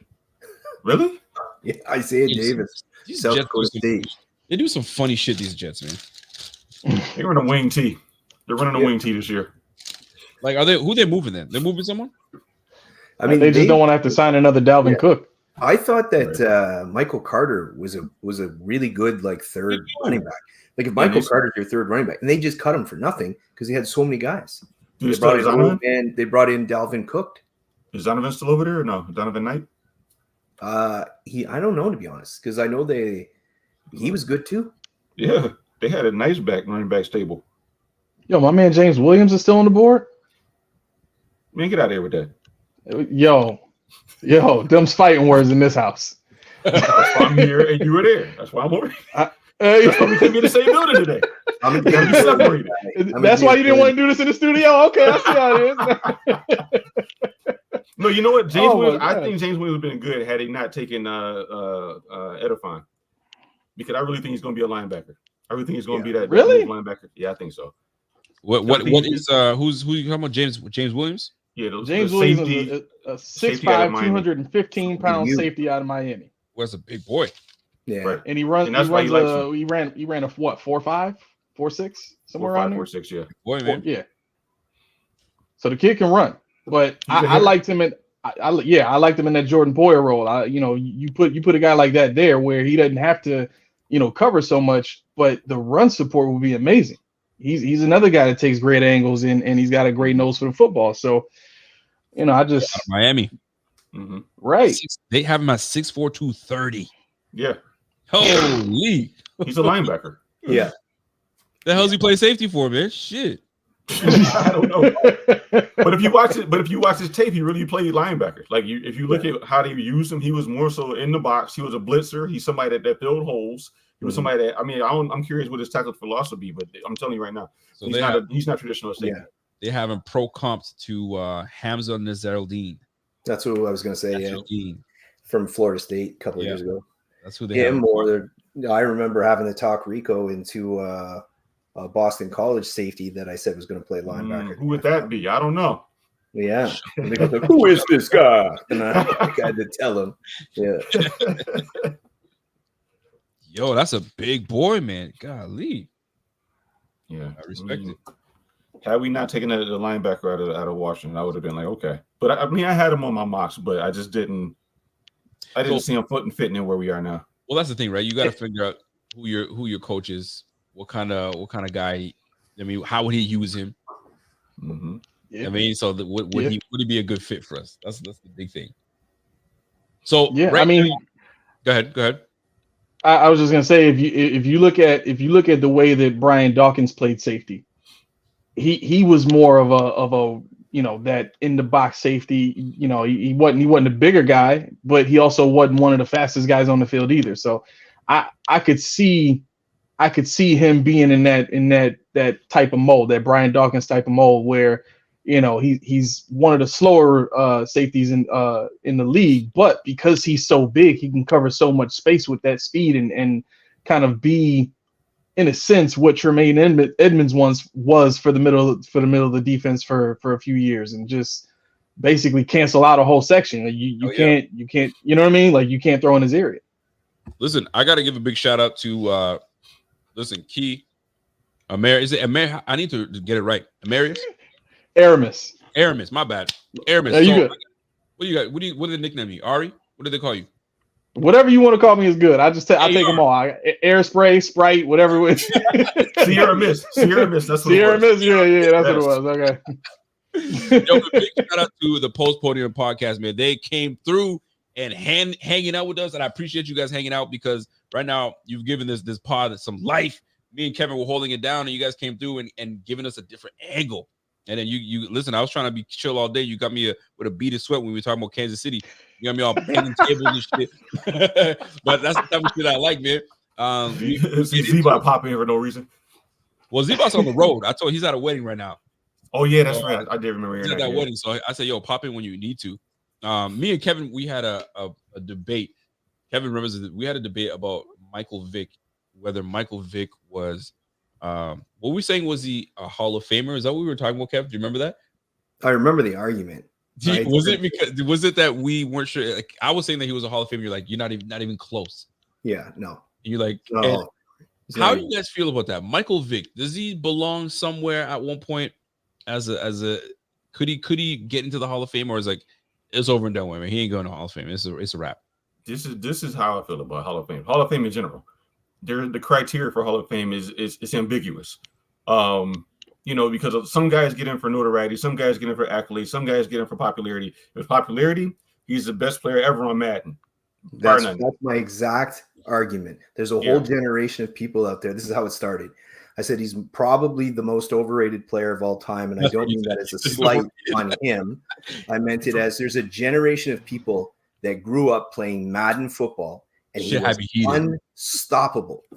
And they just remember the cannon arm, and they remember the highlight runs. Mm-hmm. They don't remember the plethora of 142-yard passing games with two picks.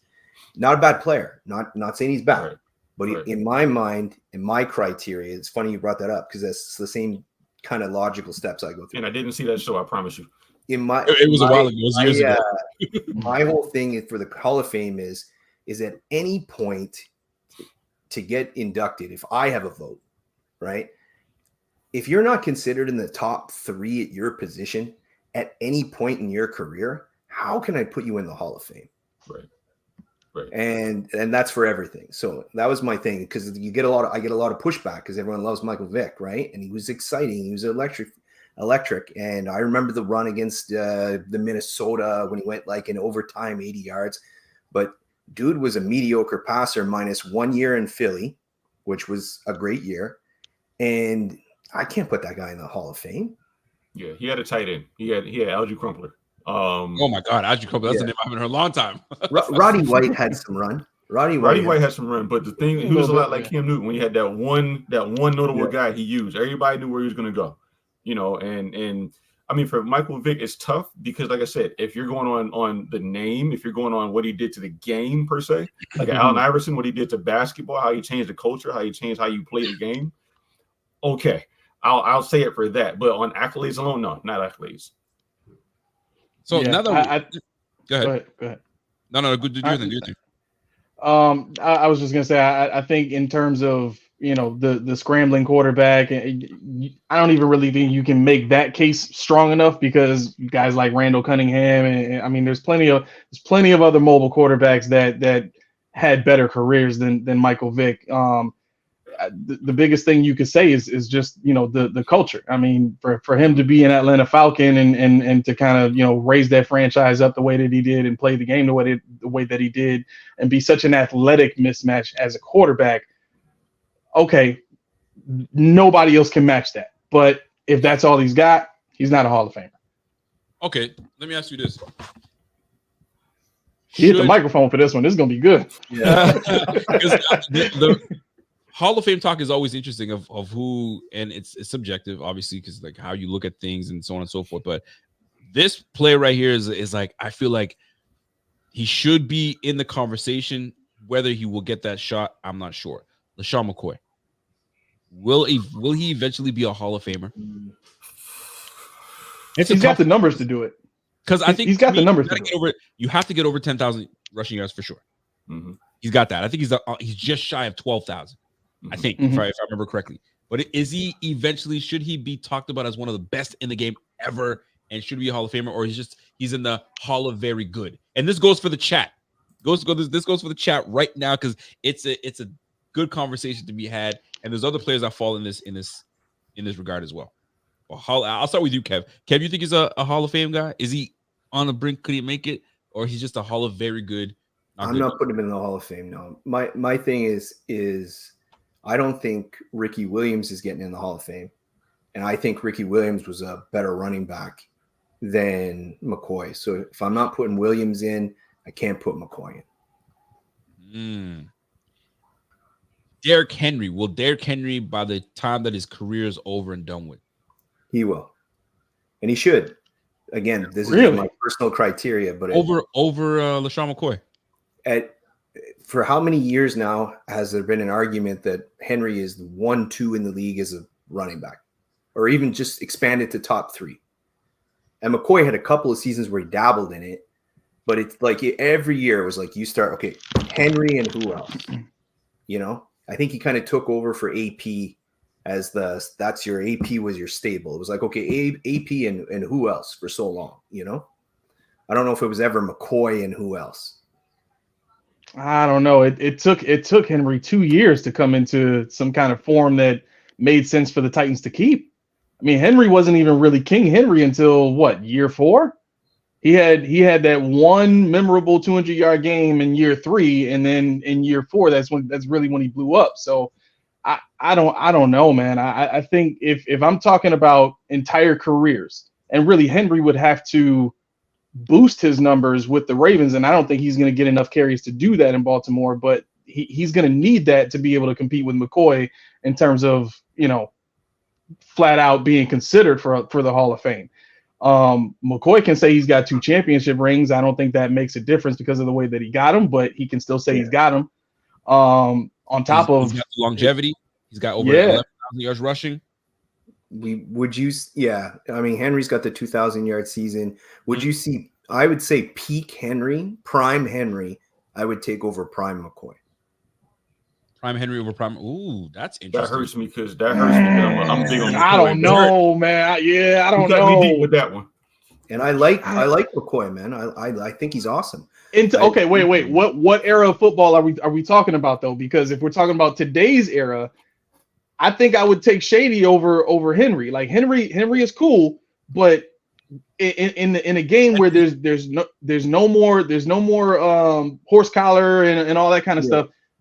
I don't think anybody can get a hand on Shady in today's game in his prime.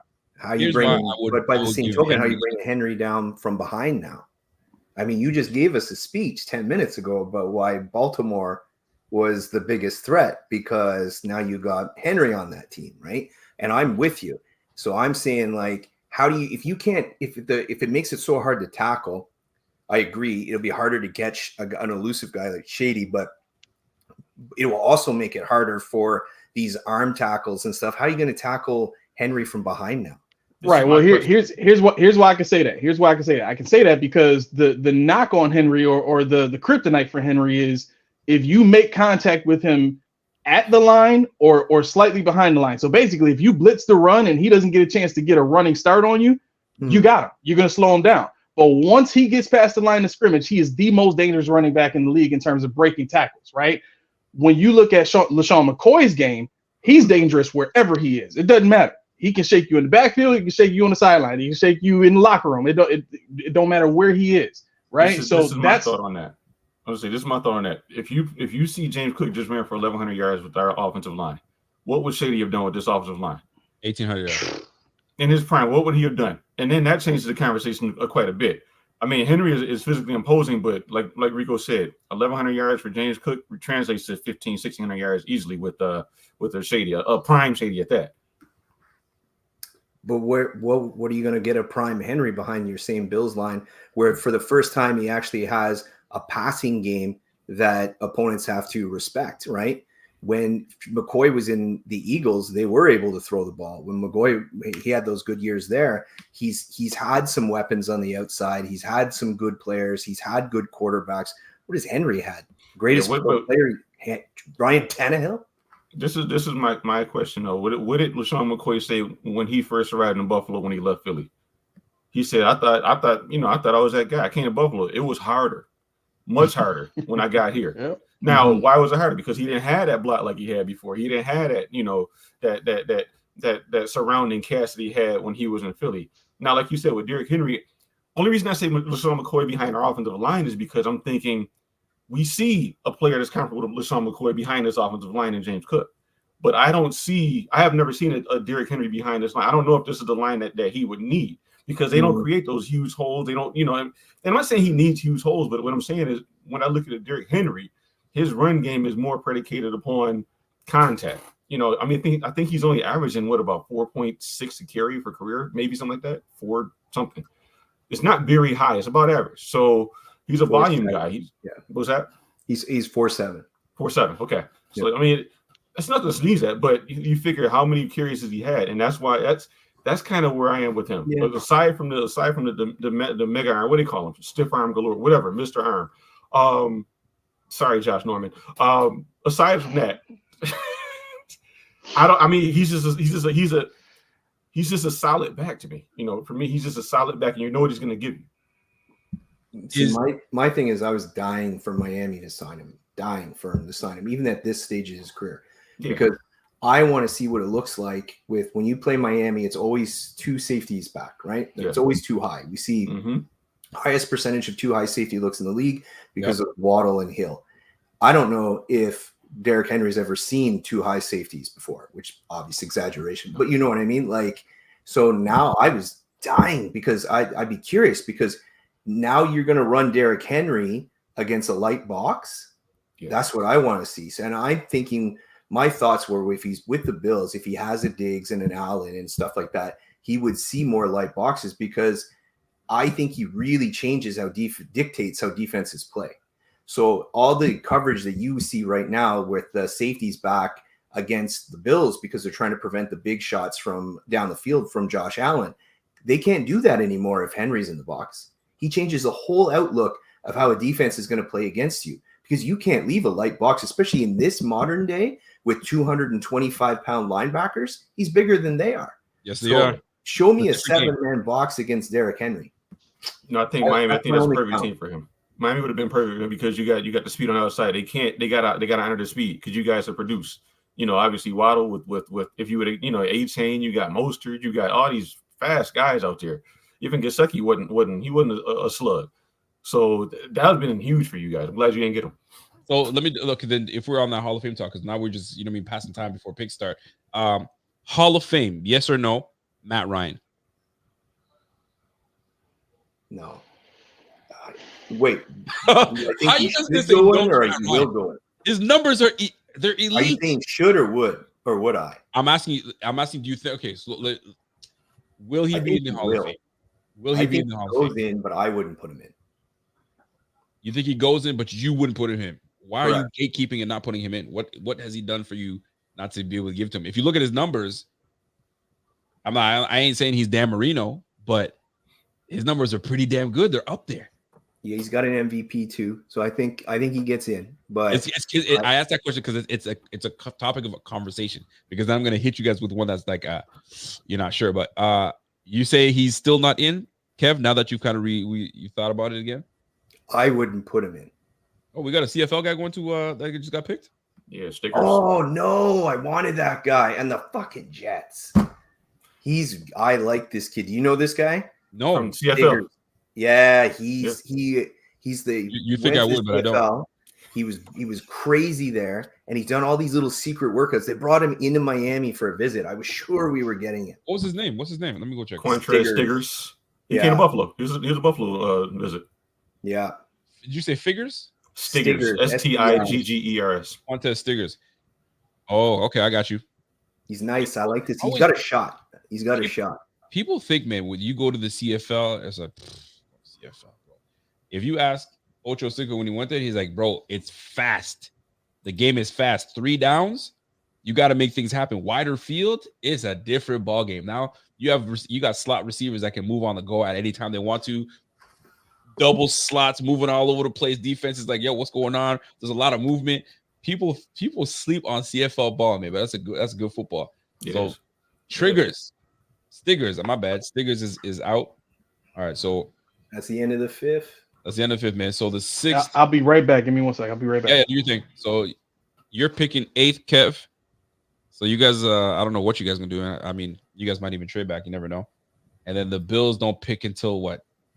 Shit, right at the end. At pick 28, near the end, and then we got the 7th, which is not so bad. All right, so. Right near the end, and then we're at the 19th pick in the 7th. So this will be interesting. So the next guy that I was going to ask you guys about if he's in or out, if you guys felt like it was, because I was talking to you guys about Matt Ryan, then it's Matthew Stafford. Matthew Stafford is the one where I'm like, ooh, I don't know. I do not know about Matthew Stafford. Is he in? Is he out? He's got himself a Super Bowl, so that gives him a bit of an edge to get in there. But like nowadays, like if you talk about NBA, it's like, okay, you got one, and what? He's in. At that point, you're in. In NBA, you're in. If you win one championship, you're pretty much in it. If people, I was more than one to be in. To have a conversation to be in, you got to be more than one. So what? Kobe's got 5.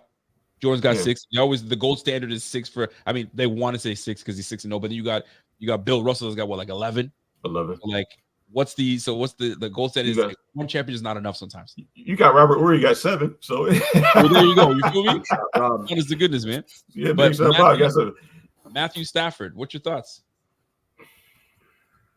I think Ryan's got a better chance to get in. Yeah, I think so too. If Stafford gets in, Ryan gets in. Yeah, I wouldn't put either in, but I have like high standards of who I put in the Hall of Fame. I think both of them. I think Ryan probably gets in. I think he does. Stafford, I don't know. Stafford's a tough one, man. He's got the stats from earlier. Like he's got the 5,000-yard seasons from earlier with Detroit. He's got that Megatron kind of notoriety where everyone's kind of watching him. And then he has that glow up where he wins a championship. He's borderline. He's borderline. I put him in with like the Phillip Rivers, you know, that kind of tier. They were really good, but I don't know if they're the all-time greats. I think that, yeah, to your point, I think with regards to what people talk about, what do you say? some people say to put somebody in, now you got to take somebody out. That's some people's logic because they're just oversaturating these Hall of Fame now. It's true, right? Because it doesn't feel like it's oversaturated. It's not. It doesn't feel like you just like anybody in now. So it becomes that way, and it's a fair take. Which brings me down to Bobby Wagner. Egos. Is he a no-brainer, or is it like, oh no, he doesn't. Don't even think about it. It's got to be a no-brainer. Yeah, it's got to be a no-brainer. I feel he's a no-brainer. And I don't like the disrespect that he's getting right now, being tossed all over the place. That guy's damn good. How you gonna play with this guy? Stop playing with this guy, man. To me, I wanted him here. It would have been nice. It would have been nice to have him here, man. It would have been nice to have him here. JJ Watt, we all agree he's no brainer. No brainer. Easily. Watt's going. He's going. Yeah. Von Miller? He'll go. Yeah. Go. You got to. Nope. Yep. He's a go. He's in. you guys are in there. Russell Wilson. He might. He's like, ooh, I don't know about that one. Shit. Russell Wilson is at the point where he almost needs to stop now. If he wants to go, he almost needs to stop now. Tarnishing. Yeah. Yo, don't tarnish your career, man. But yo, you can't come and stop now. Like the numbers are there. The Yeah. The numbers are there. Talk to him, Rico. Talk to him. Come on, man.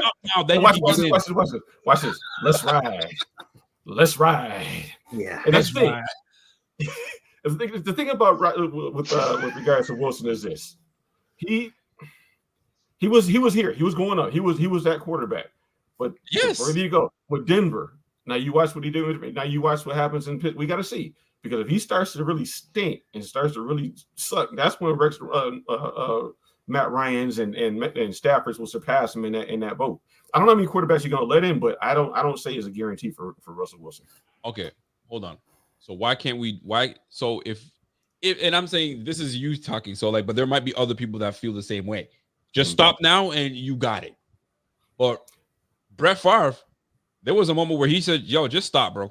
Just stop." You know what I mean? And he kept on going, and obviously you already know what time it is. But Russell Wilson should be a no-brainer. No different than when you look at JJ Watt. You look at potentially Matt Ryan, Russell Wilson. Who gets in? Who should get in first? Russell Wilson. So you got a Super Bowl. We were just deliberating on should we? Yo, Russell's in. Right, he's got to be in. Chat, talk to me in the chat. Is Russell Wilson a Hall of Famer? Just put a thumbs up or a thumbs down in there. Russell Wilson, no brainer. That's what I was talking about, right? Thank you. That's what I'm saying. No, I think you got. Yeah, I'm with Key. I think you have to. And it's funny, had he like got injured and never played, hell no, he's not in. See, my thing is, if Wilson had gotten injured and retired and never played for the Broncos, I would have put him in. I would put him in, no question. So, but watching him the last bit, I think he still got. Yeah, but that's like saying like not everybody is Tom Brady. Not everybody's gonna go from one good team and make another team good. I mean, there's. You know what I mean? Like the Seahawks allowed Russell Wilson to play his game, and one of the reasons they got rid of him is because he wanted to continue to play his game, which was everything that happens after the ball is snapped outside of the play that was called. Like that was when Russell Wilson became dangerous. You know what I'm saying? So once he got to a certain age where he wasn't as fast, as athletic, he wasn't, making as many plays, playing that second verse type of offense where everything was happening off script, right. Then it became a problem for the Seahawks. And then you take that over to the Broncos, where the Broncos are like, yeah, you're a great quarterback, but we want you to play in this box. And that's it. No more. Right. You're asking somebody to do something that he's never been forced to do his whole career. But I'll put him in just so I can see what Sierra's wearing. This is I don't remember who said something about Brett Favre, but Brett Favre, when he retired, wasn't he the top dog in passing yards? Wasn't he an all-time high, something like that, or top 3? Yeah. So I mean, that's where that name comes from. Whether he stopped then or kept going, whatever he did. But I don't know where Russell Wilson. I have to look it up. But what is the criteria? That's my thing. Russell Wilson's 19th all time in passing right now. So what's the criteria? What are we basing it on?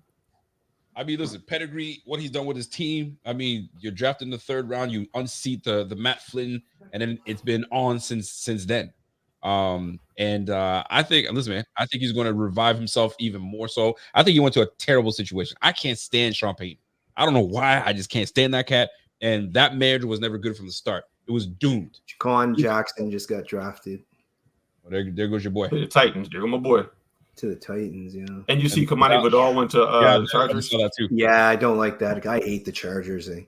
Yeah, really. Will Levis has got weapons this year. Over Chargers, they're going to be sneaky good in that AFC South, man. They're going to be nice. They got a real coach now, at least. So I'm not a huge Harbaugh guy, but he's a hell of a lot better than Brandon Staley. Oh, 100%. My man Jose says, look up the story of Ray Davis. Amazing parents in prison. He was homeless. Yo, that's crazy. So that's a Billsy guy. You know what I mean? The Bills Mafia is going to embrace that brother real good, man. So where are we on the Russell Wilson chat? What were they saying in the chat? They're saying there's a lot of yes in the chat of Russell Wilson as a Hall of Famer. I saw that. Yeah, Michelle Holland is the only hater that's saying no. I was watching the chat. Stafford got the most support. Hold on, everyone really thought they thought we were crazy for not putting Stafford in. Say again. Oh, the chat. I was reading them. A lot of them thought Matt Ryan was good, but they really liked Stafford. They thought we were crazy when we were him and Han over Stafford. They like Stafford in their. Yeah, but there was a bunch of them. They all thought Stafford was Hall of Famer. I think so too. Shout out to Debbie Sharks. Now, is anyone going to be like? I got you. I got you. I'll be the judge of that. There, Deb. I'll let you know if he's got beautiful eyes or not. we won't talk about that. Let me tell you what's next on the list because the chat is they're saying Russell Wilson's in. I see a lot more Russell Wilson in. I don't know why anybody could hate Russell Wilson. Louise, how could you hate Russell Wilson? I could see it because like his personality behind the scenes. Well, like you've heard all the reports about how he is in the locker room and in person, right? I know somebody close to me that's like had been at a dinner table with him and seen how he is like up front, right? Okay. And what was told to me is he's one of those guys that you can tell is just putting on a face or kind of trying to fit in where he doesn't fit in. You know what I'm saying? Trying to be something that he's not necessarily so that he can not feel like he's, not wanted or awkward or whatever. You know what I'm saying? We've all been around that person. We've all been around at one point in our life. We've been around like, bro, just be yourself, bro. You right. But there are people that you think they're being too much and it's really just them. And then you're like, you're unsure. It got you kind of like, yo, who is this guy, man? Like, is he for real? Like, so I feel like he's one of those guys that just you're unsure if he's being for real or that's just a quirky Russell Wilson. It comes down to one question. Then you got to ask yourself if you want a plane and you sleep, you want to hear this dude. you want to hear all that going on right when you're trying to sleep, down, man. He doing squat thrusts and whatnot in the back of the plane. You know what I'm saying? Is that what you want to deal with? He's dedicated. He's working. Cut the yeah, let's ride. They're gonna make his ass walk. He's always working. I like that. All right, so let me put you guys on the spot again. So you said Von Miller was in, Russell Wilson, and we say he's in. Justin Tucker, the kicker, no brainer. Oh yeah. Sorry, Miami just took Malik Washington. Why? Oh, I'm sorry. Wow. I'm sorry. Don't care. Whatever. Carry on. That's legit. That's legit. That's a good pick for you. I mean, work the middle of the field, working underneath with those two guys on the outside. Come on. It's all about quickness. Malik's that dude, huh? Yeah. That's Devin A-Chain as a receiver right there. See that's what the Jets got in Malachi Corley somewhat, but this is just Yeah. I mean, shit. I mean, we can marvel over all this stuff right here, but we have that in Curtis Samuel. So what are we talking about here, folks? Oh, that's definitely true. A lot of people are selling that dude short. They don't understand how good he is. Curtis Samuel? Yeah. We're about to find out. Somebody might find out at some point. He a New York cat, man. So he's not a fan. He's not a fan, huh?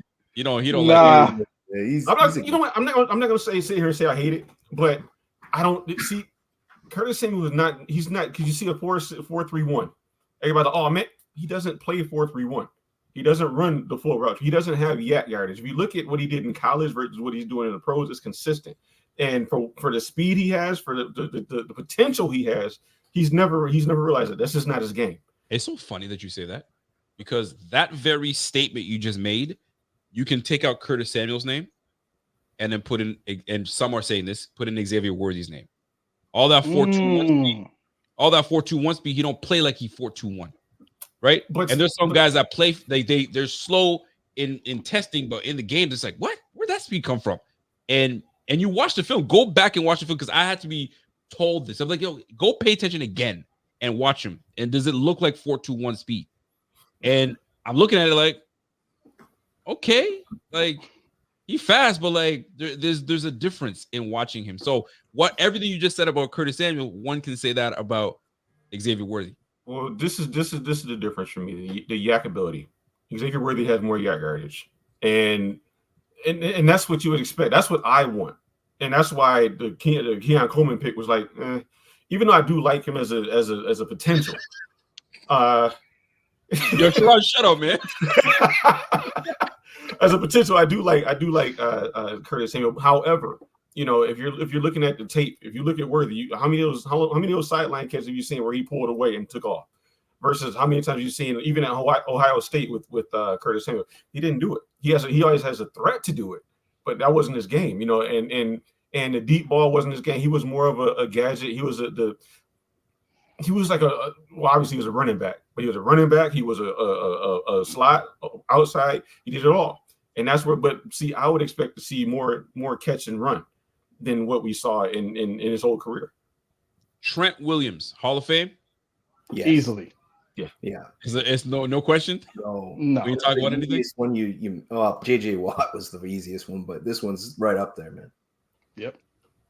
Because I'm throwing out some names to see how y'all feel about some of these names that are being thrown out. So I guess the one that most people are talking about, like I'm surprised when I bring it up, is obviously obviously we know Tom Brady's gonna be in there. That's dude's a baller. Travis Kelce, he's a no-brainer. He's in.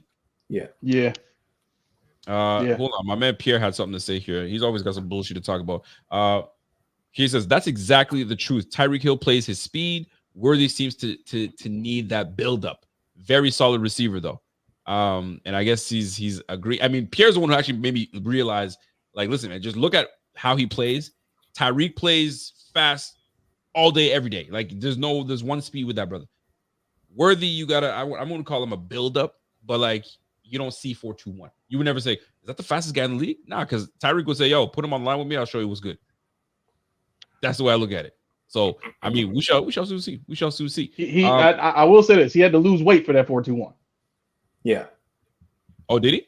Yeah, he lost. Yeah, like he 6 dropped. pounds, He dropped weight. about 6 pounds. Yeah. Oh, he did. He's drop really weight. at 171, 72. That's what he is. So 165. When everybody says 165, I'm like, yo, chill on that. That's So just he for walks underwear around Olympics. 175. He probably walks around at that because he plays bigger. Yeah. Yep. He plays Yeah, every. He that's doesn't the thing. play like he's a 165 guy. Sorry, I mean, That's bad. Yeah. I mean, but he's not our player, so I don't even care anymore. Exactly right. So right now, I need to go look at what these Jets have done. We've seen what the Patriots have done, and you know what I mean, we give them their props. Okay, bet we got it. But let's go back and visit what the New Jersey Jets have done. I ain't gonna call them New York. Let's see what can we give them their credit, and then we're gonna dive into Miami and what Miami have done, and we can kind of judge their team based on what we see there. So let me do your thing. Let me share my screen real quick. Get this thing cracking. Oh. Kev, are you happy so far with your boys? What they've done so far? I hated round 1 and 2, and I love every pick so far after that.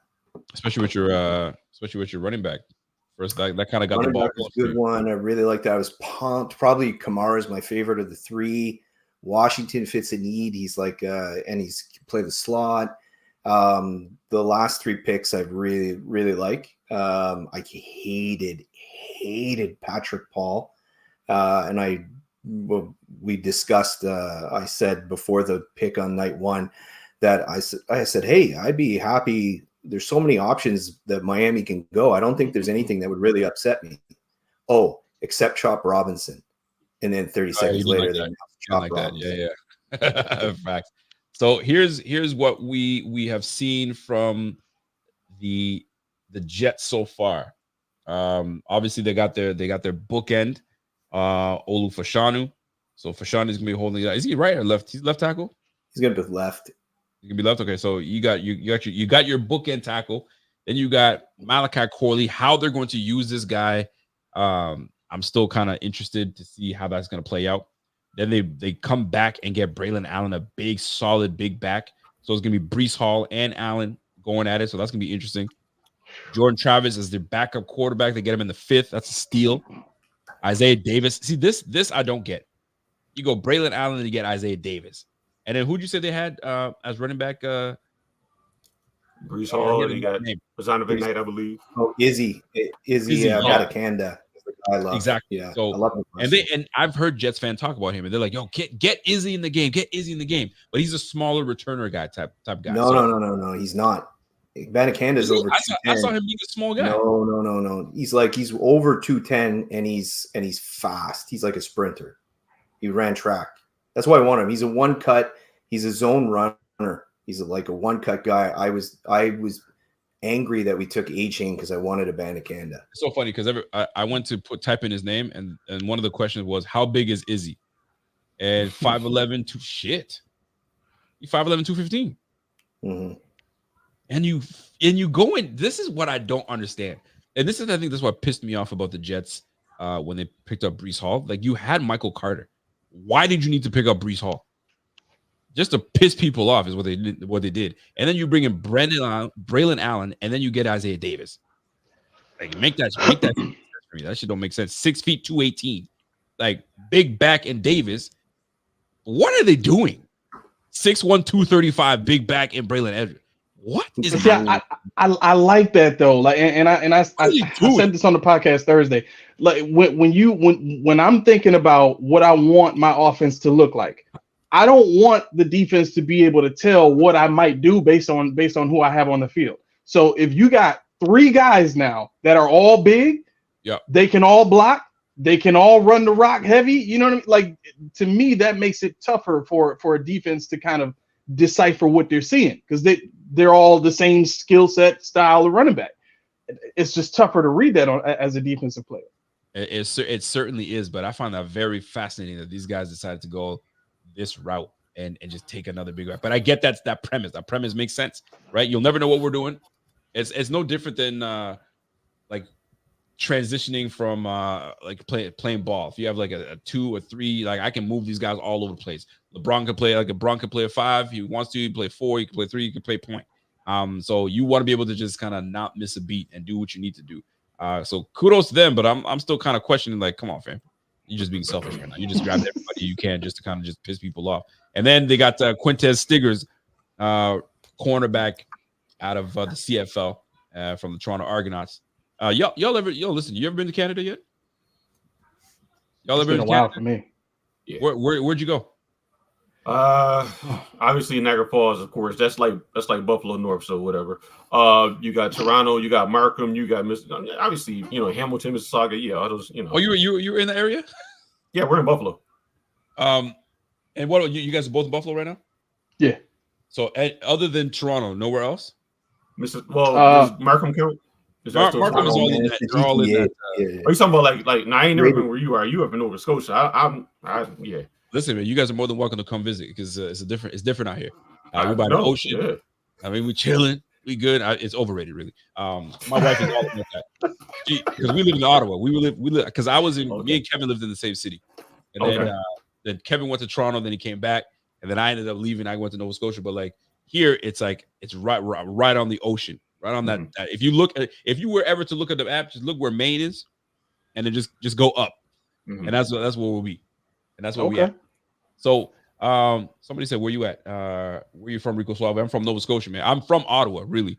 But I'm living in Nova Scotia right now. By the way, let me get a roll call in the chat right now. Where is everybody from? Because I know there's people from all over the place. So Drop your area codes in this bitch. Drop your city if you're repping your city. If you're embarrassed of your city, drop another city that you want to be. You want to move to. These boys are repping 716 hard heavy. No, so I gotta address Spud though. He said what did he say? Niagara Falls is the ghetto Buffalo. I mean Niagara Falls, Canada. That's the Niagara Falls, New York. That's ghetto Buffalo.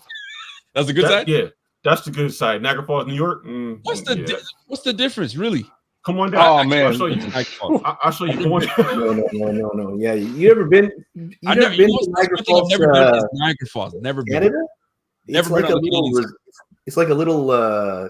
It's got casinos and it's got all the stuff to do. It's kind of fun, man. I was there. We stayed in Niagara Falls last year before the Bills-Dolphins game, and just drove over in the morning. Eric Cumberbatch, yeah. St. Lucia, represent the islands. I like it, bro. Yeah, I've never been to Buffalo. I never been to the Niagara Falls part. Never been. The one thing I will say about Buffalo, great, like the city. When you go downtown, there's something about downtown Buffalo that's like, it's gray. It's very just. Is that? Am I tripping? Am I tripping? Nah. What a color! Where's the? It just they've done some work since then, so it's not as gray now, but. And the thing is, it's a nice city. I like that. I rock with. Anytime I go there, I feel like it's like a second home to me. You know what I'm saying? But like anytime I'm around that downtown core, I'm just driving around. It's like, gosh, like where is everybody? That's another thing. I'm always like, yo, where is everybody, bro? Depending on when you come. Yeah. Where did what is lively around downtown? Oh my gosh. Let me see. St. Patty's Day is live everywhere. Dingus Day. Huh? You know what that Dingus Day. Yeah, Dingus Day is huge. What's Dingus? That's the Polish festival. Oh, Polish festival. Yeah. All right, bet. You like to learn these things. You know what I mean? No, we got canals. We got canal plus. We got we got a lot of stuff. But that's the thing about Buffalo. Everybody, there's nothing to do here. But you got to look at it. Or is that true? It's all a secret. That's really what it is. It's all a secret. Like Buffalo doesn't advertise what they have to do here. You got to know somebody to get into the barbecue. So there is lots to do in Buffalo.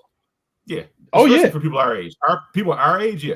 Yeah. But Okay, the younger cats. Let's talk about it because this is something I got to bring up. So you're from Kevin. Give me a city that most people like that they love. They love their city and their city is vibrant. And don't name Miami. Don't get out of Florida. Florida is out of there. Give me a state that everybody's like, yo, I love living out here. Like, I don't know, Nashville, New Orleans, Tennessee. You know what I mean? They love Tennessee. They love the New Orleans. Now you're a player, and you got drafted. I wonder if these players are like, yo, anywhere but Buffalo. I wonder if they say that based on what people talk about in terms of like the city itself, what's there, and so on and so forth. Although when they get there, they're like, yo, this is a nice ass spot, man. I don't know why we're talking shit, right? But like my man coming from Louisiana, right? Keon Coleman. Is he going to fit in a city like Buffalo? Will he embrace Buffalo? Because the city will embrace him, but will he embrace that side? But is Buffalo a place that you just fall in love with the place once you're here? He's from Baton Rouge, and it's like they always say, it's a city nobody wants to go to, but nobody wants to leave. And that's true. People like LaShawn McCoy. But I ain't going to Buffalo. And he came here. What do you do? He repping Buffalo on ESPN every time he can. Jim Kelly, 86, when he was forced to come to Buffalo, and he said, I'm going to USFL. He comes about, he still lives in Buffalo. Thurman Thomas is always here. Andre Reed always here. They're always here. Eric Moe still lives here. Eric Moe still lives. Does Thurman still live there or no? Thurman still, he has residence here. He has residence, but he's and Jim Kelly back still lives there. Yeah. Yep. Jim still lives there. Yep. I mean, like so these players have stuck around, and it's not a massive city. Well, I mean, it's not small either. It's nice. I like Buffalo, man. But these players, I wonder if people are saying, "Yo, don't do that." But what I love about it is now you got a franchise quarterback. We're on the map. We're winning, and I always say to myself, "Hold on a second. If everybody is shitting on Buffalo or not wanting to go to Buffalo, what about Wisconsin? What's so goddamn good about Wisconsin? Milwaukee, get out of here with that. It can't be that much better." Or nobody wants to say nothing about going over there. I mean, I've never been, so I can't say nothing. But or maybe anybody that's from that area, is anything special about that place? Where's another place that would say it's like hit him with your Minnesota accent? Minnesota. Yeah. give me a break, man. No one should know. What is it? Is that Minnesota's what? We're Kevin. We're above. Like, was it Calgary is above Minnesota? Or is it Alberta? I'm trying to think of where Minnesota. Yeah. I know what you're saying. It's higher up than like say Toronto. It's more north. Is it more north? I felt like it was Toronto, way over Minnesota. Yeah. Like just like where like Manitoba. No, it's not Manitoba. It's probably like Calgary. Like right south from Calgary. That's Minnesota. Right in that area.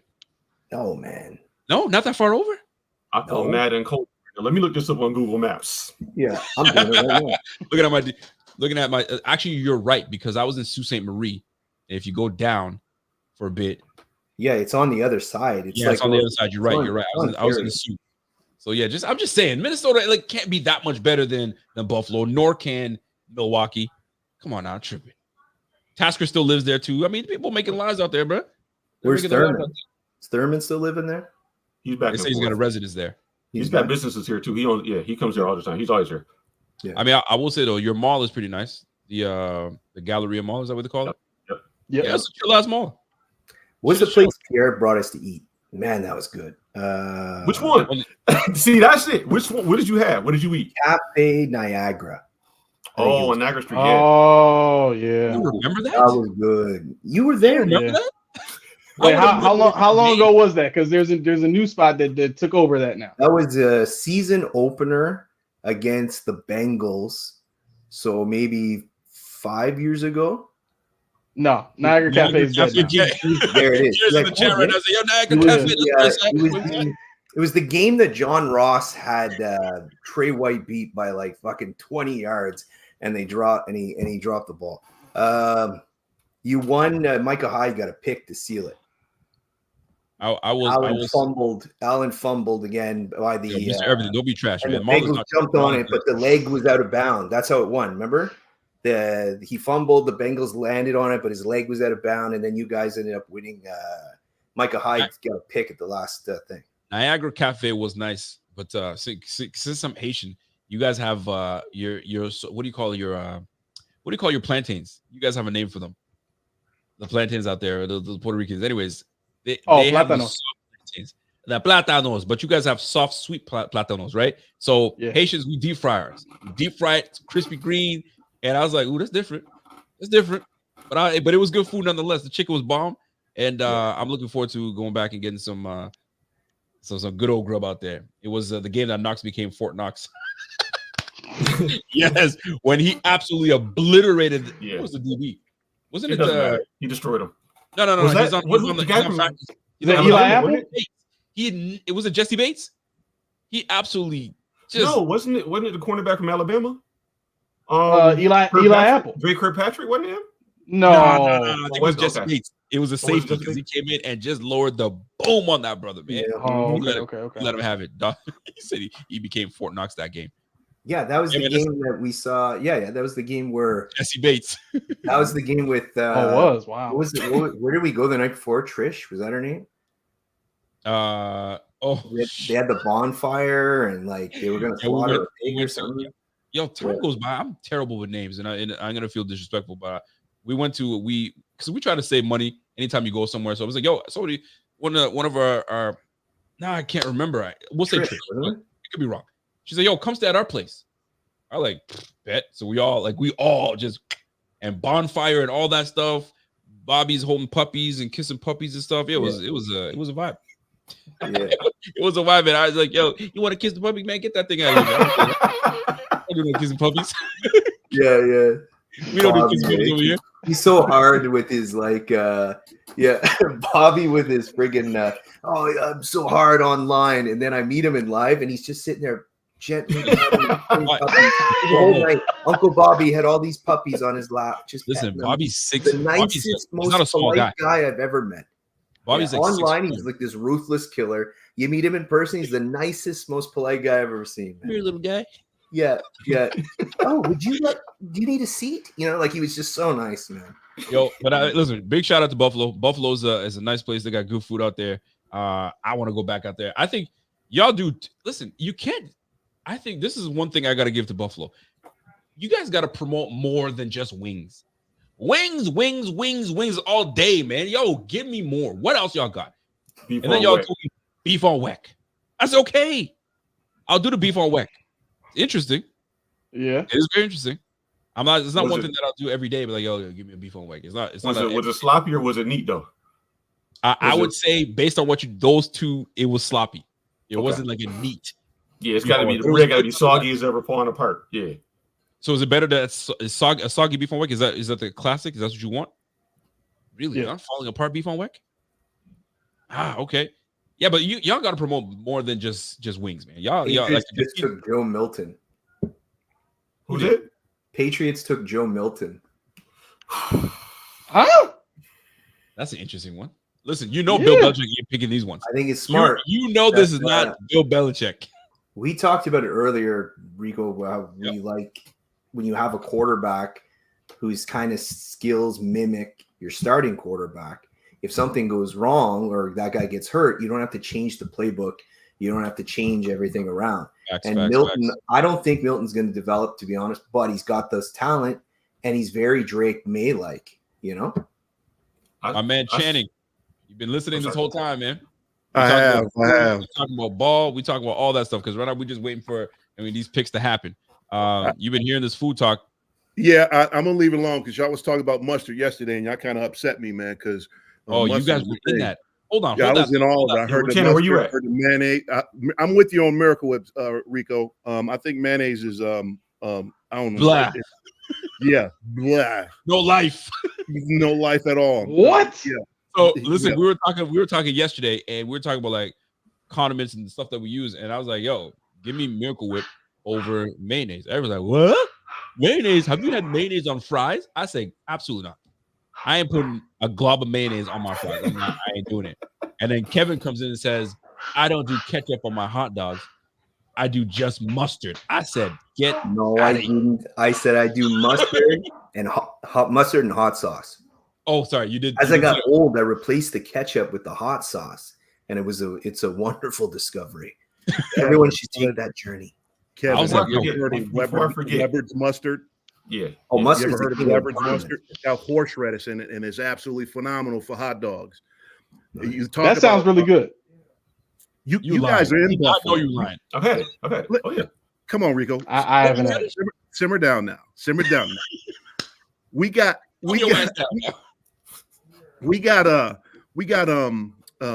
Schilling's hot dogs in Western New York. You guys know about this. If you guys are in Western New York, you guys got to know about the Salem's? Salem's hot Yeah. dogs. Yeah. Oh yeah. Skin hot dog. You cook those things up. You grill them. I pre-boil them and then put them on the grill. Get a little crust on them and put crunch. Weber's mustard or any mustard on it. It's the bomb. It's the bomb. Any bread you want is Channing's my good. guy.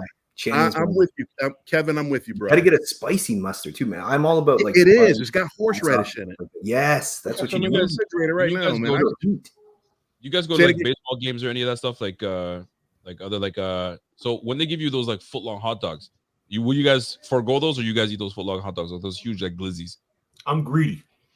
I What eat it. that mean? I'm greedy. What that mean? Yes.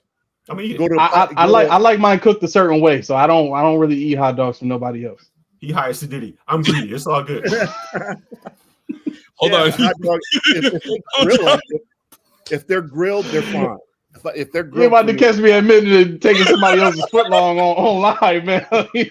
They ain't going down like that. I had to strategically move my way out of that one. You know what I'm saying? Yo, that got me. That was the setup. Now he's getting it. Key's That's like, the what? setup. What are we talking about I here? don't care. I'm old. Whatever. How you holding that thing? Honestly, What do you want us to do here? Break it in half. Eat it from the middle. What is this, Rico? not order it. Absolutely not. Or you just want us to mimic how we eat a hot dog? What are we gonna show me how you eat an ice cream cone next? Jesus Christ! What a weirdo! You brought poor Channing on for that? Oh, How wow. do you eat a hot dog, Channing? Kevin, to be fair to Rico, I started it because I said something about you guys are on Yeah, here but talking you about hot finished dogs and all this other kind of Well, he mustard. did. Like, that was me. You can't blame Rico on that. That was me. Man. Yeah. You've been on this thing way too damn long. When you start asking fucking questions like, Bro, yo, I How do you eat a hot dog? So how You you stick brush around your Rico long enough, and he's gonna say some weird shit. I was down south with him one time, and we're there for a week, and he just gets bored at some point. So he starts like he thinks he's hosting a podcast at a resort. You know what I mean? So, anyways, what do you think about and he starts asking all these questions, and he'll get when it hits like 1-2 a.m. Oh man, Get that's weird. good stuff, Yeah, that's good stuff, man. My bad. I had to. My man said I'm greedy. I'm greedy. He said I want it all. Anyways, my bad. Oh, But wow. my man, look at you guys. I got you guys crying too. Okay. Yeah. All right, my bad. Let's get back on. Let's get back to it. I apologize to the chat. We just sometimes we gotta take a little break, just kind of laugh it up a little bit. But we back on it. So the Rams are picking right now. But Chen, let me get you on this one real quick. Okay. We're talking about Hall of Fame players. Uh-huh. We're talking about players that should be in, should be not. And the biggest debate was Travis Henry, King Henry, Sean McCoy. And McCoy, is he on the brink? Could he be in? King Henry, is he on his way? Because he's the last of the dying breed. Like there ain't there's not many backs like that can be the bell cow back. That's once he's out. Who else is there a bell cow back? Nobody else, right? I think he's the last one. Not in the league right now. That's it. Yep, he's it. So I mean, we could say McCaffrey. McCaffrey gets a lot of carries. Ooh. Yeah. Yeah. Right. He's a hybrid. He's Yeah. new age. He's not He's that, a new he's age not a hybrid. cow, big back, yeah. Yeah. He's absolutely one could do it, maybe. He's what everybody wants. You know, that guy that catch the ball out of the backfield, run the ball up in between the tacklers, that kind of thing. So you talk about Hall of Fame. King Henry's going to be Hall of Fame because he's he's the last of the dying breed. LaShawn McCoy, what's his stats? What's his numbers? He's just shy of 12,000 because I know he wanted to reach. He knew if I can get to 12,000 yards, I'm in. But he never reached it because I don't know what happened with him with Kansas City. I thought he was surefire to do something out there, but that didn't pan out. He's got how many Super Bowls? He's got 2 Super Bowls. Did he get one with Philly? Nah, I think it was Kansas City. Wasn't it both with Kansas City? He got both Super Bowls with Kansas City. McCoy. No, you got one in Tampa and one in KC. Tampa, that's it. Tampa KC. All right. So 11,100 yards. He made it to 11,100 yards, 73 touchdowns, 518 receptions, almost 4,000 yards receiving, and 16 touchdowns receiving. 4.5 yards per carry for a career. Yep. 4.5 yards per carry. Less than Henry's. So how would his plaque read in the Hall of Fame? How would he read his plaque? What you mean? 2-time Super Bowl champ. You're right. That's what they say. Keep going. What he's got, like 1-2 All Pros. I gotta look at his resume. So I think he's got 2 All Pros and he's got like 6 Pro Bowls. I might be overdoing it here, but like that's how it's gonna read out. So that's how if you read his credentials for his plaque in a Hall of Fame, would it look good in the Hall of Fame? Could it compare to somebody else's that's already up there? Because that's what you have to do when you're naming somebody. You got to introduce them. If somebody's coming in here, you got to say facts. Yeah, if I look at his credentials, like, okay, well, this guy, all right, well, yeah, that's a Hall of Fame career. He's got 2 Super Bowls. Yep, 6 Pro Bowls, 2 All Pros. 6 Pro Bowls, 2 All Pros, 2 World Championships, and 11,000 yards rushing the football.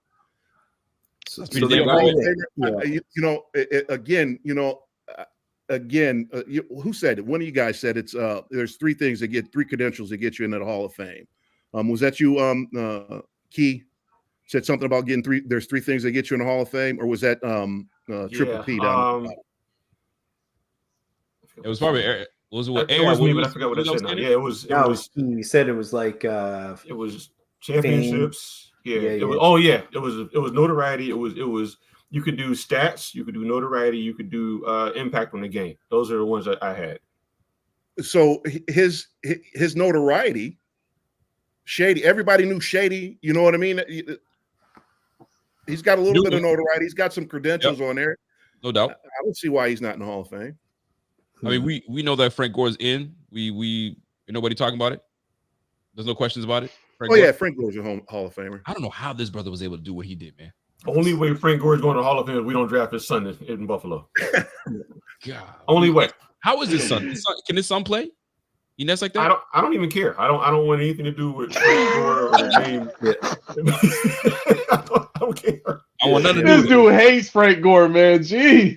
What you hate about Frank Gore? I love Frank Gore. I'm a U fan, right? So I loved him. I always want to know what he looks like if he didn't have the first bad knee injury. Well, what's the hate on Frank Gore, though, man? That's Frank. Well, no, Frank. You know what? Frank Gore wasn't. I'm not saying his whole career was bad. I'm not saying he was a bad running back. But for one, I like LaShawn McCoy a lot. LaShawn McCoy brought Frank Gore, and what happens? We get Devin Singletary, LaShawn McCoy out the door, and we got Frank Gore as your starter. I was tired of hearing about his race to the what was it? How many yards was it? 12,000 yards or whatever it was. Yeah. I was just tired of hearing about how they were trying to just stretch every moment, every yard to get this man 12,000 yards. So at that point in time, I'm glad he's you got more it. than that actually. He's got 16,000. 16,000. 16,000. So yeah. 16,000. I'm sorry. So when they had to stretch to get to that 16,000, I'm like, okay, all right. I'm tired of hearing about this. I'm just tired of it. He played? 15 seasons? 15 16. I think. Golly, 16,000 yards for Frank Gore, and he ain't the fastest. He's on 2 torn ACLs, and this guy was able to do what he does. Mm-hmm. And he had 600 yards rushing with Buffalo. Golly, man, that's craziness. My man Walker comes in and says, I don't know if he can ball at the NFL level, but Coleman is a good interviewee. He is on now, and I've noticed prior to the draft, he gives good full answers. I like the guy. Hopefully the player is good. They've been asking. I haven't seen like a full interview, but what I like about the guys is they're honest, man. Just be straight up. Don't give me the cookie cutter answers. Just whatever it is that you got to say it. By the way, the Dolphins are going to be picking next. They're on the clock. I don't know. Kevin's been pretty happy thus far. He hasn't freaked out. He's been one team just left. I wanted Zion Logue to the Bills. He just got drafted by the Falcons. Falcons got him. Yeah, the one check I really liked. Makes sense. Played in Georgia. Falcons get him. Mm-hmm. It makes sense. In the chat, if you guys have any questions, if you guys want to jump in here, I'm going to drop the link in here. If you guys want to discuss Hall of Fame chatter, if you're a hot dog person, if you're not a hot dog person, some people are, some people not. Maybe some people are. You got Channing crying over there. I didn't want to say it, and this is going to be controversial. I'm sorry, but I got to say it. I'm on a national platform. I've loved the show now. Go ahead. Buffalo Philly cheesesteaks. It's the Buffalo's cheesesteak is to me it's over Philly. It's over Philly. Have you had the Philly one? Okay. Yeah. So in Philly, Philly, the Philly one overrated, or this Buffalo just does it better? The Philly's overrated. One to me. spot. The Philly's overrated to me. See, I've been to. They say you go to this place, you go to that place. I've been to them. They say, oh, you didn't go. I did go to that one. And for me, when I go and they ladle the meat onto the bread, but the bread is still it's dry. It's not soggy. It's not cheesy. It's not oozing with stuff. We got a special sauce, and the Philly cheesesteak is what they call it. Cheesesteak. What's a Buffalo cheesesteak? Well, we got special special sauce on there, and and you don't have to go to one spot. You don't have to go to to here we go. Pause. Scotty's, yes, Scotty's, which became Originals, which is now Shies, which is. But the thing is, every time somebody go to the hood spot in Philly, how hood do I have to get? Because I ain't had it yet. I've been to it. I had it. So somebody from Philly might tell you, might say, what the fuck do you know about what a Philly cheesesteak is supposed to taste like? You from Buffalo, man. This is how it's supposed to be done right here. This is a true Philly cheesesteak. You might just be showing your bias. Because anybody else will tell you that's what it is. No, see, when I go to Philly, it is what they say it is: cheese and steak. All right. And for me, when I went down there, they just laid me in line, man. Buffalo is actually top tier food. You just got to know the spots. Right. When I went down there, and when I saw them put the peppers and onions on top and not chop it into the meat, not cook it up. If you don't hear the with the cheese and man, you ain't doing it right. I mean, it's that mustard based sauce. It's controversial. It's but sometimes controversial. other places do it better. Mhm. And maybe Scotty's. I don't know about that. I mean, even Buffalo Pizza, like to me, Buffalo Pizza is underrated, like highly underrated. You go down south and you order a slice of pizza. Like we're here in Buffalo, we're so spoiled when it comes to all the places that we have that cook like real. Talk your shit, man. This is what I want to hear, man. I like. You know what I'm saying? Like real authentic and or even the organic foods and stuff that we have here. It's like it's so well seasoned or it's so we got the sauces and all that kind of stuff. I've been a bunch of places. You know what I'm saying? Like my mom was in the military, traveled a lot. I've had a lot of different types of food from a lot of different types of places. There you go. And it's just it doesn't compare. Like there's some nice spots that have some, they might have one good dish that's like, all right, I respect that. It's decent. But man, almost everything that you can eat here is gonna make you fat. It's that good. Like, ain't no way around that. Ain't no way around that. No, it's just there good. are no small people in Buffalo. We are all hardy. We are some hardy people in Buffalo. Food too good, man. When the winter comes, we ante up and we put our food together. We whatever it is, whatever your jacket on. Whether it's Polish food and pierogies, whether it's Puerto Rican food and Buffalo got food like that's good. That good? What? Man, come on. You better take a trip. Marinate on recipes over those long winters, man. Come on down. This food is good. And people open up restaurants. That's why the Niagara is not open again, because somebody else is going to take their spot. Why? Yep. My man True to Heart says, "Yo, I'm from Buffalo. I know gas stations that make better steak stubs than Philly cheesesteak." Without even trying.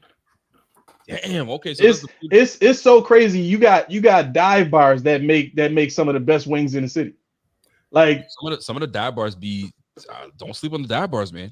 No, that's what I'm saying. Like that's what we are. But everybody when they come here, I want to go try Duff's or I want to go. No, you got to go check out Bar Bills. You got to go check out like Mooney's. Like Mooney's got some bomb wings.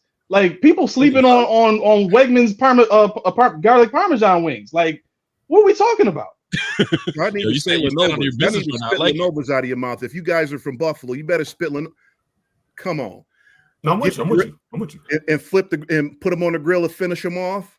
Barbecue wings, hot wings, any wings, any flavor. That's when you know what you're talking about. And put the grill on and put them on the grill, finish them off on the grill. Come on. Am I tripping if I say that the Picasso pizza is nice? No, that's good. I had that pretty good. I was like, okay, I can see why it's promoted and all that stuff because that piece is good. Somebody was trying to tell me to go to Lenovo. Is that Lenovo? Did I say it right? That's me. That's been you. That's been me forever. Been telling you to go to Lenovo's. They got the one on the west side. They got for you to do you and Z-Bot. I've been telling you and Z-Bot for like 3 years to go there to do a podcast. It's true. You're right. I ain't been down there. Y'all been to the one on the west side, haven't y'all? The Lenovo's on the west side. They got a nice one on Main Street. And you want to? I grew up on the west side. We used to go there all the time. Now listen. The Lenovo's on the west side, they got all the memorabilia. They got all the people who ever been anything in Buffalo. You know what I mean? And all the stars that ever come to Buffalo, they go to Lenovo's for the pizza and the wings. Bruh, you do a podcast there, you'll be world famous in Buffalo. Watch out. Easily. And he's not lying though. No doubt. Me and Ziba are gonna have to, park ourselves over there and just try to make it happen. And the thing is, it's crazy too, is now that I live further away, it's a trek now. I used to be able to just take a hop, skip, and a drive, and I'm there. 6-hour drive, we good. Now it's an ordeal. I gotta fly here, rental here, go over here. It's worth it if I gotta make it happen. I gotta make an event out of it though. I can't just drive it. That's like from here to Buffalo is like 16-hour drive. I ain't doing that. No, that'll hurt you. No. And another thing too, man, just so there's every city has a taste of whatever, a taste of Nashville, a taste of Chicago. We got the taste of Buffalo. Mm-hmm. Those restaurants, all those things that we're talking about, all the food places that want to come out, they come out there and they do their thing, and you just can walk down the street and try all the cuisine and the one thing I would say about Buffalo is very international.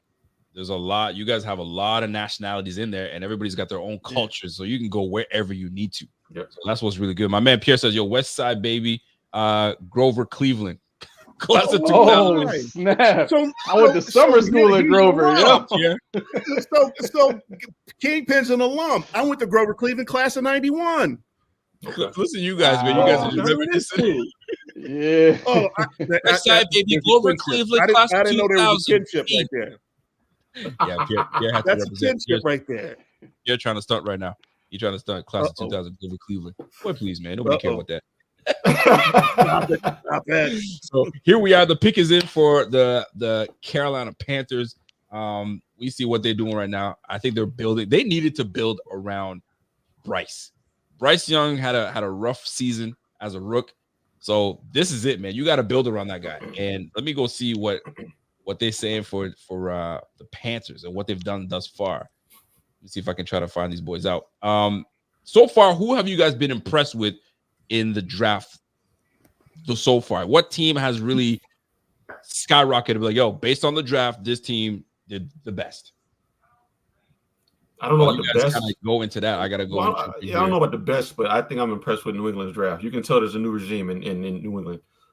Quarterback, offensive line, wide receivers. I mean, this is not what Bill Belichick would have did. It looks different. Go to the Steelers. Pull up the Steelers. Look what they did in the draft.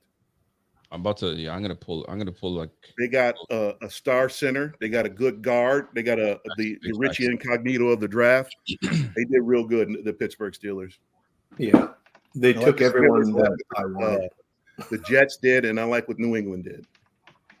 So we're looking at the Steelers. The Steelers right now, they got Troy Fautanu. They got Zach Frazier. Then they got themselves. Oh, I forgot they got Roman Wilson. They got Roman Wilson from Michigan. Then they got Peyton Wilson, excuse me, one of the better linebackers in the game. I don't know why he dropped so far down though. What's the deal with that? Injuries. That's weird. Yeah. You say injuries? You say? Yeah. So yeah, you got Peyton Wilson right there. Then you got yourself Mason McCormick. That was who was? I think it was Andy that lost it. Mason McCormick was Andy's dude. And then they really did some work, man. Yeah, he is the Richie Incognito of the draft. Golly, they did some work, boy. Andy, listen. Omar Epps is doing his thing, man. Omar Epps is doing his thing. He got these boys ready.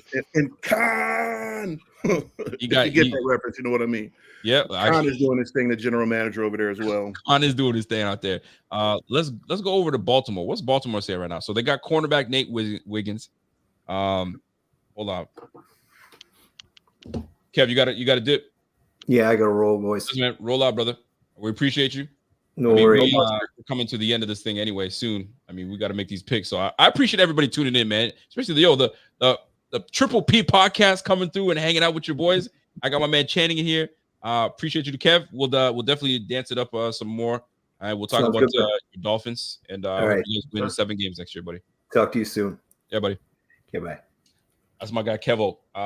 Man, Kevin and I have been knowing each other for years now. So that's my guy right there. I remember when I first met him, he was like talking football, and I could hear someone talking football in the back of my ear, and I was like, yo, who's this guy talking? Like he knows the AFC, talking about the Dolphins. So I started peppering him with questions, and he was just hitting them left, right, center. And ever since that, man, we've been homies ever since, man. Nate Wiggins, corner, one of the better corners in the game. Went to that's a good pickup for these boys. Baltimore are looking good right now, boy. Right. They got themselves a tackle. They got Adisa Isaac. That was a big pick right there. You got him in the third, at the bottom of the third at that. Then they got Devontae Walker. That was a big one. We were hoping, I think Bills fans potentially were hoping that he could fall. But Bills haven't struck anything for a second receiver yet. So maybe this is the one that's coming up shortly. I'm thinking more and more about that T. Higgins and IU situation. If they're not doing a wide receiver anytime soon. Do you think he's working on a trade? I mean, by now you would have had that trade happen by now, no? I don't know. I there may be a guy they like, late in the draft that they don't get him or whatever the case may be. I don't know. Well, what are you giving up for them now? I mean, what do you got next year's picks, and that's it. Well, that's what I'm saying. Rico pulled up the list of we got like 13 draft picks, 2 2s and 2 4. Yeah, we got a million things we could offer up. So you could make it really, really cute for him. And if San Fran thinks that he's worth a first, chill out, man. Like you're not gonna listen. Diggs went for a second next year. Keenan Allen went for a fourth. Like, bruh, just settle down. If you guys are trying to get a second, you need to cut it out. Be realistic. Like, don't be trying to finesse us.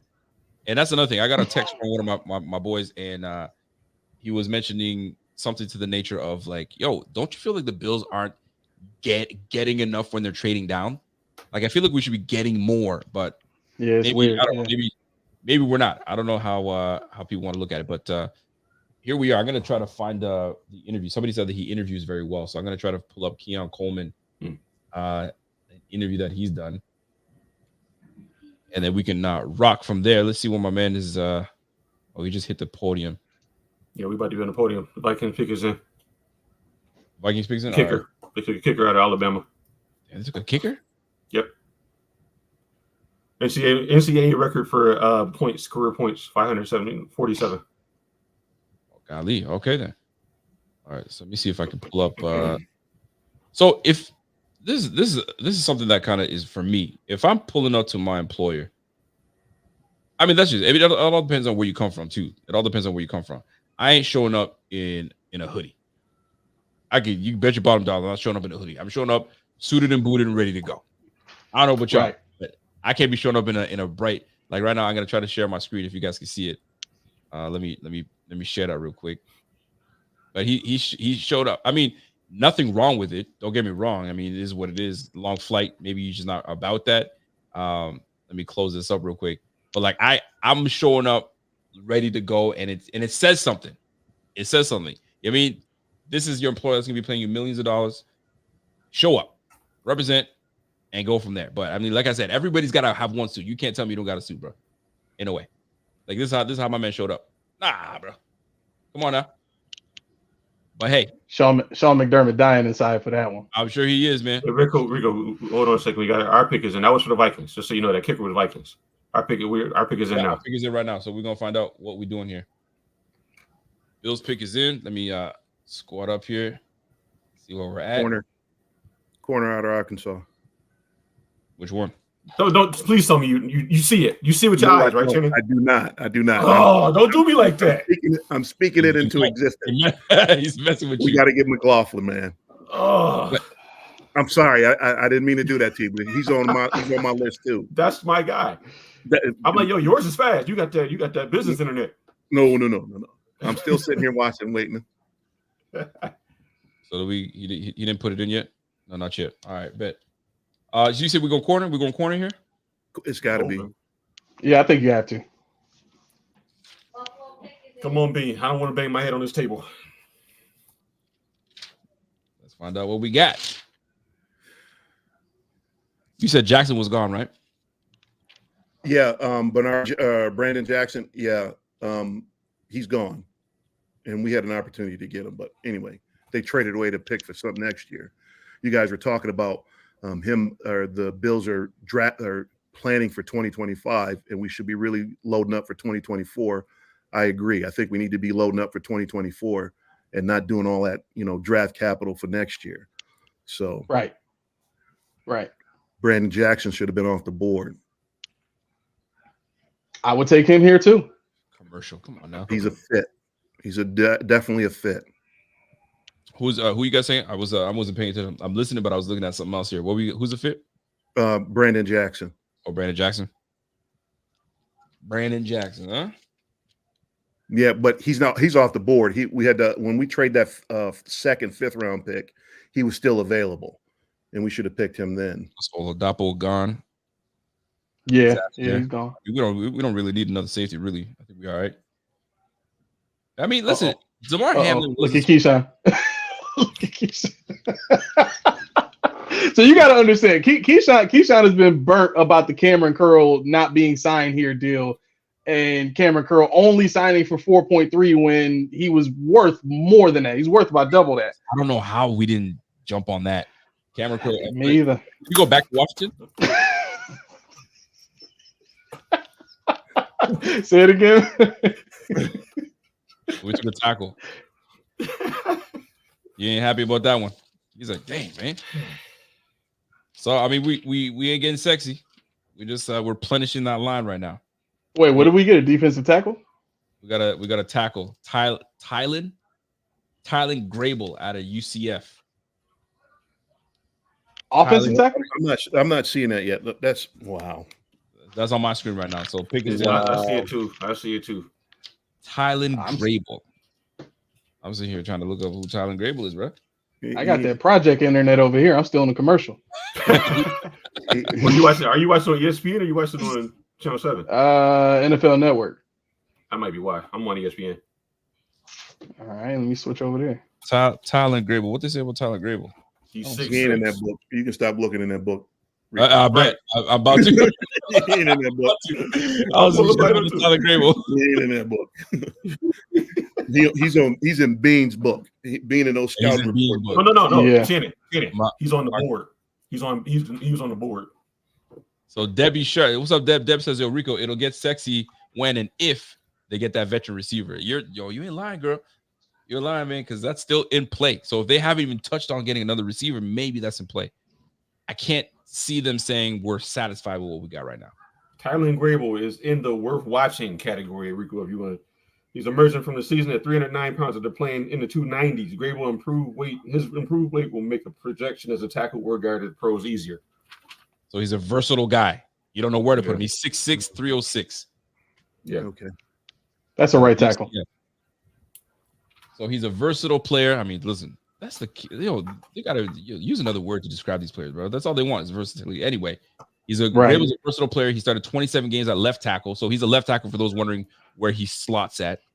So 27 games at left tackle over the past 2 seasons, but has experience lining up on the right side and occasionally kicks inside. So he's your swing tackle. Swing tackle. He's a swing tackle, swing guard, right? Because he can play inside as well. He's also been training for a possible move to center. So he's pretty much the replacement for who we had that we sent to the Bears.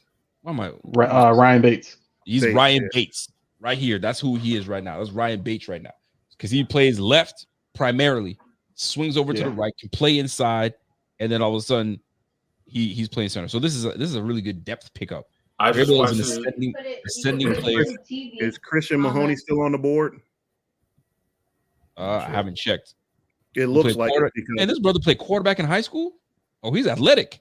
Who, the Big Six? We just picked? Man, Tyler Grable. He played quarterback in high school and some tight end early in his career. What?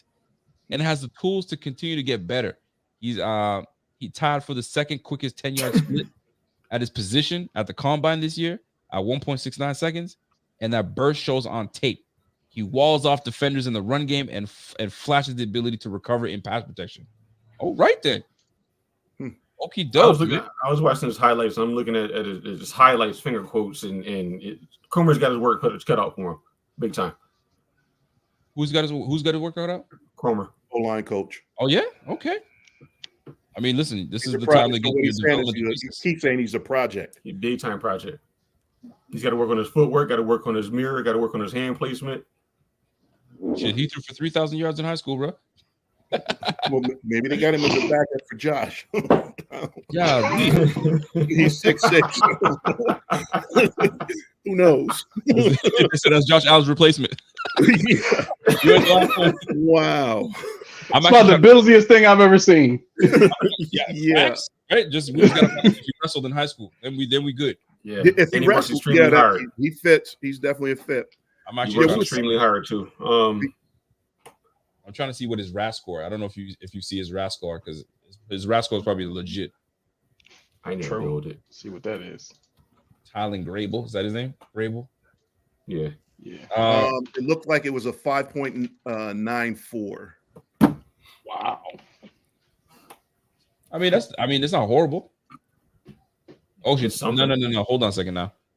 That's Tylen Grable from Ken Platt Lee. Ken Lee Platt is the one that created the RAS score, and he has him at a 983 RAS score. So he's athletic. 983. So Tylen pretty Grable, high. OT prospect for 24 glass. Blah blah blah. For a 6th round pick, that's pretty high. Yeah, that's very high. Out of 10. Yo, that's cool. 983. When I hear he was a quarterback, when I hear he used to be a quarterback. This ranks 23rd out of 1,300 offensive tackles since 1987 to right now. So he's athletic as shit, is what we're telling you. He's ranked 23rd. So they're gonna move that play. Listen, if you want someone to catch a football, yo, I'm referee. I'm signing in right now. Watch out for me, man. So this is, like you guys said, this is a Billsy pick.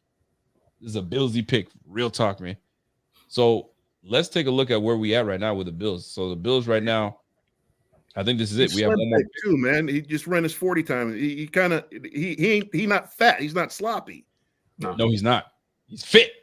I mean, at 6'6", 306, and he's a left tackle. He's primarily a left tackle. Yo, we'll take that, man. Fit, man, he ain't sloppy. That's good. You were talking about Rico about why is it hard for would you want to come to Buffalo if you were in a draft being picked up in the draft, and why you wouldn't want to come to Buffalo, or what's keeping people not wanting to come to Buffalo? Correct. There's no nightlife in Buffalo. There's none for young There's folks. absolutely no nightlife in Buffalo. Wait, you know hold what on. I mean?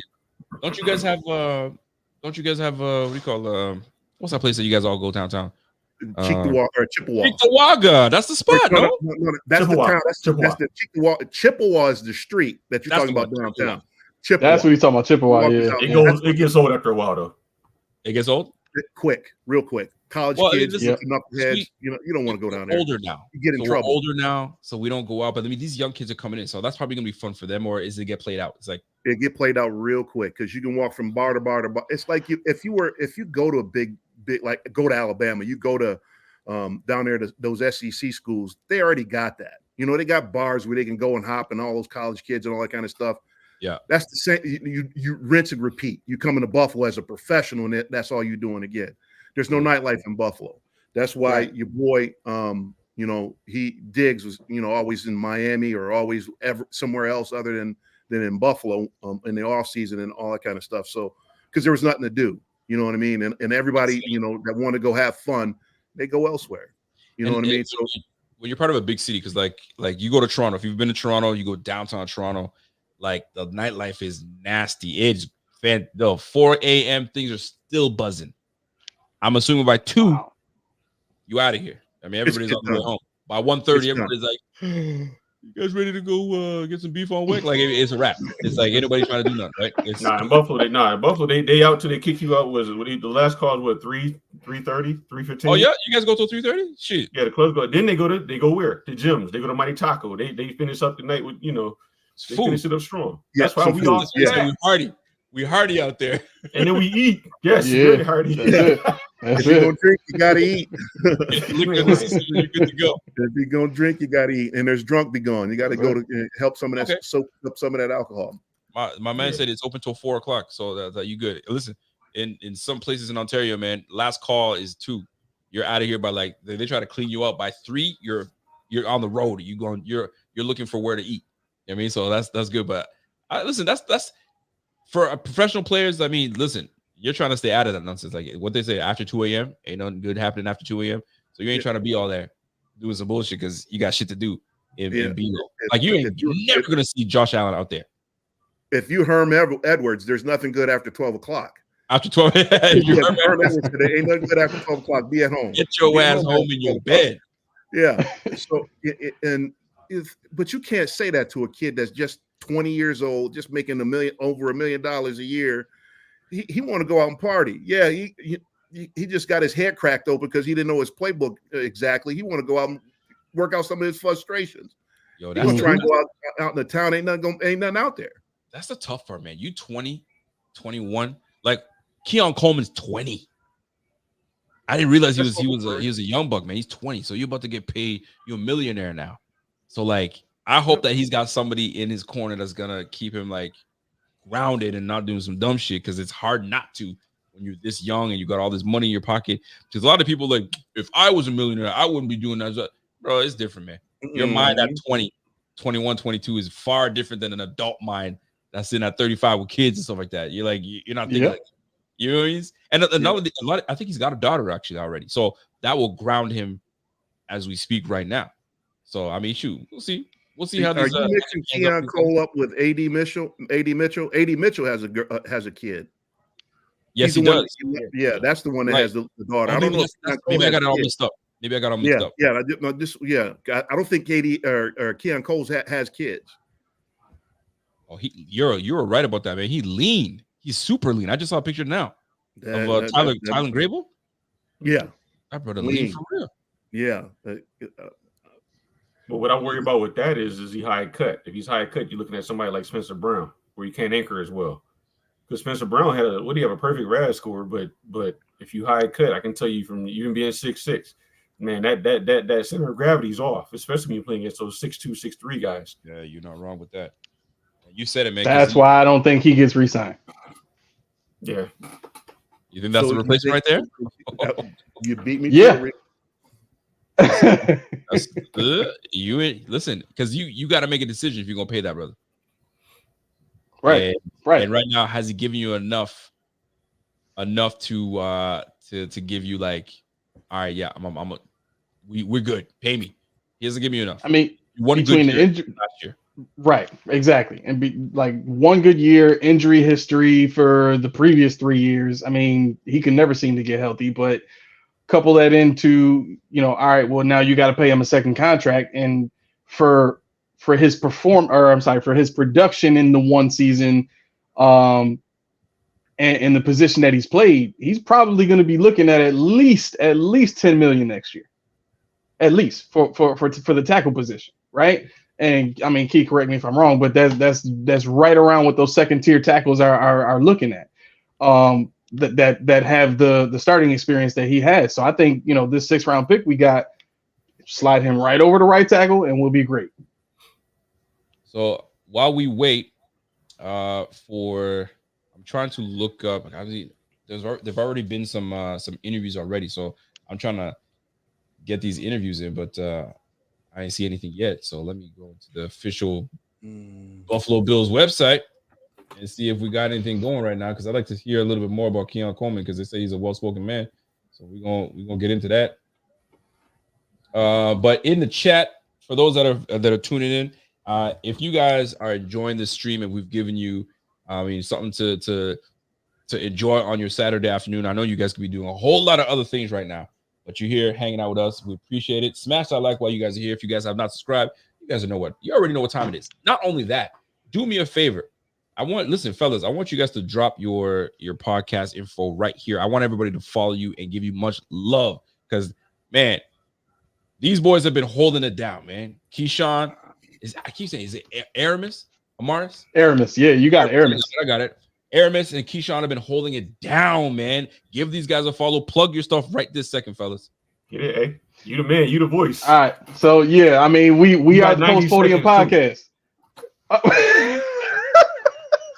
So that's a segment that we got at the end of every show. I got 90 seconds to close us out, and we got this bid music or whatever that we play that runs while I do it. It's hilarious. But Post Podium podcast, home of the all true no sodium takes. Go hit that like button, go hit that subscribe button, go hit that bell, make that thing ring-a-lang so you can get the notifications as well.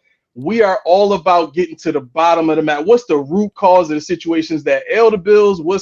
How do the Bills become the best version of themselves? Like we like to think below the surface. You know what I mean? We like to, I got sources, at One Bills Drive, all that stuff, right? But at the end of the day, it's about figuring out what it's going to take to make the Bills hit that next level and put pressure on them to do it. Accountability is the name of the game. Yeah, I like it.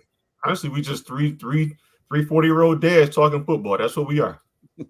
Listen, I'm not too far, man. Listen, I just told my wife the other day, we can't have no more kids, bro. I will die if we have more. All right. I already have a 21-year-old right now that's in university. She's doing her thing. And I got a 10 and 12-year-old, and then my dumbass went ahead and got myself a 2-year-old now. And he's a boy. I got all girls, and then the last one's a boy, and he's a menace. Yeah, same here. My youngest is a boy too. And he's you, Rico. He's you. Listen, I asked my mom, was I like this? And she's like, no, that's my wife's side of the force. That's not me. Golly, man. But I said, yo, I gotta go and do the old. I gotta do it. I was trying to not. I was like, ain't no way. But I have friends that are a lot older than I am, like maybe 10 years older, and they're like pushing 50, and they're like, tired. I'm tired, bro. I was like, wait, listen, I'm done. Laura, I'm done, girl. It's a wrap. Wifey's like, yo, I ain't doing shit. It's your turn. I pushed 3 of them things out, man. It's your turn. So go do your thing. Somebody in the comments said, where A was talking. Yo, I'm Ice Cube. This is my sidekick, Debo. You got Debo over here, boy. Channing, you got kids. How old are your kids, man? I got a 29-year-old and I got a 27-year-old. Boy, your Channing look young, boy. You look good, boy. Yeah, no stress. I don't let stress get to me, man. There you go. That's the key, though, man. People stress over 100%. nothing. Yeah, I just don't let things disturb my spirit. You know what I'm saying? I feel good. Like I don't get into these Twitter online wars. I got better things to worry about than people. That's but I do have a bone to pick with you, Rico. Go ahead, man. A couple days ago, man, you made me sound off. 6'3", 295 pounds, but you ain't asked me what position. I didn't do it. You're right. No, he got me though. You're right. You said wait, you said 6'3", 290? 6'3", 295. Oh, we got to put you right in the middle. DT. But the thing is, I don't know if you were 1 tech or you were 3 tech. Where you at? I want to be on the other side of the ball. I want to be a guy. I want to be a bouncer. I want to throw people out of the club. I'm throwing people out of the club. Oh, hold on now, because I got Keys, the left tackle. I mean, I put Armas. I'll be right next to him. He and we can run tackle guard stunts, all kind of. We can start. We can do whatever we want to do. So open up the hole if you want to run. I'll go center. Then. I'll be center. You go center? Boom. I'll go center.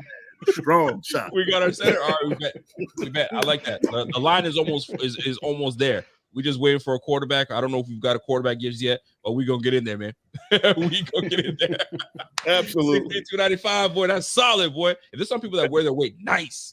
You know what I'm saying? That Baja sweater got you good, bro. Bro, I'm an athlete. I'm an athlete. I'm an old athlete, but I'm still an athlete. You know what I mean? There you go. I'll tell you right now, man. There's some moments. I went to play soccer with my girls maybe a couple weeks ago, and I played goalie. I said, y'all, girls, go play soccer, go do your thing. And one of the girls kicked the ball, and I dove for it, and I saved it. But when I landed on my elbow. I said, "Ooh, I don't feel good." Yo, for a week straight, I'm like, I couldn't do certain things. I said, "Yo, is this what it is? To think you can do it, but your body's telling you, man, sit your black ass down. You can't do all this stuff, man. These are for the young kids." Golly, man. But I can't. I don't want to be that dad that sits and does nothing. I need to be still active because I still got that. You know what it is. I don't got to tell you guys. You guys get it. It's called the competitive spirit. Put your braces on, been gay, all that. You good. Get some gay. Epsom salt for sure. Epsom salt. I'm about to say dipping some Epsom salt. You straight. But see, the thing is, I can't fit in the bathtub, so that doesn't work for me. There you go. They got soap pools. They got them big soap pools. You can get them on Amazon. Okay. This is why they got the over 40 league in basketball. I made a mistake trying to run with some 20-year-olds. So you lost right there. Yeah. I'll never do that again. I learned my lesson real quick. Not to try to run with some 20-year-olds. They'll get you. Oh yeah. I was huffing and puffing, wheezing, and trying to keep up. There's one point all I did was from foul line to foul line. That's all I was doing. I wasn't running baseline. I wasn't trying to do nothing. Oh, you the big man, get down and get rebound. Foul line to foul line. That's it. I got the block. I'll swing it. Right. I'll set the pick. Go ahead. Set picks and pops. Yep. Absolutely. Absolutely. Right now, man. Yo, my man Spud said, "Yo, Rico, time has passed us, my guy. It's called middle age." I'm telling you, man. My wife right now, we 39 right now, and she's like, "I want to do something big for my 40s." I said, I don't care for that type of stuff. Yo, listen, as long as I'm aging and we straight and, you know what I mean, I still got my health, I'm straight. I don't want to do something big for my 40s. I was like, who cares, man? But she's like, I want to do something big. So I'm like, yo, what am I supposed to? I don't even know. Still to this day, I'm not sure, like, what am I supposed to concoct and what plan I got for her? Take her somewhere. I ain't trying to do all that. So I'm like, I got to think of something. What's 40th? Like, what do you do for something for the 40th? Get a whole bunch of people, all your friends together and just have a big old party. So here's the messed up part. This is where I'm in a spot. Z-Bot's getting married this summer, and her birthday is the weekend that Z-Bot's getting married, and he invited me, and it's a +1. So I said, so we can tie it all up into one, but you're sharing it with somebody else, or you know what I'm saying? We gotta figure something out. So we'll see. I know. Yeah, I know. There's a lot. John Marlowe says, "Yo, Rico in the chat. Should Bills bring in Becton through injury probe? Bring him in for a tryout? You talking about Mekhi Becton? I think so. I think that's who you're talking about. Yeah, I would. I mean, we're filling our needs right now. with young people. I mean, young and able to go in. And I mean, it doesn't hurt. It never hurts to bring somebody in, but I mean, his injury list is quite long. So it's he's what is he 6'3", 6'4", like 370? Makai? No, Makai is like 6'6". 6'8", 6'8". I'm sorry, 6'8". Yeah, he's up there. He's definitely 6'8". Yeah, 350, 360. So if he's got knee problems already, nah. Unless you're talking about a 1-year vet minimum deal, and I'm tired of 1-year deals. I'm tired of those 1-year deals. Well, I think I would still take that though. And here's why: he's struggled with full-time starting roles. If you got him in a position where, you gotta spell a Deion Dawkins or spell a Spencer Brown or something like that, or one of those guys gets hurt and he's only got to play 7 games, he could do that. Like he's shown he can play a little bit of a season, but you can't count on him for a whole time. My English today is terrible. Sure. A whole entire season. Yep. But to me, I think that's something good to have in the back pocket in case you need it. I'd rather have it than not have it. It doesn't hurt. It really doesn't hurt. I got a super chat that came in earlier. I gotta respect the super chats in this bitch. Knights of Yeshua. He goes, hey Kev, this one's for Kev. He says, Kev's the type of guy that's got McDonald's and I guess McDonald's and ate the fries hot before the burger. Rock on King. I can't stand people that do that. Eat the fries before the burger. And I have a friend of mine that one of my best friends does that. He's like, yo, you gotta eat the fries first because those are the things that first goes cold and then get your burger. What do you? I want everything together. Oh yeah, one by one. Done. We done. I'm not gonna do one before the other. Huh? You hate me then because I'm trying to get rid of fries. I don't like fries. I'm getting those going. They out of there. And I'm to the point where I'll pop the top, throw a couple fries in the burger, smash that. Let's go. Let's roll, man. Yeah, I'm not waiting to have cold old fries, man. I'm not doing that. My wife be doing that too. Yeah. I just don't want to eat potato sticks. Salted potato sticks are my thing. So. Oh, that's good. That's good. Yeah, listen, we all like our food here, so we straight. We got a super chat coming in. Our problem with KC all these years was covering Kelsey. If we didn't trade with KC, we wouldn't have had Cole. That trade gonna bite. It's gonna bite them in the ass because Worthy not doing nothing, and we're gonna shut them down. I mean, it's early. What are we in April still? I mean, so is mad early. We got to let things play out. But I mean, I get it. KC is always. I mean, Travis Kelce's always gonna be a thorn in everybody's side. He killed us in that playoff game. It was him, and we couldn't stop anything. But I mean, who do we have to stop him? We had freaking who do we Klein? Klein. AJ Klein was covering on. I mean, listen, AJ Klein. AJ Klein. There's only so much you can do sometimes when you have these type of things that happen to us, right? But what you gonna do? My man Dan Brown coming out of Hawaii, straight out of Hawaii. What's up, Dan? Says all these armchair GMs make me laugh and don't understand the fundamentals of what we've done. We've stacked picks and took guys who will start day one. We're better now than we were before. I mean, shoot, you can't be calling them armchair GMs. We are armchair GMs as well. You know what I mean? Right. But I get what you're saying. He's on our side saying, listen, let these chips play out where they are. We got younger. We got skillful guys. Now it's a matter of putting them together. Like you said, Aaron Cromer is going to have his hands full. I mean, you figure out what's the best 5, get a big-time competition going, and if it works out that way, it's interesting. This Van Peg, what is it, Van Peg? Did I say it right? Van Pran. Van Pran Granger now. Say it again? Van Pran Granger now. He added to his name. Okay, well, there you go. Mr. Granger. That has thrown a whole wrench into this old line because now you got yourself starting caliber center, and now you got to figure out what we're going to do at the left guard. Good problem to have, and away we go. So, I mean, shit, I'm with it. I'm all the way with it. GQ Bob, what up, GQ? GQ says you can't think about it that way. We picked up DL Carter with that trade and the Chiefs to bolster our D-line. So he's talking about he's going back at Buddy that said that about the trade with the Kansas City Chiefs. The Bengals don't punt against us, and we got outcoached. Yo, the Bengals really took it to us that game. That playoff game, it took it to us. There's no questions about it. Gravy on the fries, I have no problems with it. Kevin doesn't do gravy on fries. He doesn't do it. He wants nothing to do with gravy, period. Poutine is it. Poutine is it. Yeah, poutine is good. That's it. Oh, you guys have had it? Oh, yeah. Poutine is great. So you've had poutine in Ontario. You got to have poutine in Quebec. When you come to, let's see, that's where that area, that's where I'm from, in that Quebec area. You have poutine over here. They do it different in Montreal. You put there's a T-Rex poutine I had, and it's the gravy, fries, and they shred steak over top. Game over. And it's meat lovers on top of that stuff, bro. It's like the things that we eat and we consume. I'll tell you. Yeah. I'll tell you, man. I'll tell you, it's a problem. It's a problem, man. So here we are. We got the Bills are actually going to be picking somewhat back-to-back ish.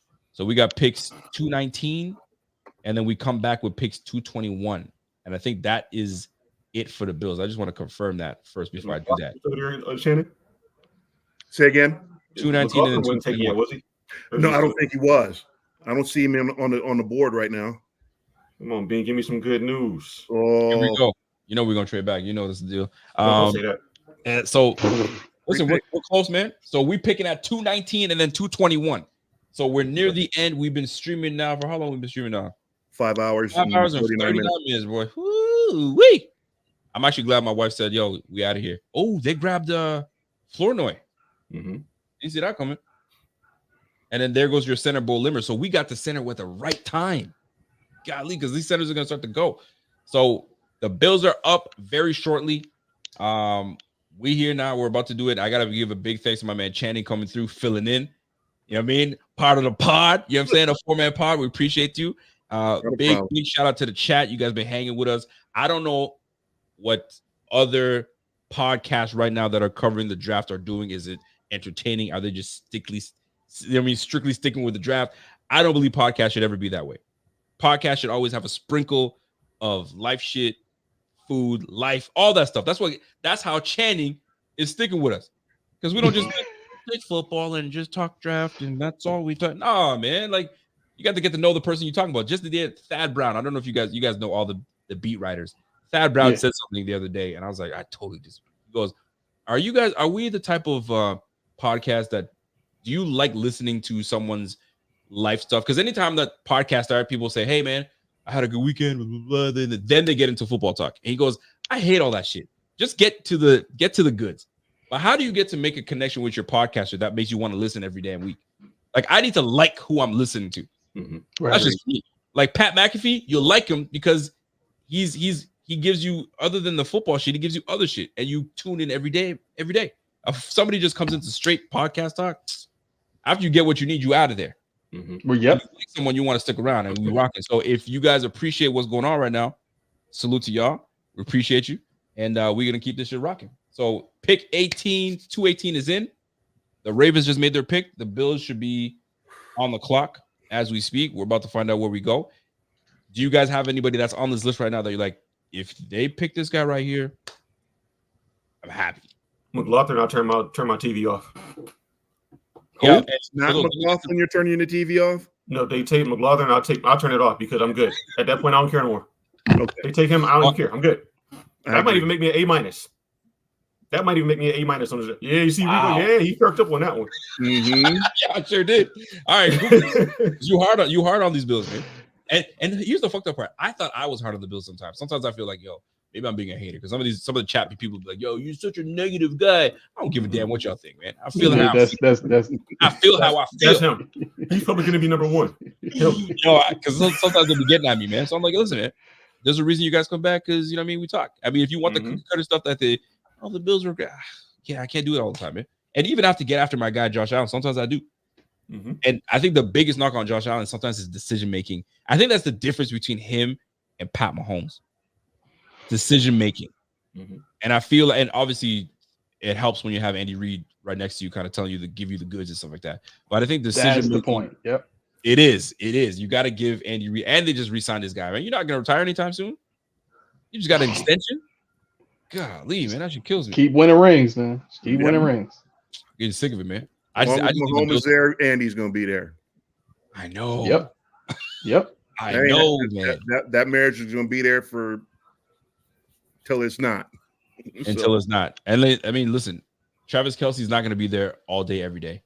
Right. So he's probably got another 2 years. I mean, that's a long time. Anyway. 2 years. 2 years of effective play. At this point, at one point, he's going to call it a day. I mean, go follow your brother. You guys can really build on that podcast you guys are doing because it's big time. And then we go from there. Then maybe, I mean, but I mean, you still got Pat Mahomes, so away we go. The one thing I do want to share with y'all, I don't know if you guys feel this way, but okay, well, I'll talk about it after when the pick is say the pick is in. Not yet. They're on the clock. They said no, but they didn't announce it yet. Not yet. Oh, they just said Not pick yet. is in. I don't know. Okay, pick is in right now. I'll say what I'll say after this, but defense or offense? Where we going? Defense. We got to pick a corner, right? McLaughlin. That's where we're going. Yep. Listen, if we pick that brother, then I think that'd be great. James Williams is still out there. Yeah. Yo, James Williams would be intriguing. Mm-hmm. Special teams, start him off on special teams. Mm-hmm. Yep. He can run. I wouldn't hate it. Yep. 4 or 5 guy. I'm interested to see where they go with this one. I mean, it makes sense. It has to be defense.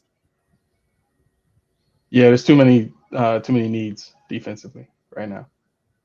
Yeah, I could see him. I think they're done with receiver. I might even be willing to like say I'm certain they're done with receiver at this point because they also they might get you one right now.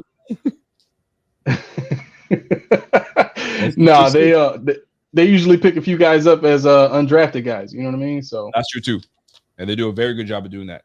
There's always one undrafted guy that does really well in off season, and then there's somebody. It's always somebody from UB. Homegrown. You're not lying, man. Hey, you laughing? Well, watch them get what is his name? The linebacker. They loved him. I heard they had him for a visit. So they went to his pro day and they are enamored with him. Which one?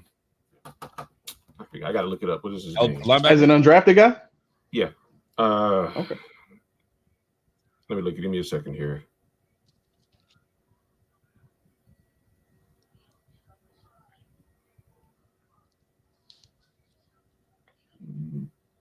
Yo, where did Kool-Aid go? Ooh, third round. Did I see him go? Oh wow, Key. Joe Andreessen from UB. It's okay. It's okay. I'm sorry, bro. I didn't see it, but it's okay. I mean, I like the speed, but man, I'm gonna watch 221. I'm gonna watch 221 because that wasn't it. Yeah, that wasn't it. That wasn't it. I'm feeling that one.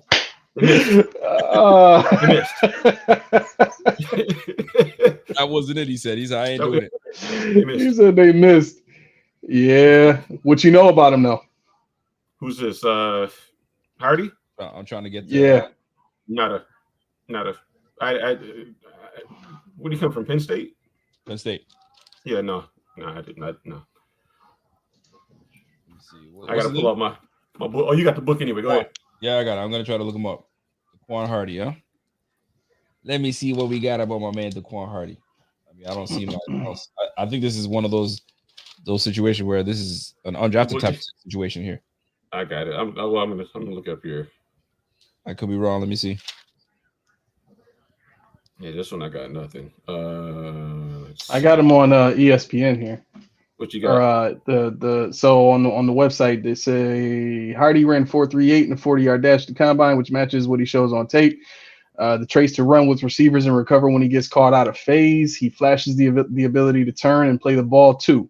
And Hardy averaged 14.6 yards per punt return. There you go. And returned 2 punts for touchdowns in 2023. Yep. Mm-hmm. There's what we got. Yep. And he's a natural. Let me see if I can get some highlights on that. And he's a natural returner. So special teams, you need that.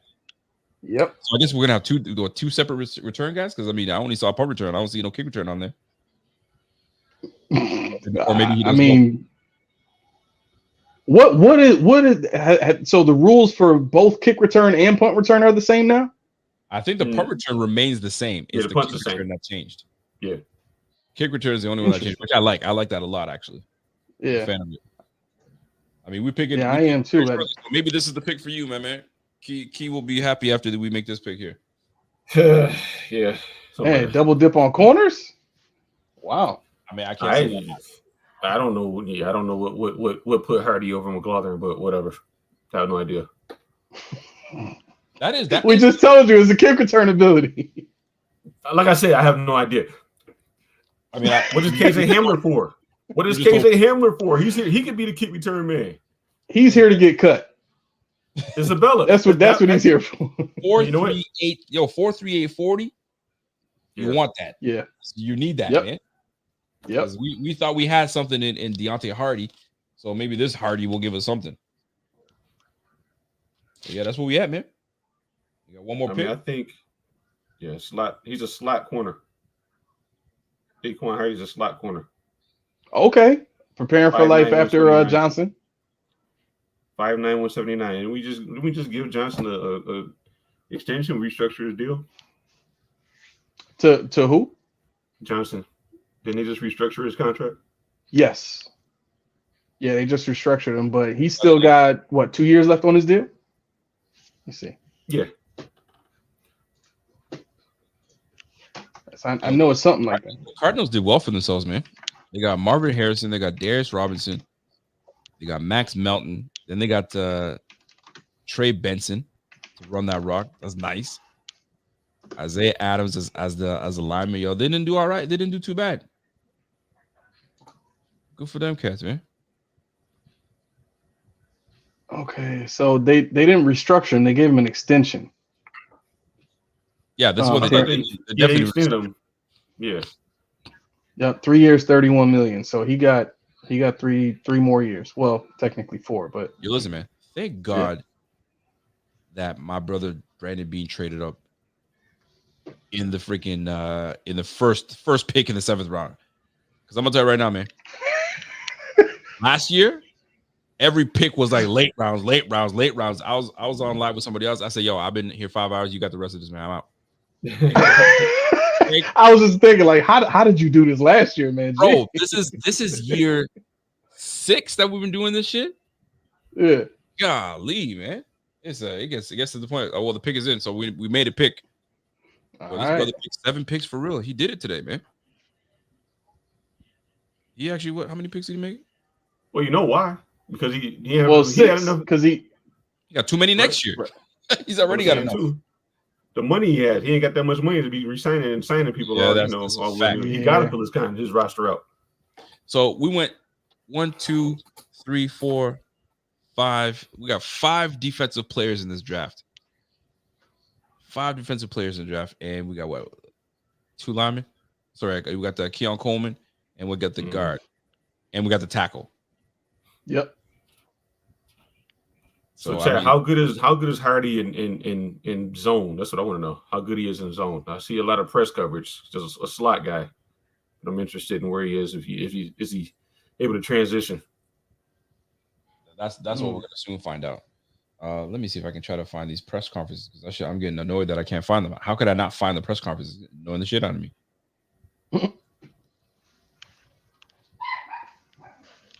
Oh, so y'all got a dog? Oh yeah, I got 2 toy poodles. Toy poodles? I don't understand that. So yes, a standard poodle is like 60 pounds, like real big dog, right? Okay. Toy poodle is, I think both of them are like 7 pounds total together. Oh snap, bro! What'd you name them? Yeah, before you give me the names, please don't tell me you gave them like human names like Charles and like Cindy. What'd you give? So I think you mean like traditional names. No. Sophie and Santana, boy and a girl. Those are human names. That's what he's talking about. Yeah, he tried to play it out. You mean traditional names? Get the heck out of here with that. Traditional names. Human names. Bitch. Well, I mean, the names you said are like names that like you would hear like at a business somewhere. Like you ain't hearing them. Hear Sophie. I am. Maybe. Sophie and who? Santana. Santana. I mean, I don't know the last name, but I'll give you Santana. Santana, you could. Santana, but Sophie, come on now. Because like you go for a walk with your puppy. I don't know if you take them for a walk if they're too small enough, but you yell out Sophie, you're gonna find somebody turn around and say, "What's up?" Right? If you said Lucky, ain't nobody turn around for Lucky. I just can't see naming a dog that. Like Bingo. It's weird to me. Bingo. You know what I mean? Chat's loving your chat. Oh, the Pixin, but chat's loving your names. They're loving the names of your puppies. I mean your dogs. Oh, thank you. There you go, man. Who do we take? I always tease people that have that pets, and I was like, yo, what are Name your pets. No, Laura's comment. No, we don't do none of that around this piece. Yeah. Let me tell you something. The two things that drive me nuts is the dog in the stroller and the strap around the waist and letting the dogs. I don't know if you've seen that should drive me nuts, man. I mean, I get it. It's practical. Your hands free. I mean, and just around your waist. But golly, I'm gonna tell you, they're still making their picks. And here's another thing I don't appreciate when people take their dogs for a walk. If you can't handle your dog in terms of weight, don't be taking them out for a walk, because if they dragging you, we got a problem. Anyway, last pick for the Bills. Last pick of the night for the Bills, man. What haven't we taken yet? Whoa. Guard Travis Clayton from England. International He's player. There? That's facts, man. Yeah, that's cool. If they went international for this one, I see why. 6'7", 300 pounds. 4'8". He's a guard. I don't like it. A guard. Oh, he's a tackle. He plays rugby. That's right. He plays rugby though. Look how slender he is. He's slender. Rugby and boxing. He's going to play tackle. He's got to for play sure. tackle. But his body comp though. I mean, upper body strength. I'm thinking about. No. 6'7", 301. Played rugby and boxing. His footwork. If he's a boxer, he can move. He can move. This is an interesting pick. It is. At guard. This is going to be one of those. What's the guy that running back everybody loves? So if are you guys familiar with rugby? Yeah. All right. Really. So he's definitely in the scrum, and he's pushing the pocket. So it's not like it's foreign for him to move bodies out the way. Right. So this. Oh boy. Okay. Yeah.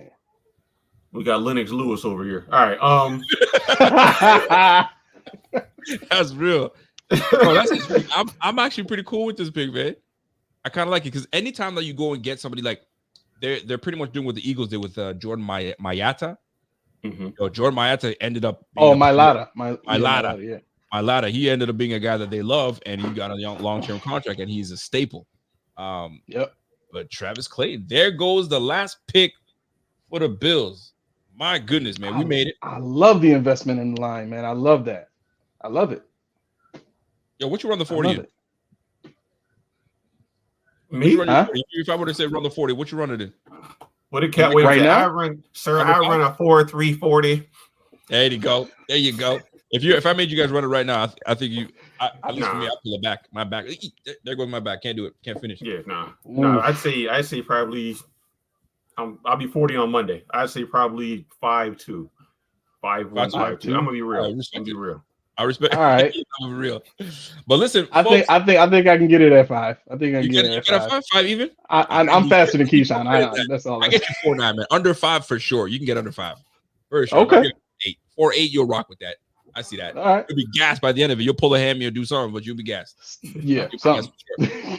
But here we are, folks. We are at the tail. We're at the end, man. I ain't waiting for any other picks. The Bills ain't trading up. They ain't do none. That's it. They took their picks, and that's a wrap. I'll be shocked if I hear, they traded another pick for it. They ain't doing it, right? We had enough. So that being said, we'll talk about, I mean, there's not really much else to share. We've kind of shared our grade. Did we get you to A-, or are we still at B+? No, we're going to be B+, man. Golfing would have did it. Golfing would have did it, but they didn't do it, so I can't do it. I got you. Where we at? I'll give him a B+. I like it. I like the guys they got. I like the investment in the offensive line. I like all of today's picks. I think were great picks. First 2 rounds, yeah. I actually wholeheartedly agree. I'm actually gonna stick with mine. They got me at A-, man. I'm at the A- because of the positions that we filled, and I feel like these guys will contribute. Right? You're gonna get a contributor out of your center. You're gonna get a contributor out of your running back. You're gonna get a contributor out of the top 3 guys. I like it all. I mean, shoot, let's go. I think every one of these guys, your linebacker is going to contribute. I mean, I don't know. Maybe I'm gassing that one a little too much. I think this is where you start to see Javon Solomon.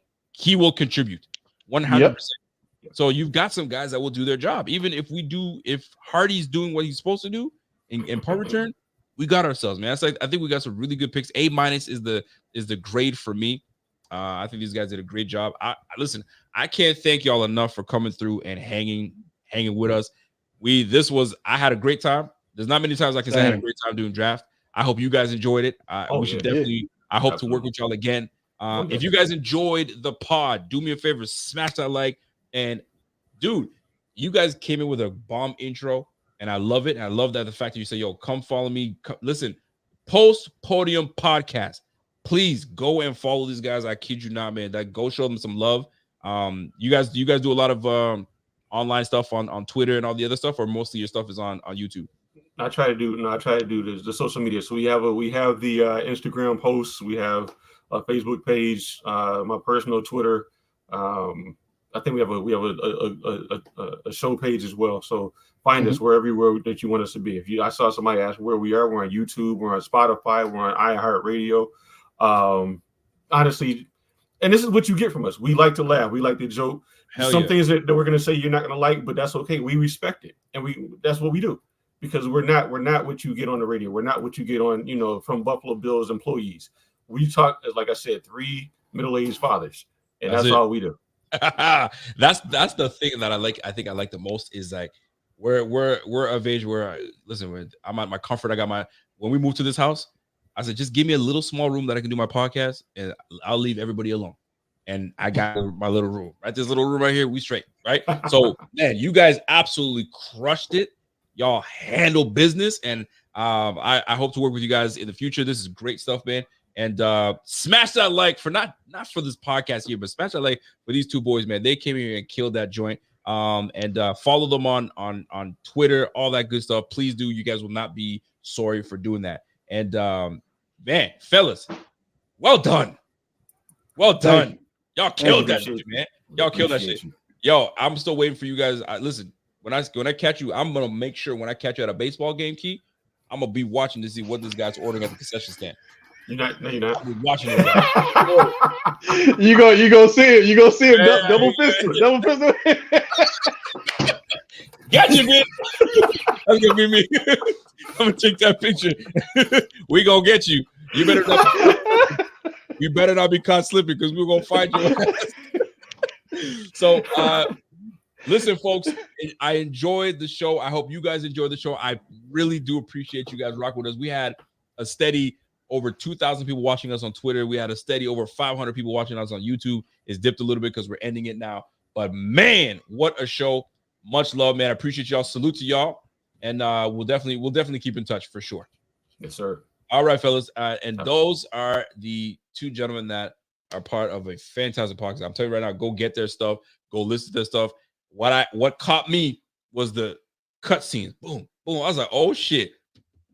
They got something right here. I love every bit of it. So, folks, normally I would stick around. I want the boys to stick around in the chat right now, but normally I would stick around to go get listen to the press conferences, but I couldn't find the press conferences anywhere. So you guys are gonna have to listen to that on your own, and then we'll catch you guys on the flip. So you guys already know what time it is, man. It's the Rico Report. You guys know we're back at it again live on Tuesday, and then I'm back on Bleacher Report on Monday. I think, what's my Monday stream going to be? I think they told me I got to rank the 32 best teams, rank them by the draft. Since they've all drafted, rank them all. So that's going to be a tough one. So I got some homework to do, and we shall go from there. So you guys already know what time it is. If you guys enjoyed this stream, give me the microphones. You guys know I love my microphones, man. Give me the microphones. Give me a fireball. Do whatever. If you guys thought this was trash, then put a potato, put a spud up there, and I got shit to work on. You know what I mean? Now, this went 6 hours. I'll try my best to try to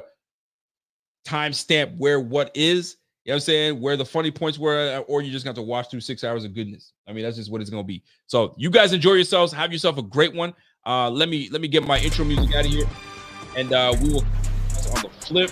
Much love to every one of you, every chat, every Bing Squad member. Each and every one of y'all, appreciate y'all, man. You guys have yourself a fantastic evening. Day 3 in the books is over with. And go ahead and follow my boys on Twitter, man. They did a really good job. So until next time, it's your boy Rico. It's the Buffalo Fanatics. Post Podium podcast did a damn good thing. My man Chris came in yesterday.